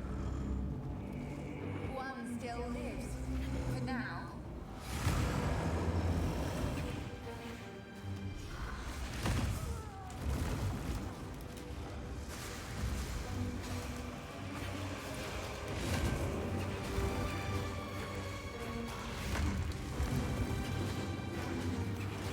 Well, the debuff does stack more, that's true at least.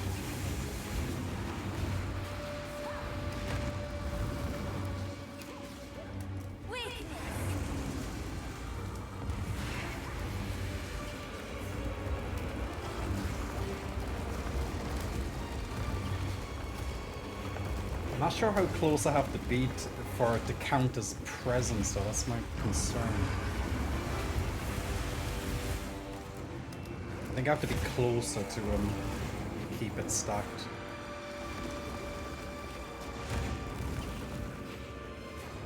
Yeah, it's definitely have to be a bit closer, I think.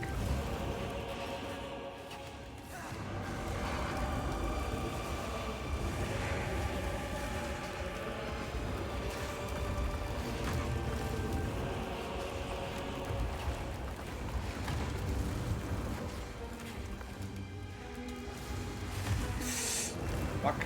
He almost got me.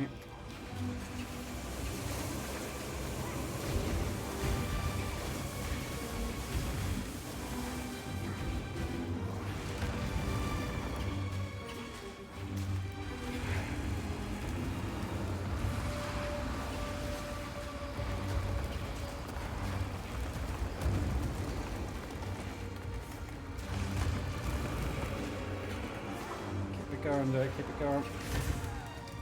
Still think the damage is still not enough. Oh god. Oh, big fire.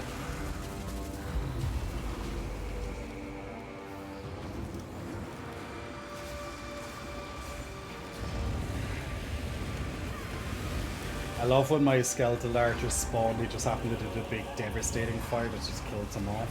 It's like goddamn timing.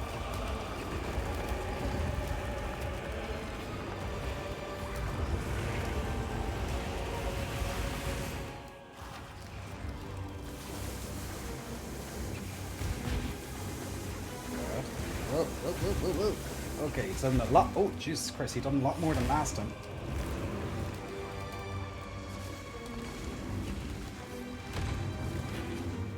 Man, my damage, I think, is just not enough.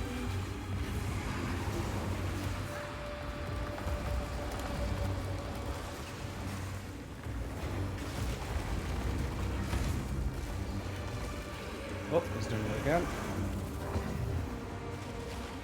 Of course, my skeletons respawn when he's doing the KO move. So, the timing, man.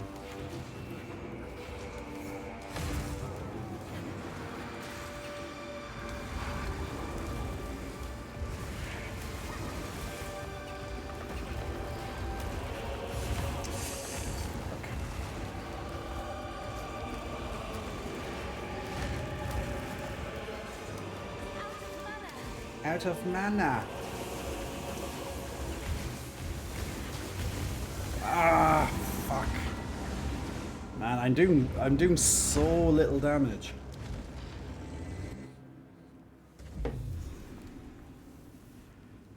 The game looks good every time that you see me play it. Well, that's good. I just don't like I'm doing so little damage. I'm not sure. So I have to stay closer to him for the thing to take into effect, it seems. But how could I? Look, it's winter. It's winter, Tux Penguin. You know, we can't just be topless all the time.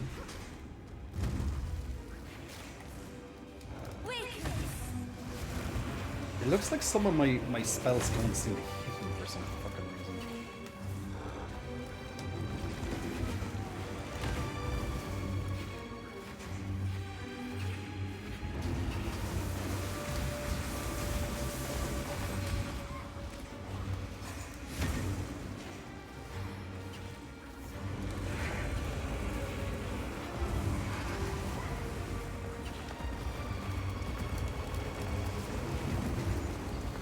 put myself in like dangerous way just trying to get that buff on him more.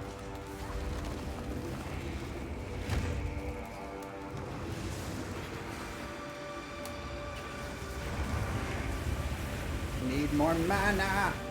Mana!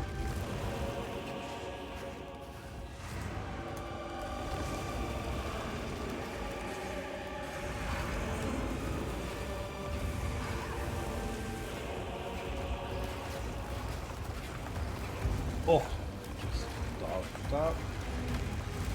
Yeah, I'm putting my. See, I'm trying to keep myself close to the boss just so it stacks that debuff on him, but it's obviously not. That's just not a great idea. Okay, I'm going changing that buff off because it's just not a good idea for me. And blah. Okay, well, at least it gives me an extra. Me taking off gives me back an extra skeleton, I guess, so that's good. But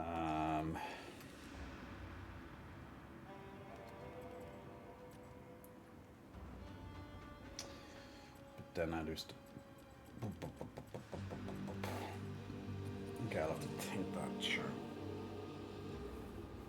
I'm just trying to think, how am I going to fucking maximize the damage? Maybe I should go back to Bone Storm. Because Bone Storm does do good damage if I, you know... Yeah. Okay, Bone Storm, we're putting our fate in you this time. I kind of discredited you the last time, but you might be my big hope here. So come on, Bone Storm. Let's see what you can do for me. Get rid of this. 2% let's put that back in there. No.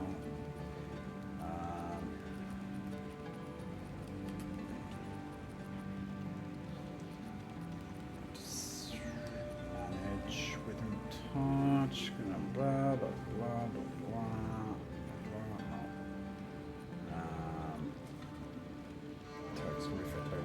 Poisons. I changed one of these things off and I'm trying to figure out where it was.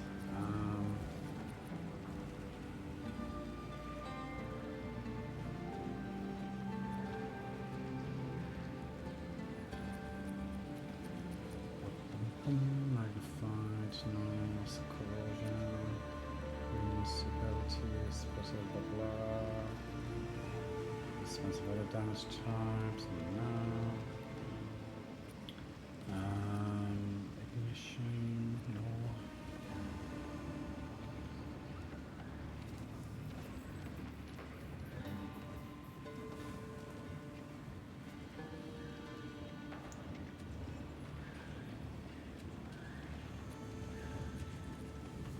Because I changed off one of my gems for something else and I can't. I'm trying to find out where it is.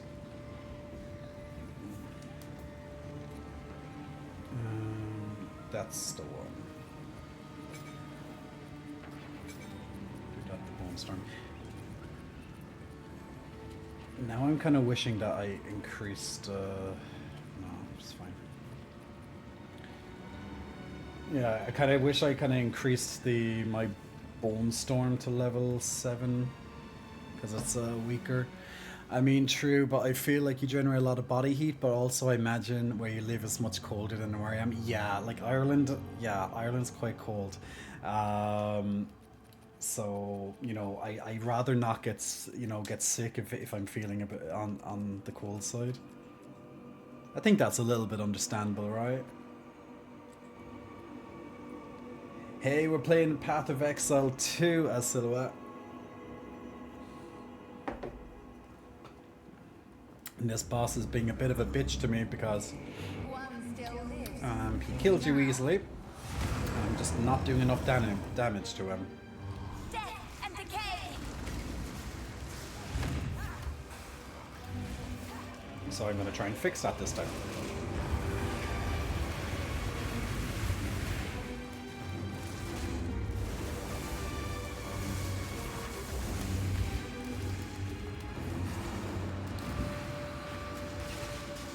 Shit.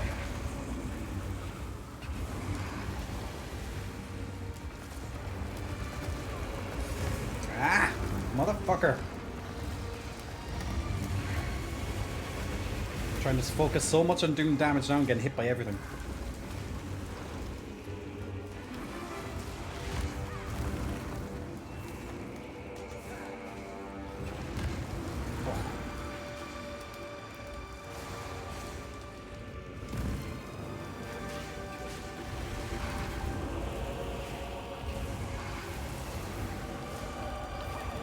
Definitely seems to be a little bit more. I think I'm ahead on damage now, slightly, than where I was last time.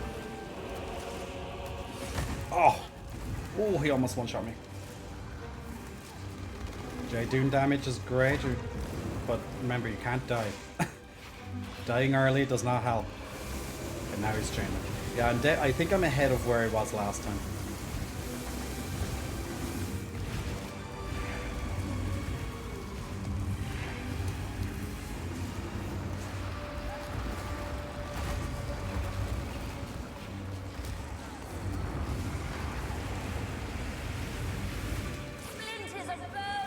Oh, that was lucky.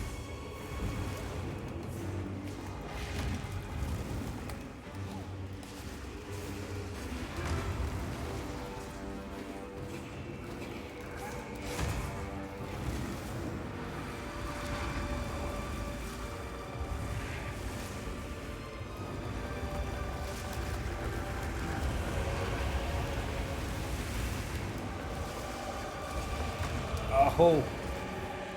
Ran straight into a spike that time. Well, I'm definitely doing more damage, which is good. Bone Storm is doing it, I think. And maybe my skeletons are alive a little bit longer, so that might help.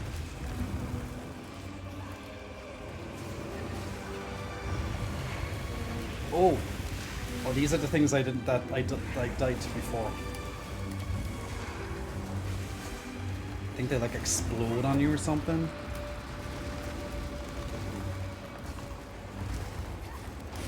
Oh, you're a bastard.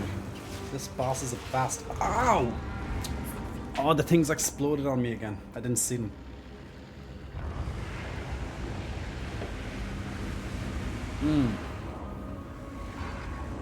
I want to visit Ireland so bad. My top place to visit right besides Tokyo. The best time to visit would be, you know, into summer realistically. Alright. This boss is a bastard. The amount of times I had to change skills, but my damage is a lot higher this time than what it was, so.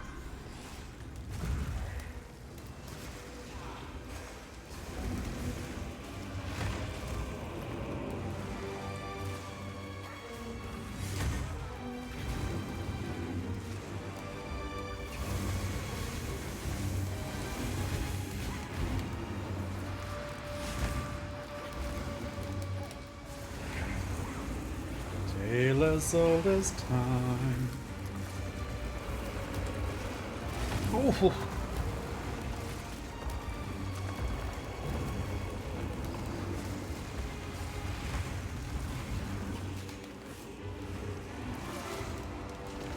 See, there's certain opportunities that I'll have time to do Bone Storm, and that's why I just have to kind of capitalize on it. Other times, it's just like, Jay, don't do that.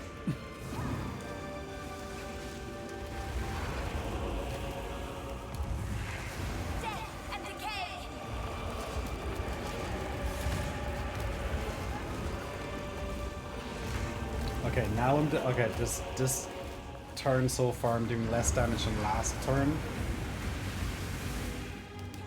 I'm not sure why.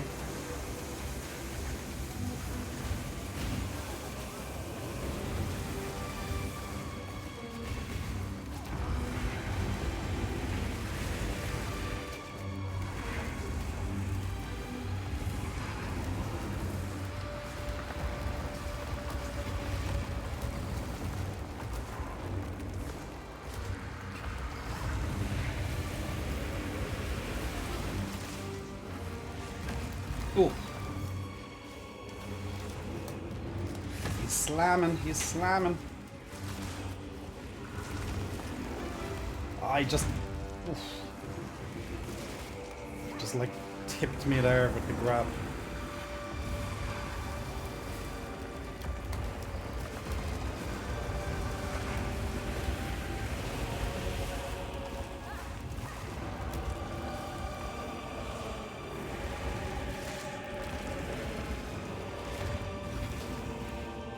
Shit, I used a mana potion by an accident there.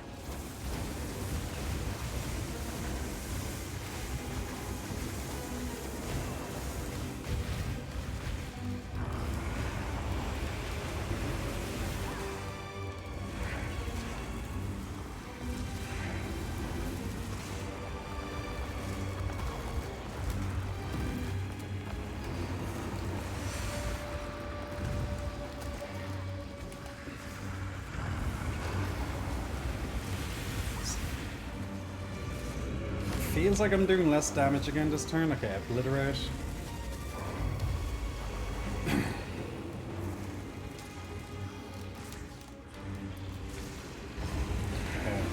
Yeah, I'm gonna have serious mana issues again.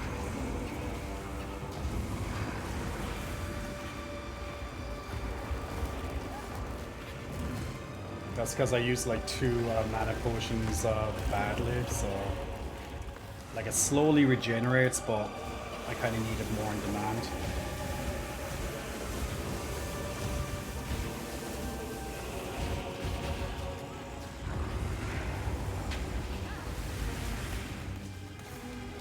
Oh shit, those things like... Oh, they push me off. Okay, those ads are really fucking annoying.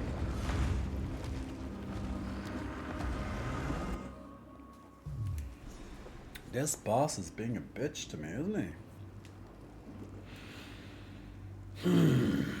This is the first boss I've had a lot of trouble with so far. The Act 1 boss gave me a little bit of trouble, but this one's given me a lot of trouble.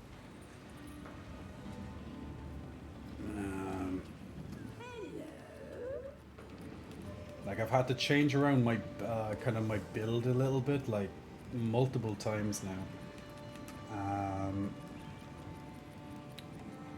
It would, because I just have to try and maximize damage. 20% increased spirit, that would be nice. Ooh, actually that is 27% increased spirit. Ooh, that is nice. I need that. It's an extra level on the skeletal warriors too. But the problem is there's one thing it doesn't have.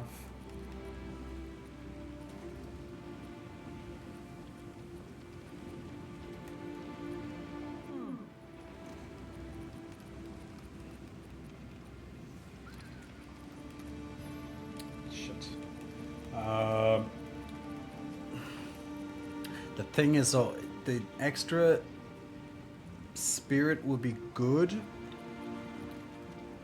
and the extra level on the skeleton warrior, but there's actually a big.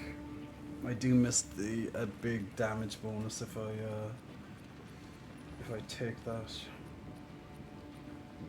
I probably shouldn't, because I already need more damage.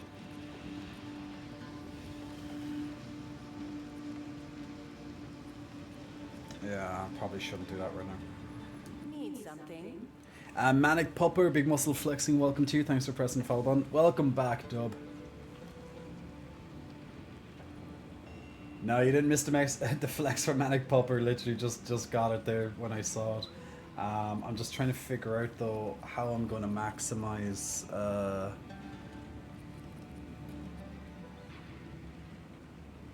my damage for this bastard. Or just increase other things. Well, actually, this helmet might be good.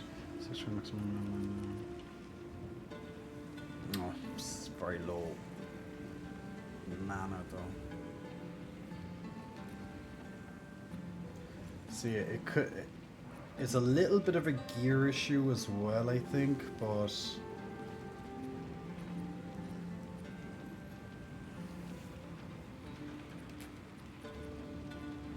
wouldn't be all down to the gear. Wait, does intelligence increase my damage, or is it just for the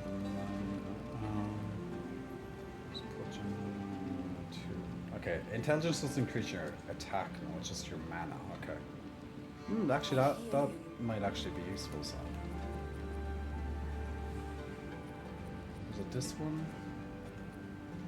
Yeah, since I'm running out of mana, 61 extra mana might be it. Well, it's not 61, it'd be about 30 extra mana.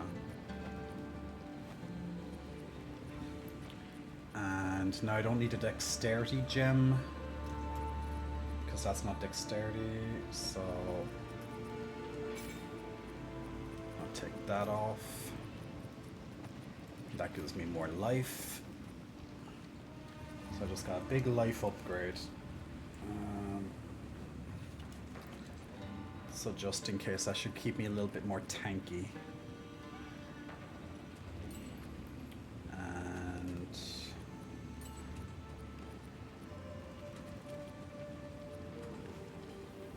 how's POE 2? You know what, POE 2 is going good, but this boss has been quite a bit of a pain in the ass, so he's causing me issues, to say the least. Skill effect duration. So I'm making it shorter. Actually, that might be useful. Does that mean that increases faster? I'm constantly just changing around some of my sockets and things. To see, can I oh wait, that costs 81 mana? That costs 74. Yeah, maybe that's being too mana intensive. Let's wait for 6 seconds.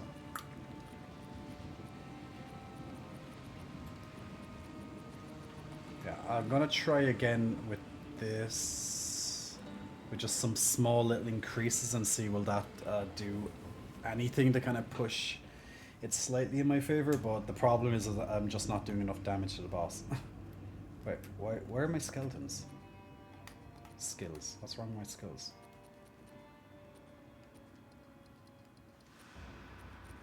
Oh, maybe they need more intellect, do they? Huh? Where are all my skeletons gone? Oh, they probably need intellect. That's probably why they're gone. Ugh. I won't be able to put intellect unless... Is that what it was? Or was it dexterity? Oh no.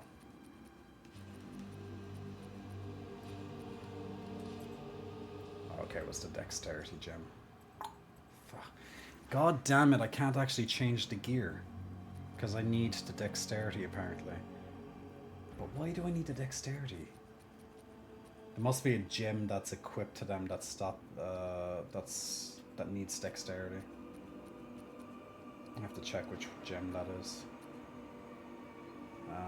Life, strength, dex. This one. This is the one. I think that's the one. See if that causes me issues this time. There's another support gem causing it now. Oh Jesus Christ! Okay, the archers are causing an issue now. Why is it just like one thing after a fucking another? Where are my archers? Okay, this. Which one is it? This one. Oh, that's very useful though. You know what? You know what I'm going to do? I can get one level up, and that will give me the dexterity to allow me to equip these items without an issue. And that should solve it. I think that's all yeah, I think that's the best course of action, is just get that level up. I'm literally one bar from being leveled up, in all fairness. So I'll come back here and see if there's something there. Yeah, Dub, I really want to try and kill this boss. This boss is... I'm actually been stuck on this boss now. Oh, the enemies have come back. Oh, that's because I died, yeah. On the boss, so obviously they're back. Yeah, Dub, you know how it is. If there's boss alive, Jay plays. Jay needs to kill boss. And he's not an easy boss. Because it's difficult. Yeah, I'm going to do less damage on these normal guys, it looks like, but I'm not going to change my build just to kill off a few enemies. Okay, I need less than 1 bar to level up, and then I can get the dexterity as an attribute, and then I can wear the other piece of gear, which should then give me more mana. So small little quality of life changes.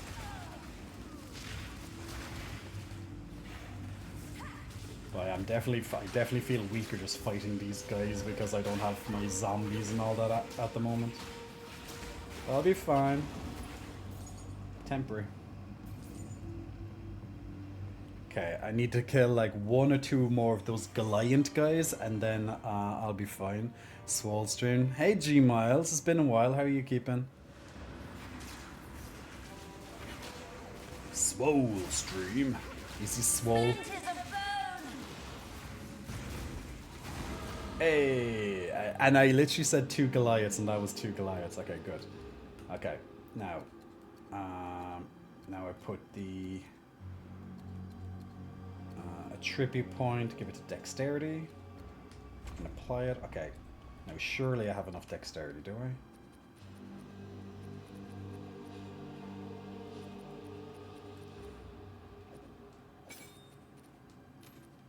Dexterity.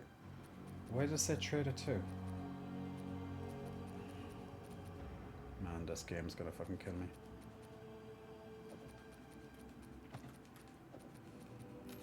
Okay, I have the intellect requirement. This one's causing me an issue.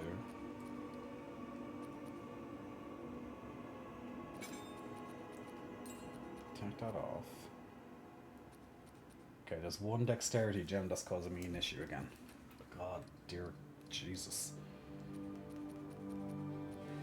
Okay, at least I can wear the other item, so that's then again, was it even...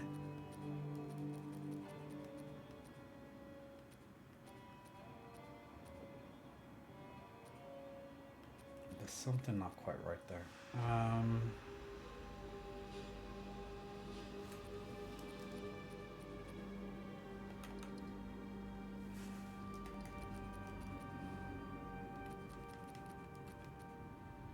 Okay, one of the guys is giving me a dexterity gem. Okay, I need to take off a dexterity gem. It's the arsonist. Okay, take off the arsonist gem. That should be it. Okay, good. I think the gems are fine now. If I'm gonna, yeah, I think the gems are fine now. Okay, skeleton sniper off. That's up 1. That's fine. That's fine. Okay. Okay, at least my minions are okay this time.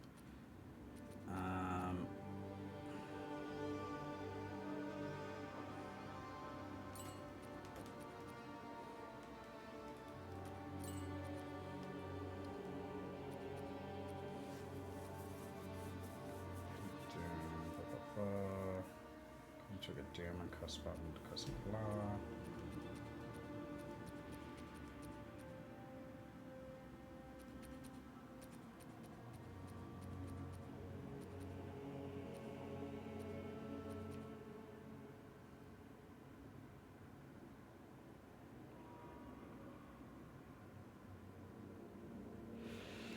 You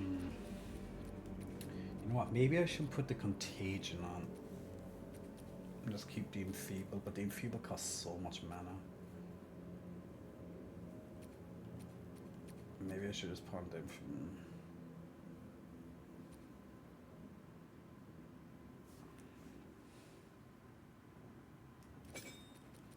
Take that off.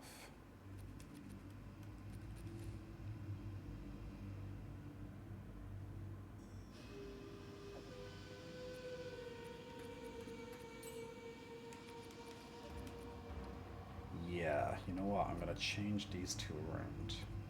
Change this. No. Shit, I thought that was a support skill. What? Why can't this go into the curse? Why is it the only feeble one?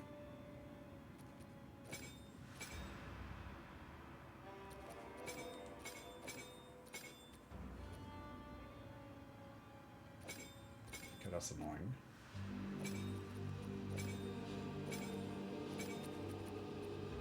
Okay, that's weird.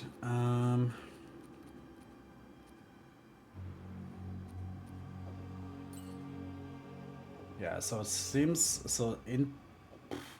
so after all that, it's the dexterity. I'm still like one off this. Not yet, but he will soon love those shoes. Minion unused. Yeah, I know I'm spending so much time looking at different stuff, but it's kind of needed for this bitch of a boss. Okay, we'll go and see if this, cause I wish this had the fucking thing.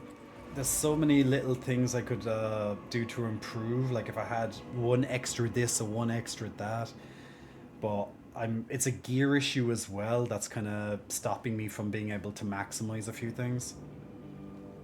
So we'll try the boss like this. Now maybe if I ascended, that could be a huge damage increase. Once again, you know, I'm not 100% sure, but that could really push this in my favor too. For now. Putrefy.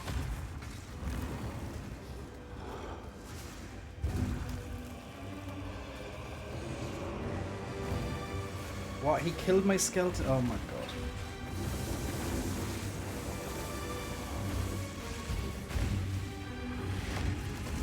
Oh, then he kills me instantly. Love it. Yeah, that was a bit of a scuffed pull at the start. He literally killed my he killed all my snipers the moment it started. Like, what a damage loss. Those are the breaks. One still lives. For now. Well, he still lives. He's constantly still lives.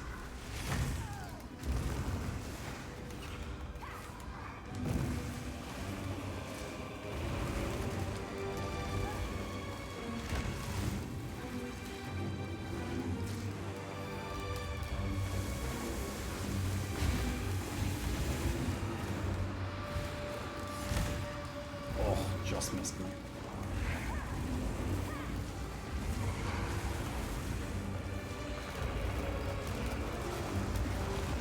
Oh, bitch! I keep casting my one of my spells, but it just doesn't seem to affect him for some reason. I don't know why.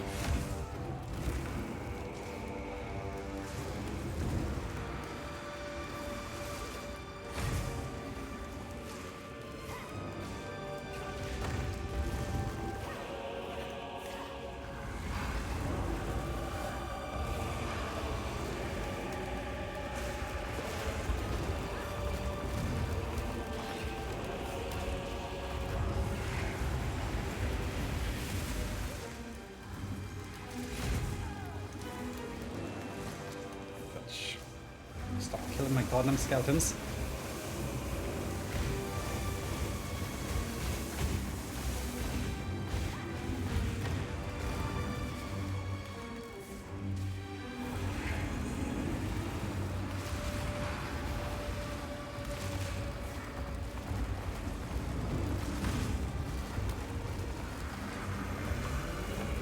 Here comes the exterminate. Oh, that's actually good damage, little damage timing there.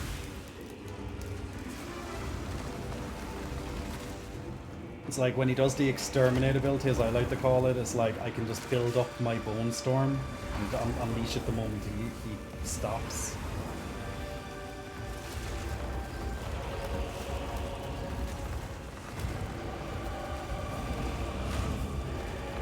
Oh, here he goes again.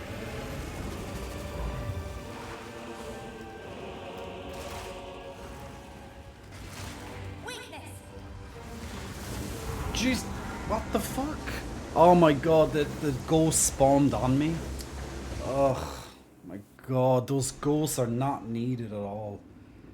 Like, literally, he does not need to have that ability. He does enough stuff. Bowser got taller. He does enough stuff to have these random ghosts just appear in the fucking fight that instantly kill you. It's like, do you know when a boss just has like a... You feel like he has one extra ability that he really doesn't need to have? Yeah, that's this boss.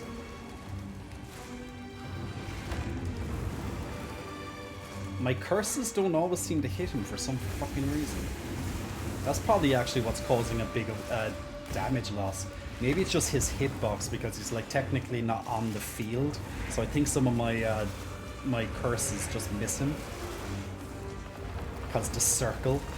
Because he's technically not in the circle.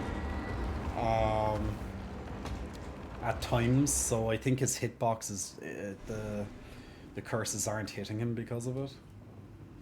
So that also would be a problem. Because I'm casting some curses on him and it just doesn't go on to him. And obviously I kind of need curses.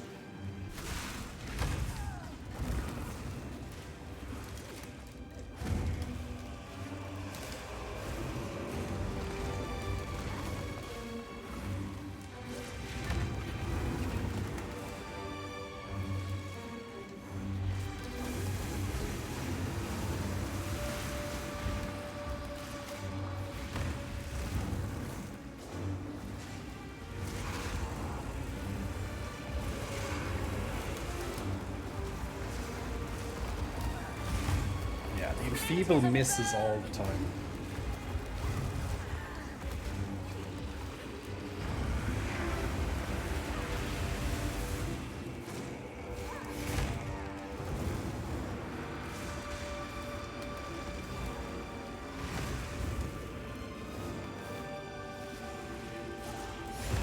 And I kind of like Enfeeble because it's like it makes him do less damage, which obviously is very useful. Keep my skeletons alive.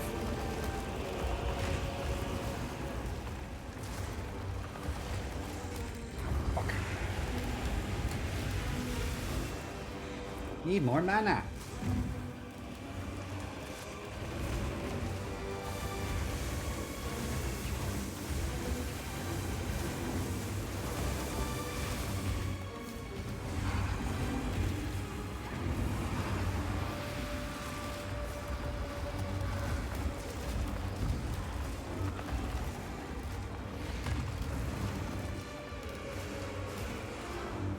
Luba, come on.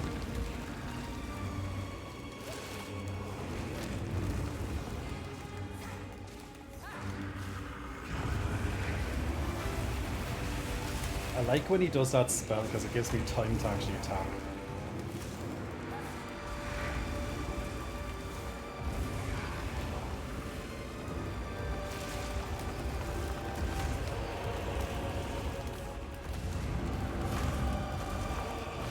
Goes annihilate or exterminate, whatever I call it most of the time now.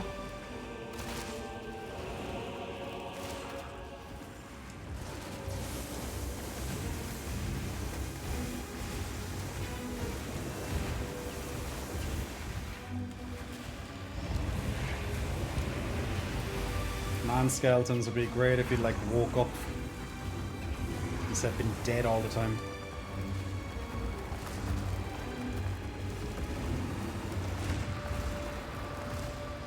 Here come the goddamn ghosts. Fuck! Oh my god! Those ghosts are fucking irritating. I saw them coming in this time. They just grab around you and you're fucked. So irritating. There's literally no need to put these ghosts into this fucking encounter. There really isn't. Like, my spells already, I'm already like very, very limited on this fight because my curses are not hitting him, which I'm assuming is a bug. Just because of the hitbox. Which is fine if it's a bug, you know, but like, it doesn't help me right now. Like, my class is already really, really, really weak versus lots of bosses. Just due to me not being able to have corpses. But adding on to the fact that some of my curses can't even hit the fucking thing, it's making this like way fucking more annoying than it probably needs to be. So I'm really relying on other things to hopefully get through it.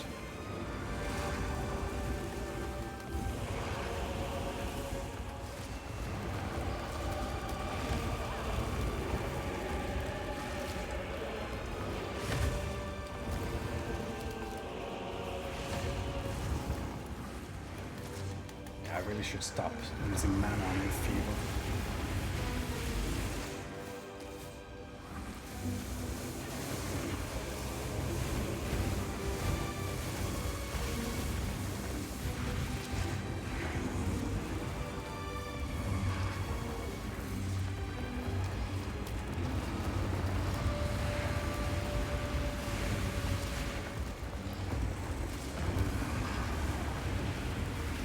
Death and decay. Death and decay! Come on, Moira. Ah!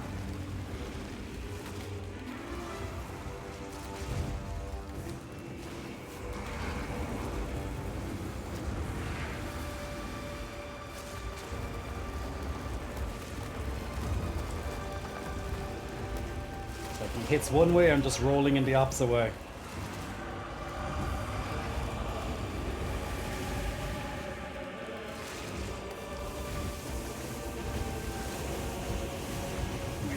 Fucking ghosts to come out of nowhere again.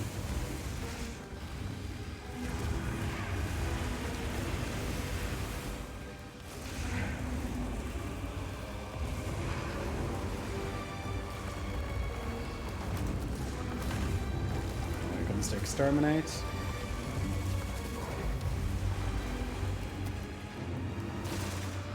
Oh, and here come the ghosts. Oh, for fuck's sake!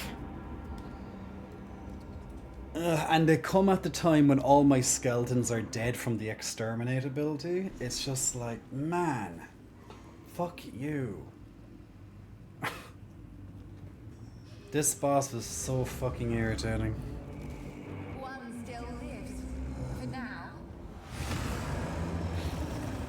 Okay, so I can't do Enfeeble because it's going to keep missing him. So there's no point in wasting mana on Enfeeble, which is a big loss.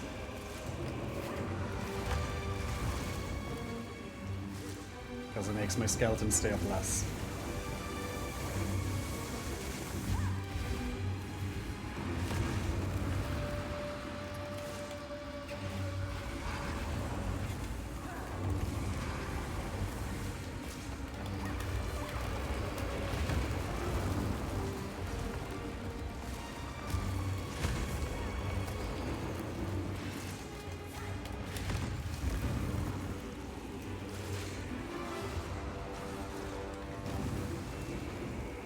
Actually, it's not just that the skeletons stay up less. Now that I think of it, it actually stops the explosion too.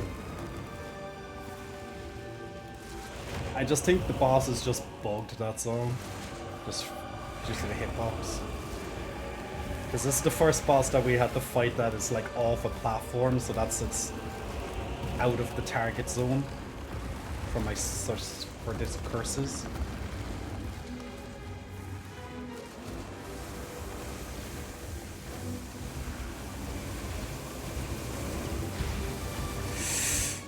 My bad.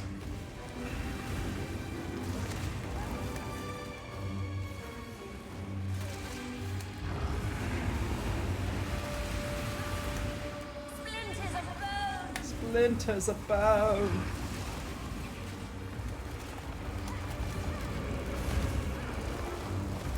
Exterminate.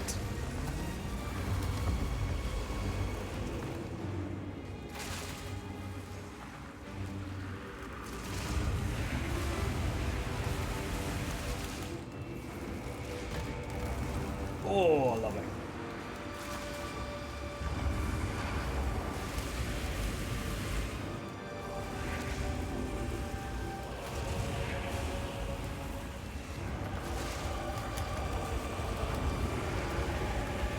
Here come the... Here they come. Skeletons, can you, like, take care of these fucking things for me, please? I can't do anything but these goddamn skeletons. Oh my god, now there's even more spirits coming.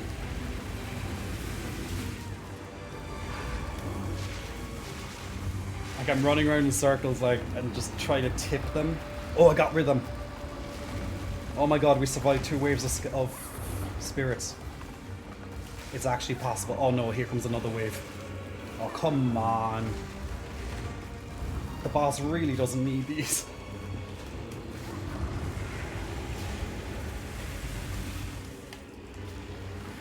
Why do I have a feeling they're going to come like all the time for the last bit of the fight? Oh, and there's another wave now. Yeah, it must be like an ability that he just keeps doing. It must be an ability he keeps doing after a certain amount of life.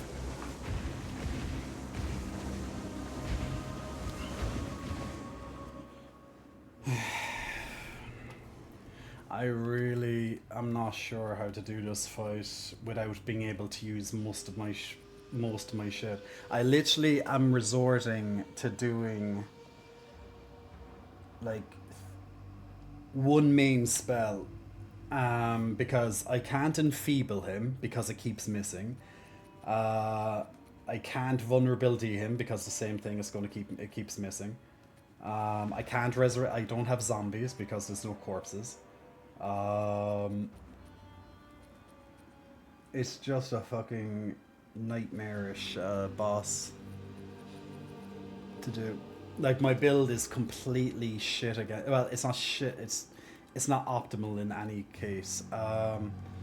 What would help a lot is if I had extra spirits so I could summon another skeleton, but that's definitely I can't do that.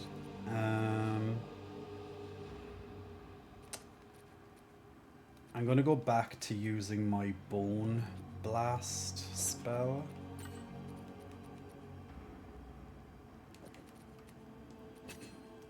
And that would be better for the spirits.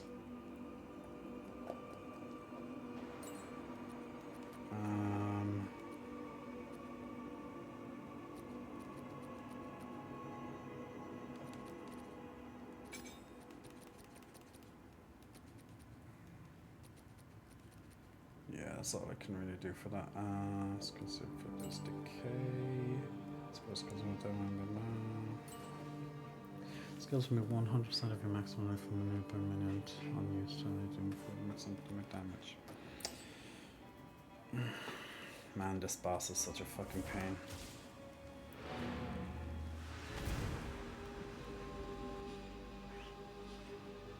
See, if they fix the targeting issue, it won't be so bad. But there's nothing I can really do about that, can I?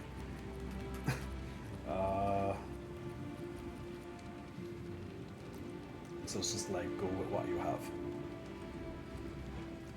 Hello.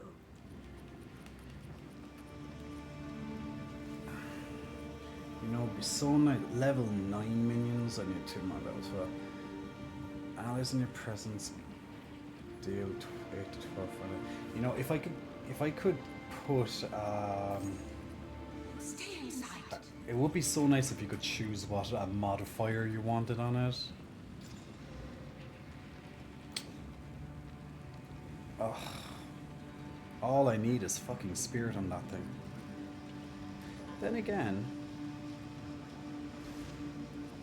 this will be level 2 moves. Everything has 12.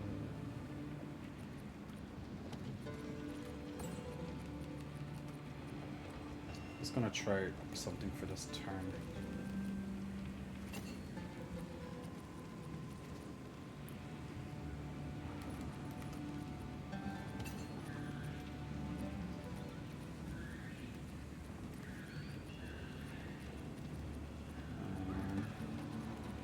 Just some small change, you know, I don't know.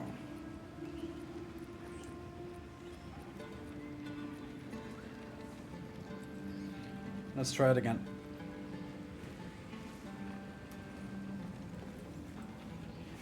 It might be just a boss I'm going to have to come back to after my ascendancy.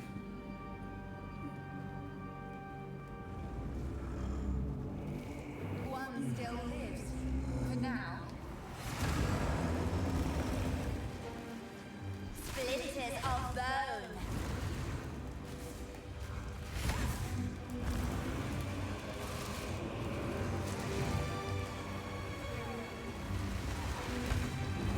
Technically, I should be doing more damage just now, but then again, actually, that other spell shouldn't be able to hit him either, I don't think.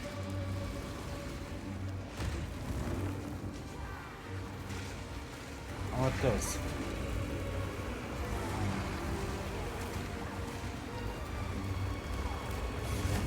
Oh.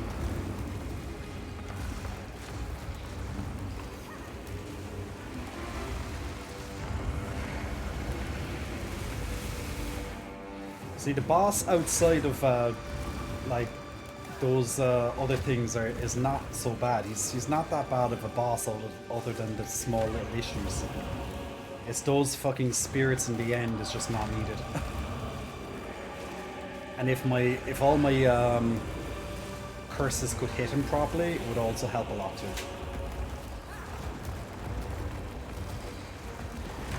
Even my regular curse, even my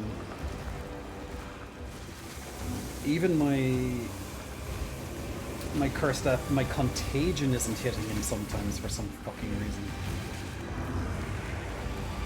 That one really doesn't make sense to me that it's not hitting.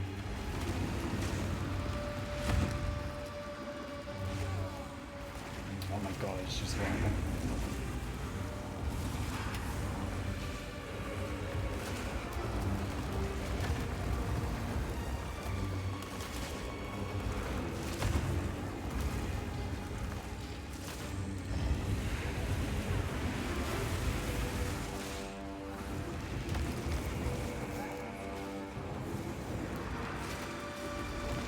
Like, how often am I dying, like, because I get hit by something else that's not one of those fucking spirits? You know? But the spirits are going to be just a big pain in the ass because I have to do lots of damage to them in such a short space of time, and my minions are usually not alive to do that. And by the time they're down, there's another set on me. So it's just a really, really bad boss for my class. Here, come again.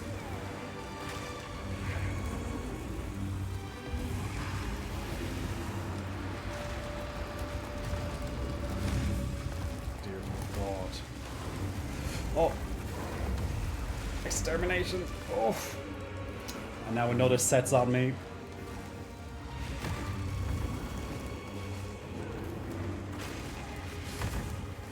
The spell's helping a little bit for...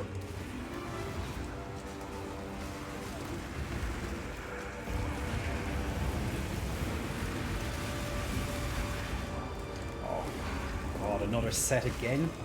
Please tell me that they don't keep spawning for the rest of the fight and it's just like 3 or 4 sets. Good, now they're gone.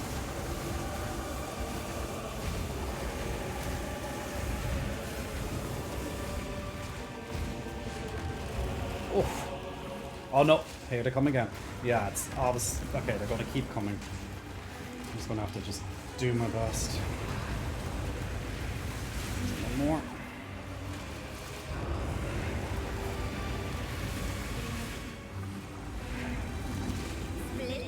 another.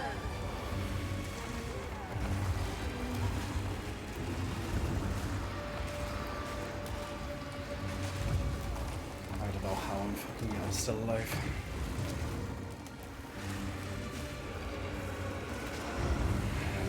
Another group.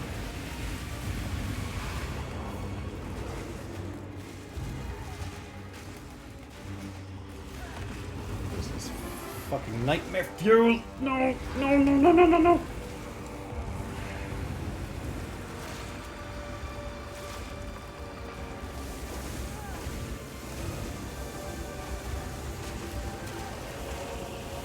No, no, no, no, no.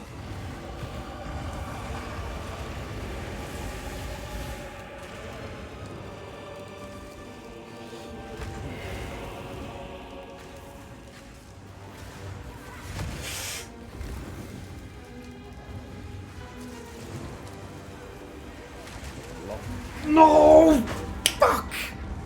Jesus Christ, there was a ghost next to me. That was so close. Oh my god. Oh my Jesus Christ. That was so close, dude. This boss is so fucking difficult. Haven't seen you with a haircut, looking great. Yeah, that was so close. Those spirits are just another level of just fucking pain in the ass. I'm telling you, I'm going to do my ascendancy if I don't do this. It's just like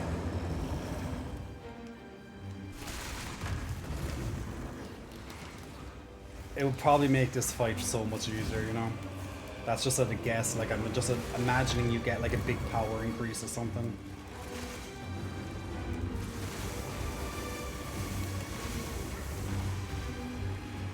Like at the end of the fight, I'm barely getting enough time to do damage on them because I'm like focused on trying to do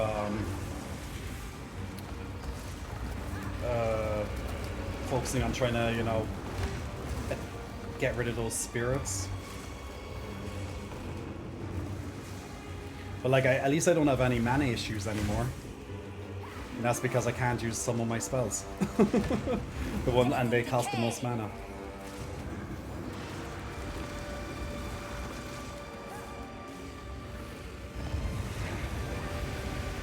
I'm literally doing this fight on like an extra difficulty.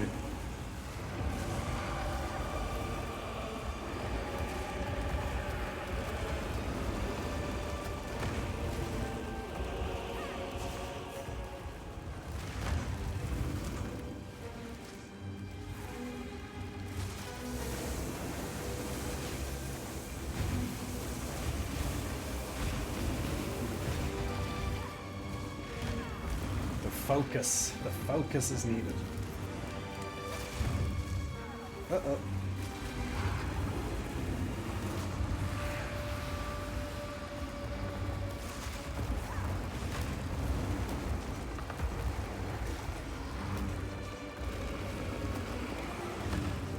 Oof.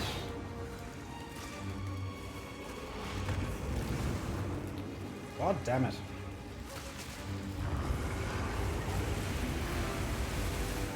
Like at least like my damage is so much higher to him than what it was. But now he's going to start calling the ghosts now any moment. I think now he starts calling the ghosts.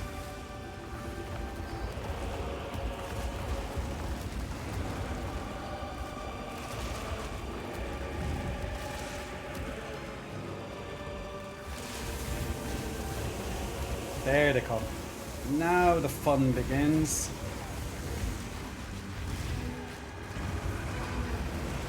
Oh, then I stood in the fucking flame next to a ghost. Ah.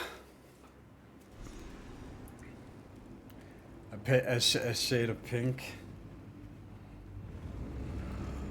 My thumb is going to be is even more pink now, though, to be fair. The amount of button mashing. Splinters of bone.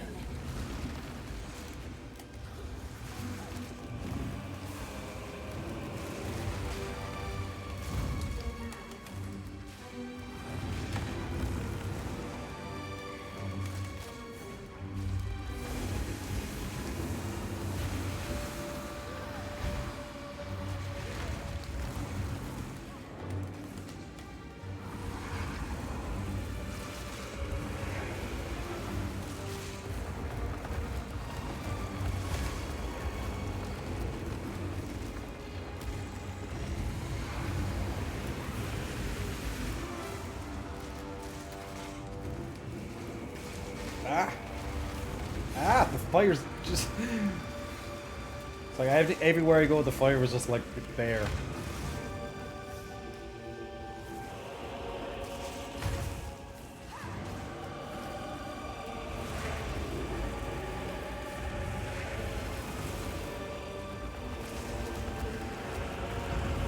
See, at first I thought it was going to be more of a DPS risk because he cuts off some of the platform, and I guess to an extent it is. But now it's just like, that's not really an issue anymore. Now it's just like, okay, these spirits are being a pain in the ass.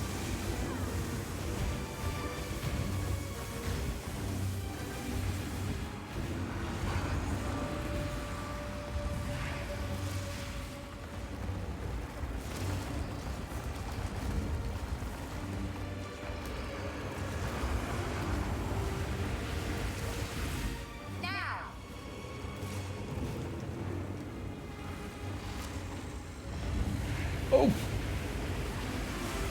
He's rolling straight into that. Uh-oh. Uh-oh. I hate that all my minions just die from that.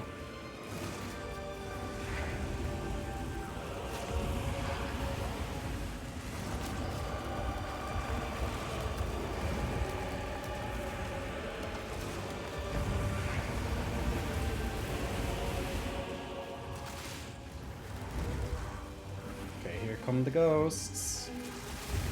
Yep, right on time, ghosties.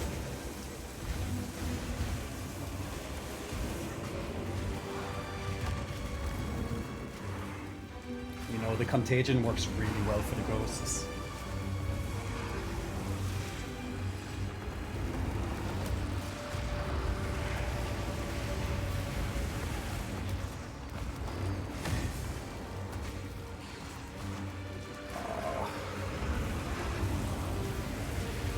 Ghosties.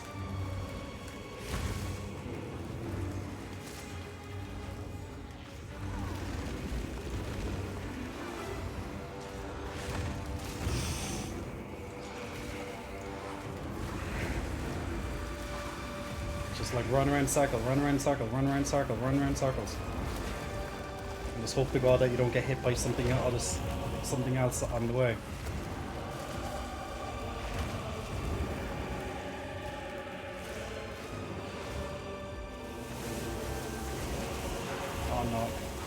No, no, no, no, no, no, no. Fuck, how did I survive?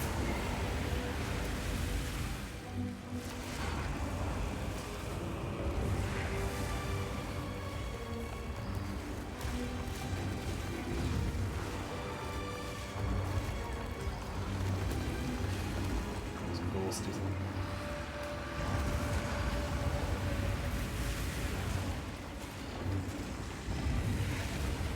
Fight's going on for far too fucking long here. Come on, ghosty friends.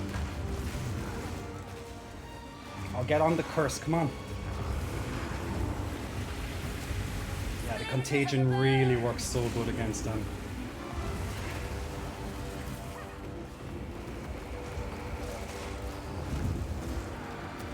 Here they come again.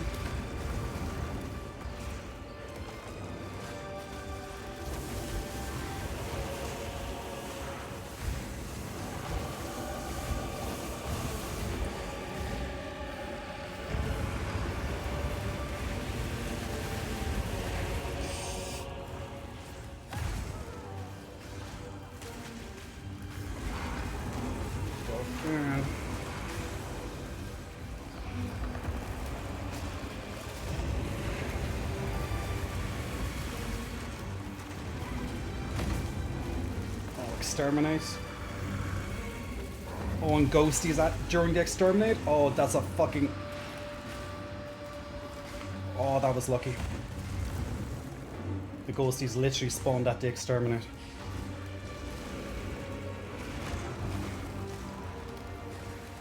Come on, you fucker.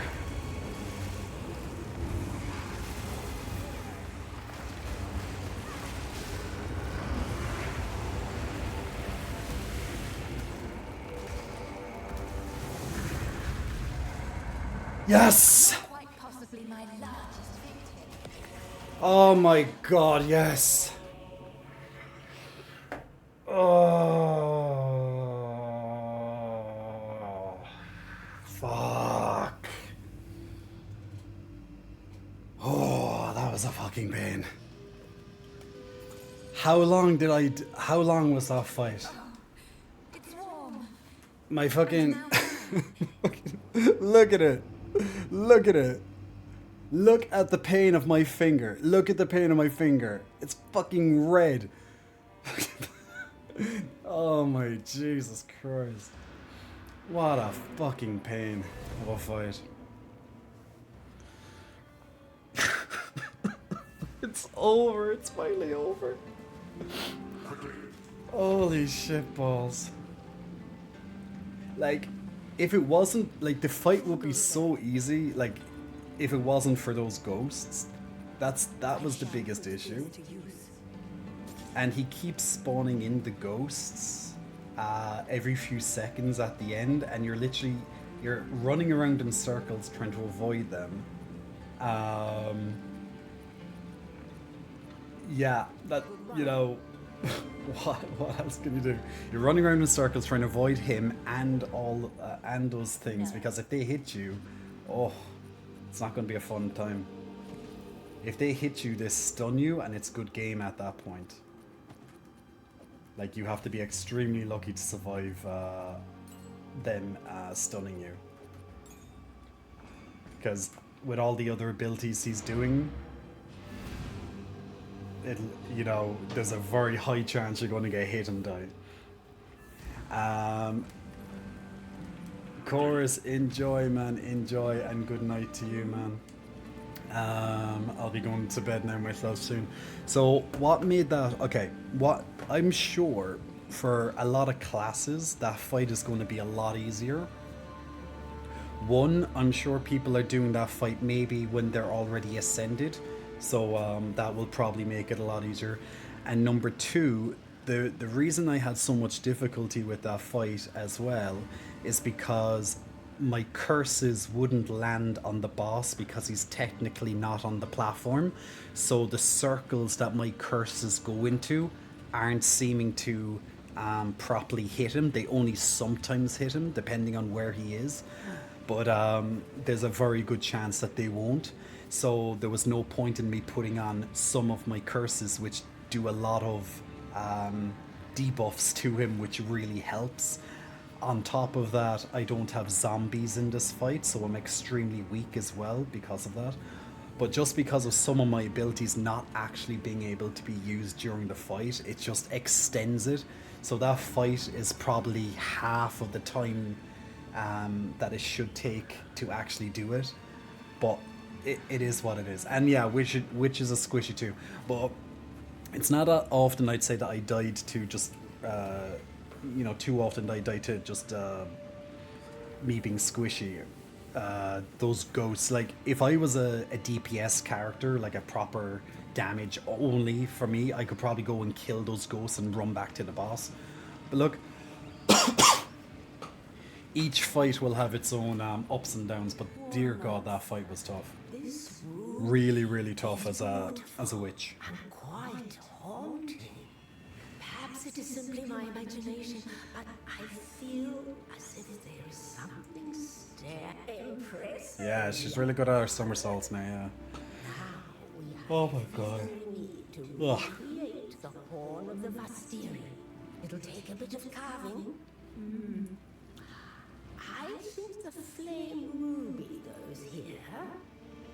Imbue the essence of water with the proper motions. Maybe I'll just tighten that there. Snap that off. Oh, I hope that wasn't important. All right. It's a bit like the original horn. If my fingers were more nimble, I could have done better. This won't blow a gale across the entire Vastiri, but it will serve our purpose. Here, take it. You retraced Orbala's journey, so you should be the one to sound the horn. Yay.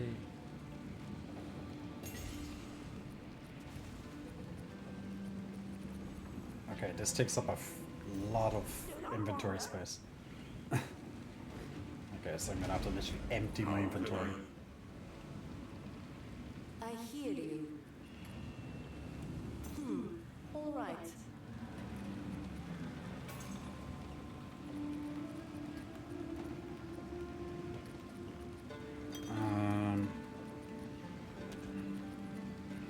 Okay, now I should be able to pick it up. Speak up. Sir, do you not wonder? Okay, so now I should be able to dispel the sandstorm, and then that's everything done for me for tonight. Might as well get this out It of is my time to inventory. use the reforged Horn of the Vestiri to open the way through. Prepare yourself. War is nigh. You have your orders. You mean I haven't already been through war? Jesus Christ. I've been doing enough stuff there.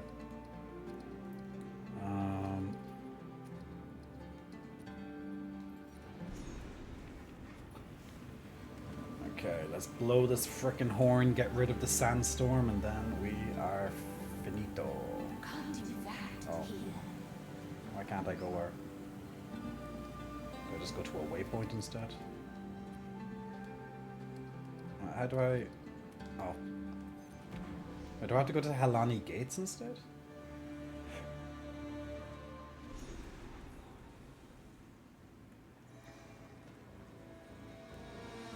Oh, no, but no, that means I have to go through the whole thing. No, surely that's not how you do it. Well, it looks like I actually have to do that. Ugh, I'll do that another time. Yeah, so you actually have to go back through the Helani Gates. That's actually weird. Why do you have to go through a low-level area to get to... Oh, that's weird. There must be another way to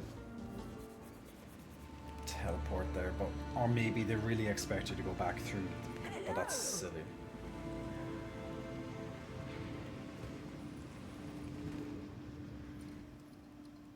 Yeah, they actually expect you to go through the whole thing, I guess. Okay, that's silly. Can't do Well. that here. Okay. Alright, that's it. Guys, I'm going to... no blowing the horn tonight. We'll do that on the next time we get to play this game. Now, on Thursday, we're going to be watching the Game Awards. Whenever that comes on, I'll check the timings and all that. So make sure you check out the Discord, guys, over on Thursday, because we'll be doing all that stuff then. I'm going to go straight off tonight. I'm going to give that raid redemption, of course. Is Soul Stream currently streaming? Let me have a look. He is. Like, he just started playing Valheim. Dear God, Valheim. That's a blast. That's a blast to the past right there, to be honest. I haven't played Valheim in years. Dear God. My finger is still... My thumb is going to be at me now for another day or two, I'd say, after the amount of freaking button mashing I had to do for that boss.